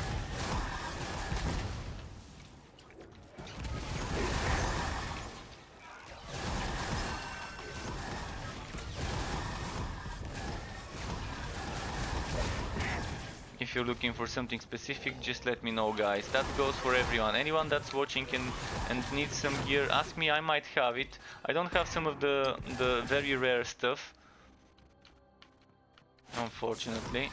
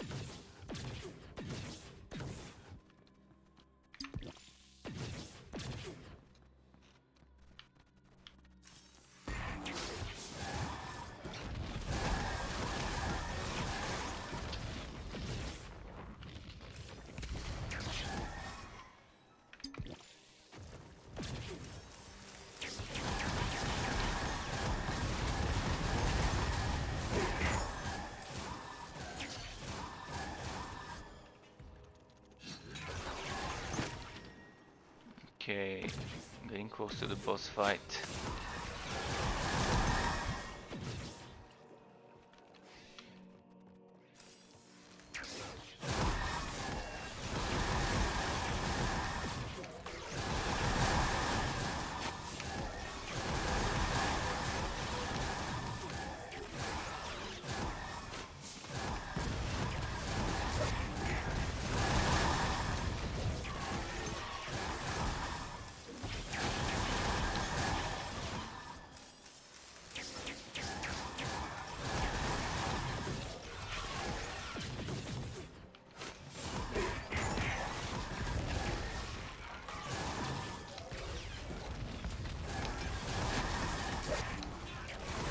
Oh wow, so many AoEs. No, no, nah.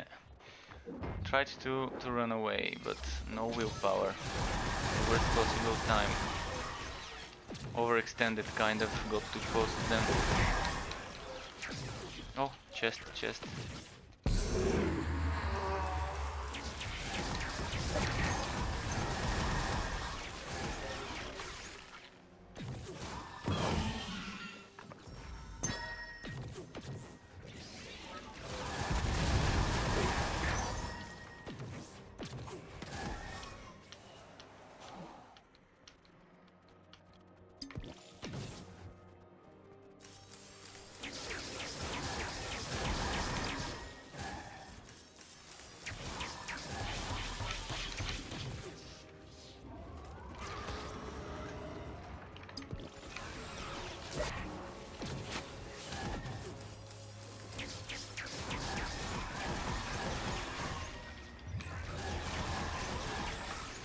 Okay, next.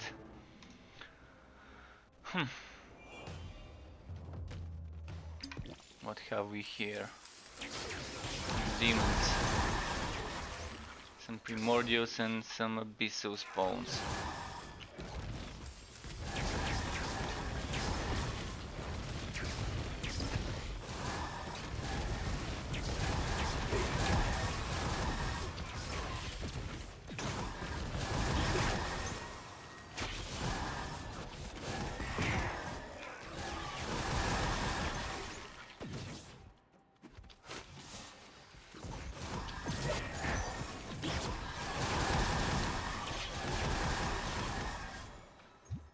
What's this buff? Oh, damage. Nice.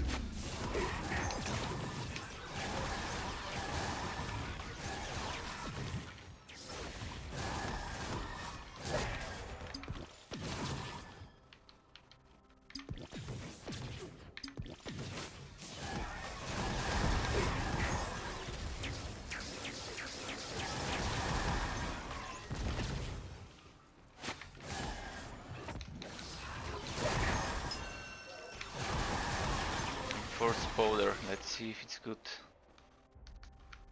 Oh, alright, I need to drop some stuff.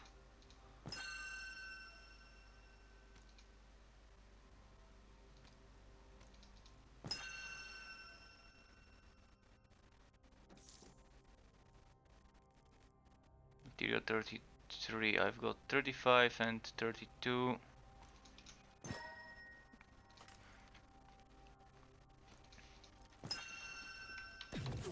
Sacrifices to the wood gods of that year.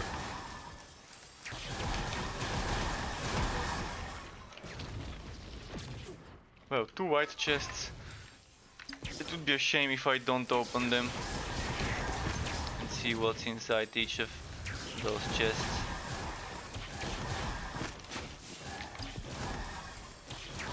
Yeah, I'm so excited about the skills that are to come.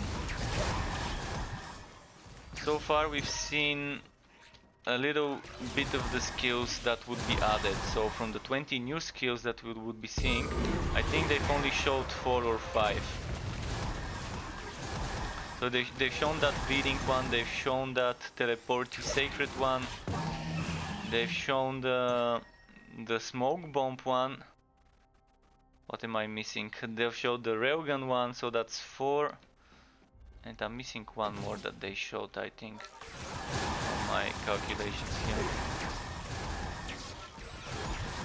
Oh, and the AoE that pulls. So they've shown, I think, 5 new skills so far, from 20 total new skills being added.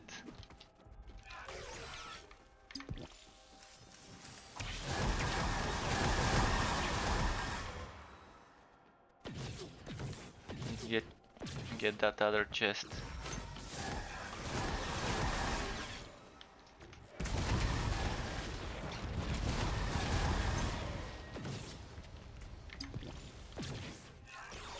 Wish there was a code version of Fireball. Like, it's gonna be nice to be able to convert some of the elemental damage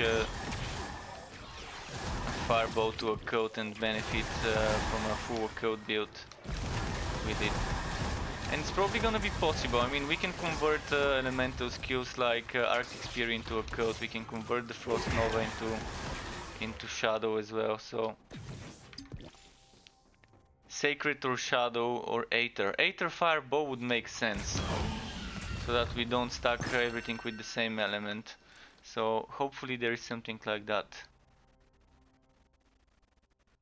25% transfer time reduction. That's a huge amount. That's the biggest I've seen this drop.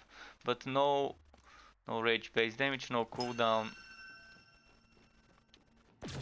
If it had cooldown, it would have been worth keeping, but yeah.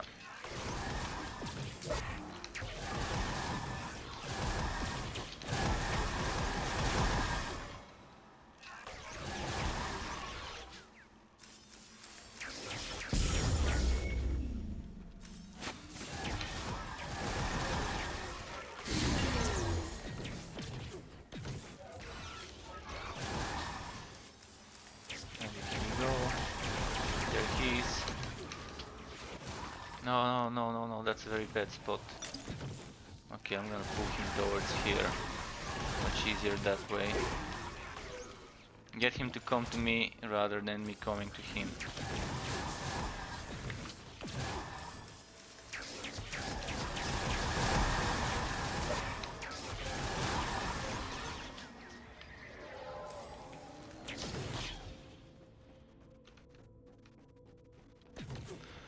Maybe the boss would be there.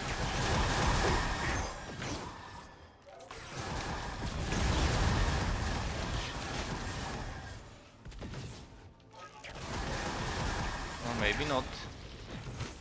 Oh, look at that, 3 elites. Probably one of those little dudes.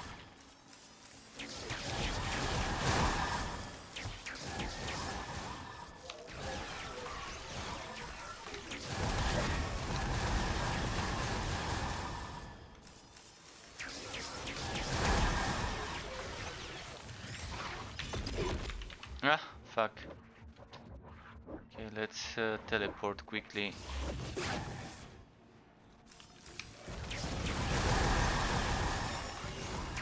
Zephyron. I really don't need it, but okay. Just gonna check the stats. Another sacrifice to the wood gods, in the hopes of getting that armor that converts force shield into health.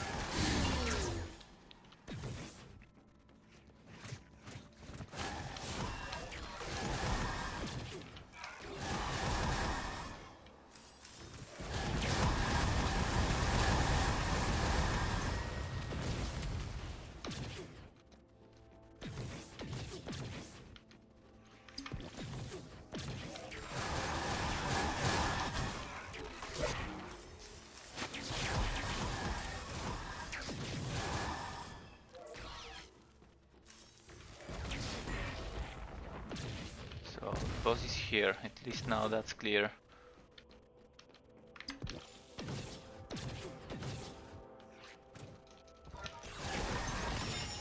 Wow. Okay, okay, open corpses guys, open corpses. It's grave robbing season. Get to opening those corpses when the game launches. You never know where the next wood would be hiding.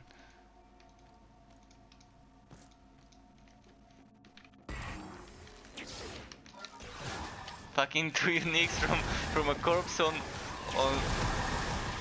+5 enemy level map.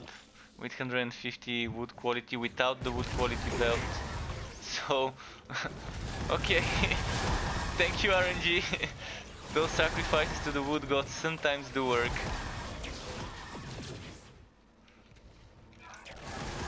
So, who do we pray to? RNGesus or Lucifer? Like, we know they're brothers from different mothers, but one of them is the one that gives us the good wood. We just gotta find out who. So we can direct our prayers only to that guy.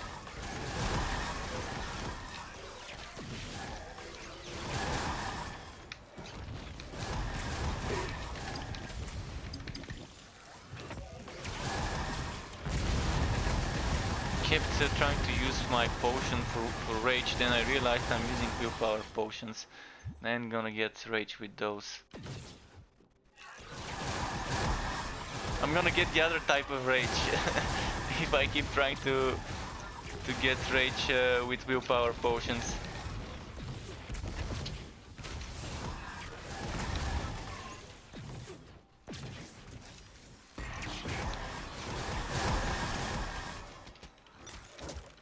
Wow.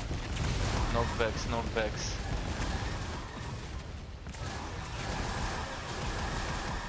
Knockbacks aplenty.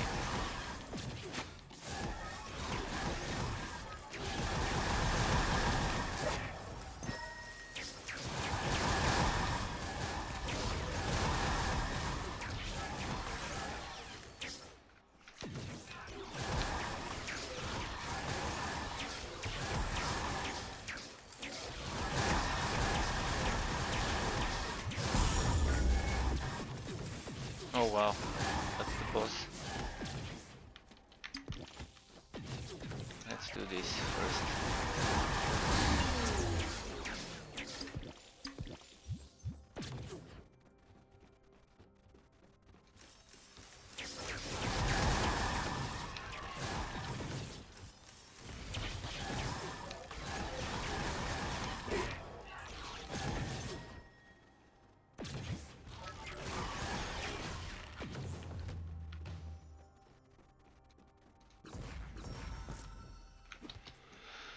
Okay, one more.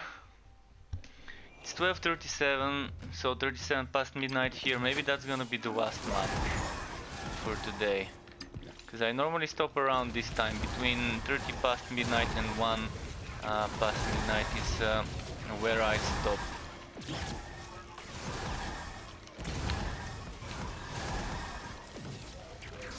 But thanks everyone, that's gonna be hopefully a lucky map, we'll see. There will be more tomorrow.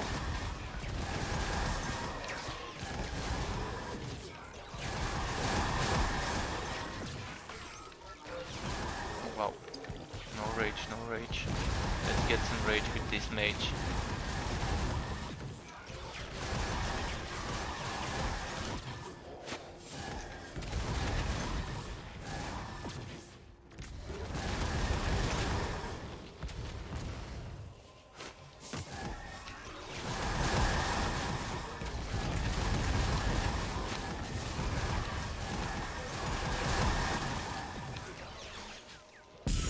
Settlement chance. That's not bad actually for this setup, having some extra state settlement chance. Oh wow, I ran right into the spin to win bonanza.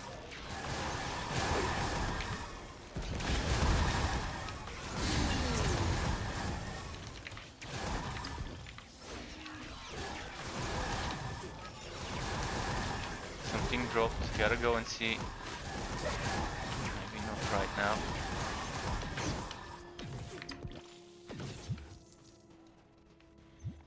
Vulcane steel sword, yeah.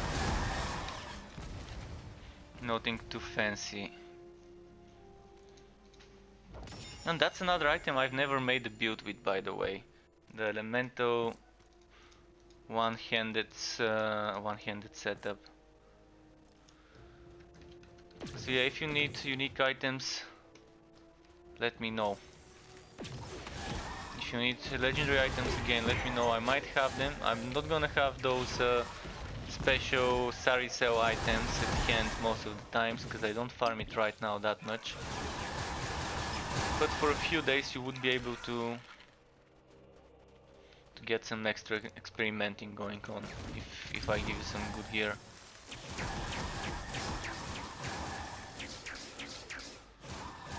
Occult Shadow. Oh, this is perfect for an occult based damage build.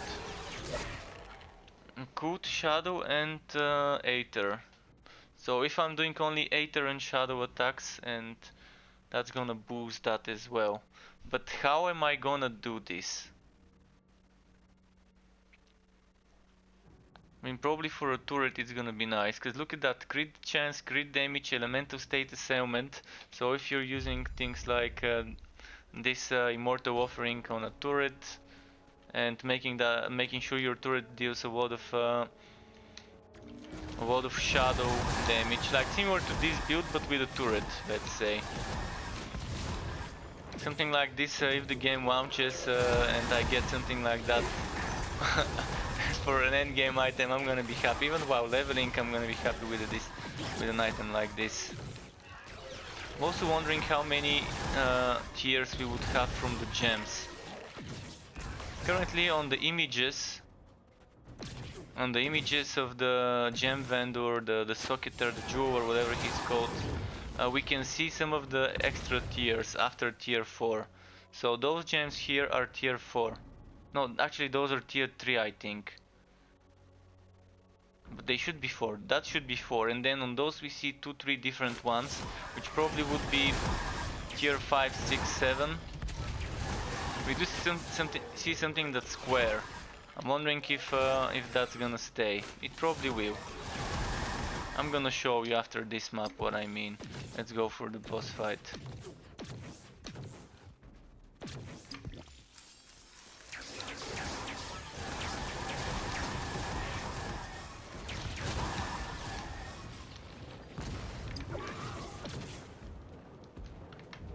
Oh, the Devourer is the big boy.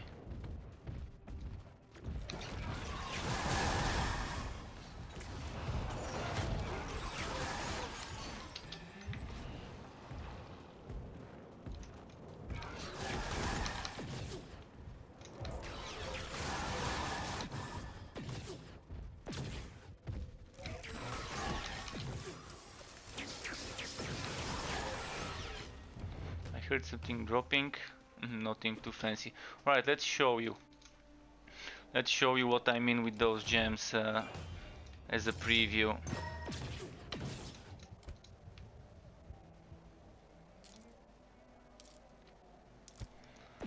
So this is what I mean. If you go here, first of all you're seeing them on the ground, but that's another thing. What I'm talking about is this one here. Look at this icon. So this is the tier 2. Then this is the tier 4, and then we have 2 more. And this is probably the tier 4, the tier 6, and this is probably the tier 8. Or maybe that's 5 and 6. But I'm assuming this is 6 and 8, or maybe this is 6 and this is 8, because look at that, this looks much bigger. And this is tier 3 and this is tier 2.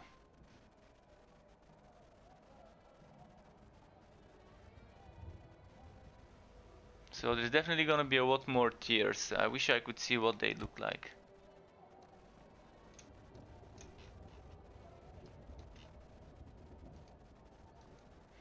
You see some good stuff here. Okay, well, that's gonna be it for tonight. Thanks again for tuning in, folks. Thank you for all the follows, for all the subs, for all the everything. Keep it cool. Until next time, and goodbye.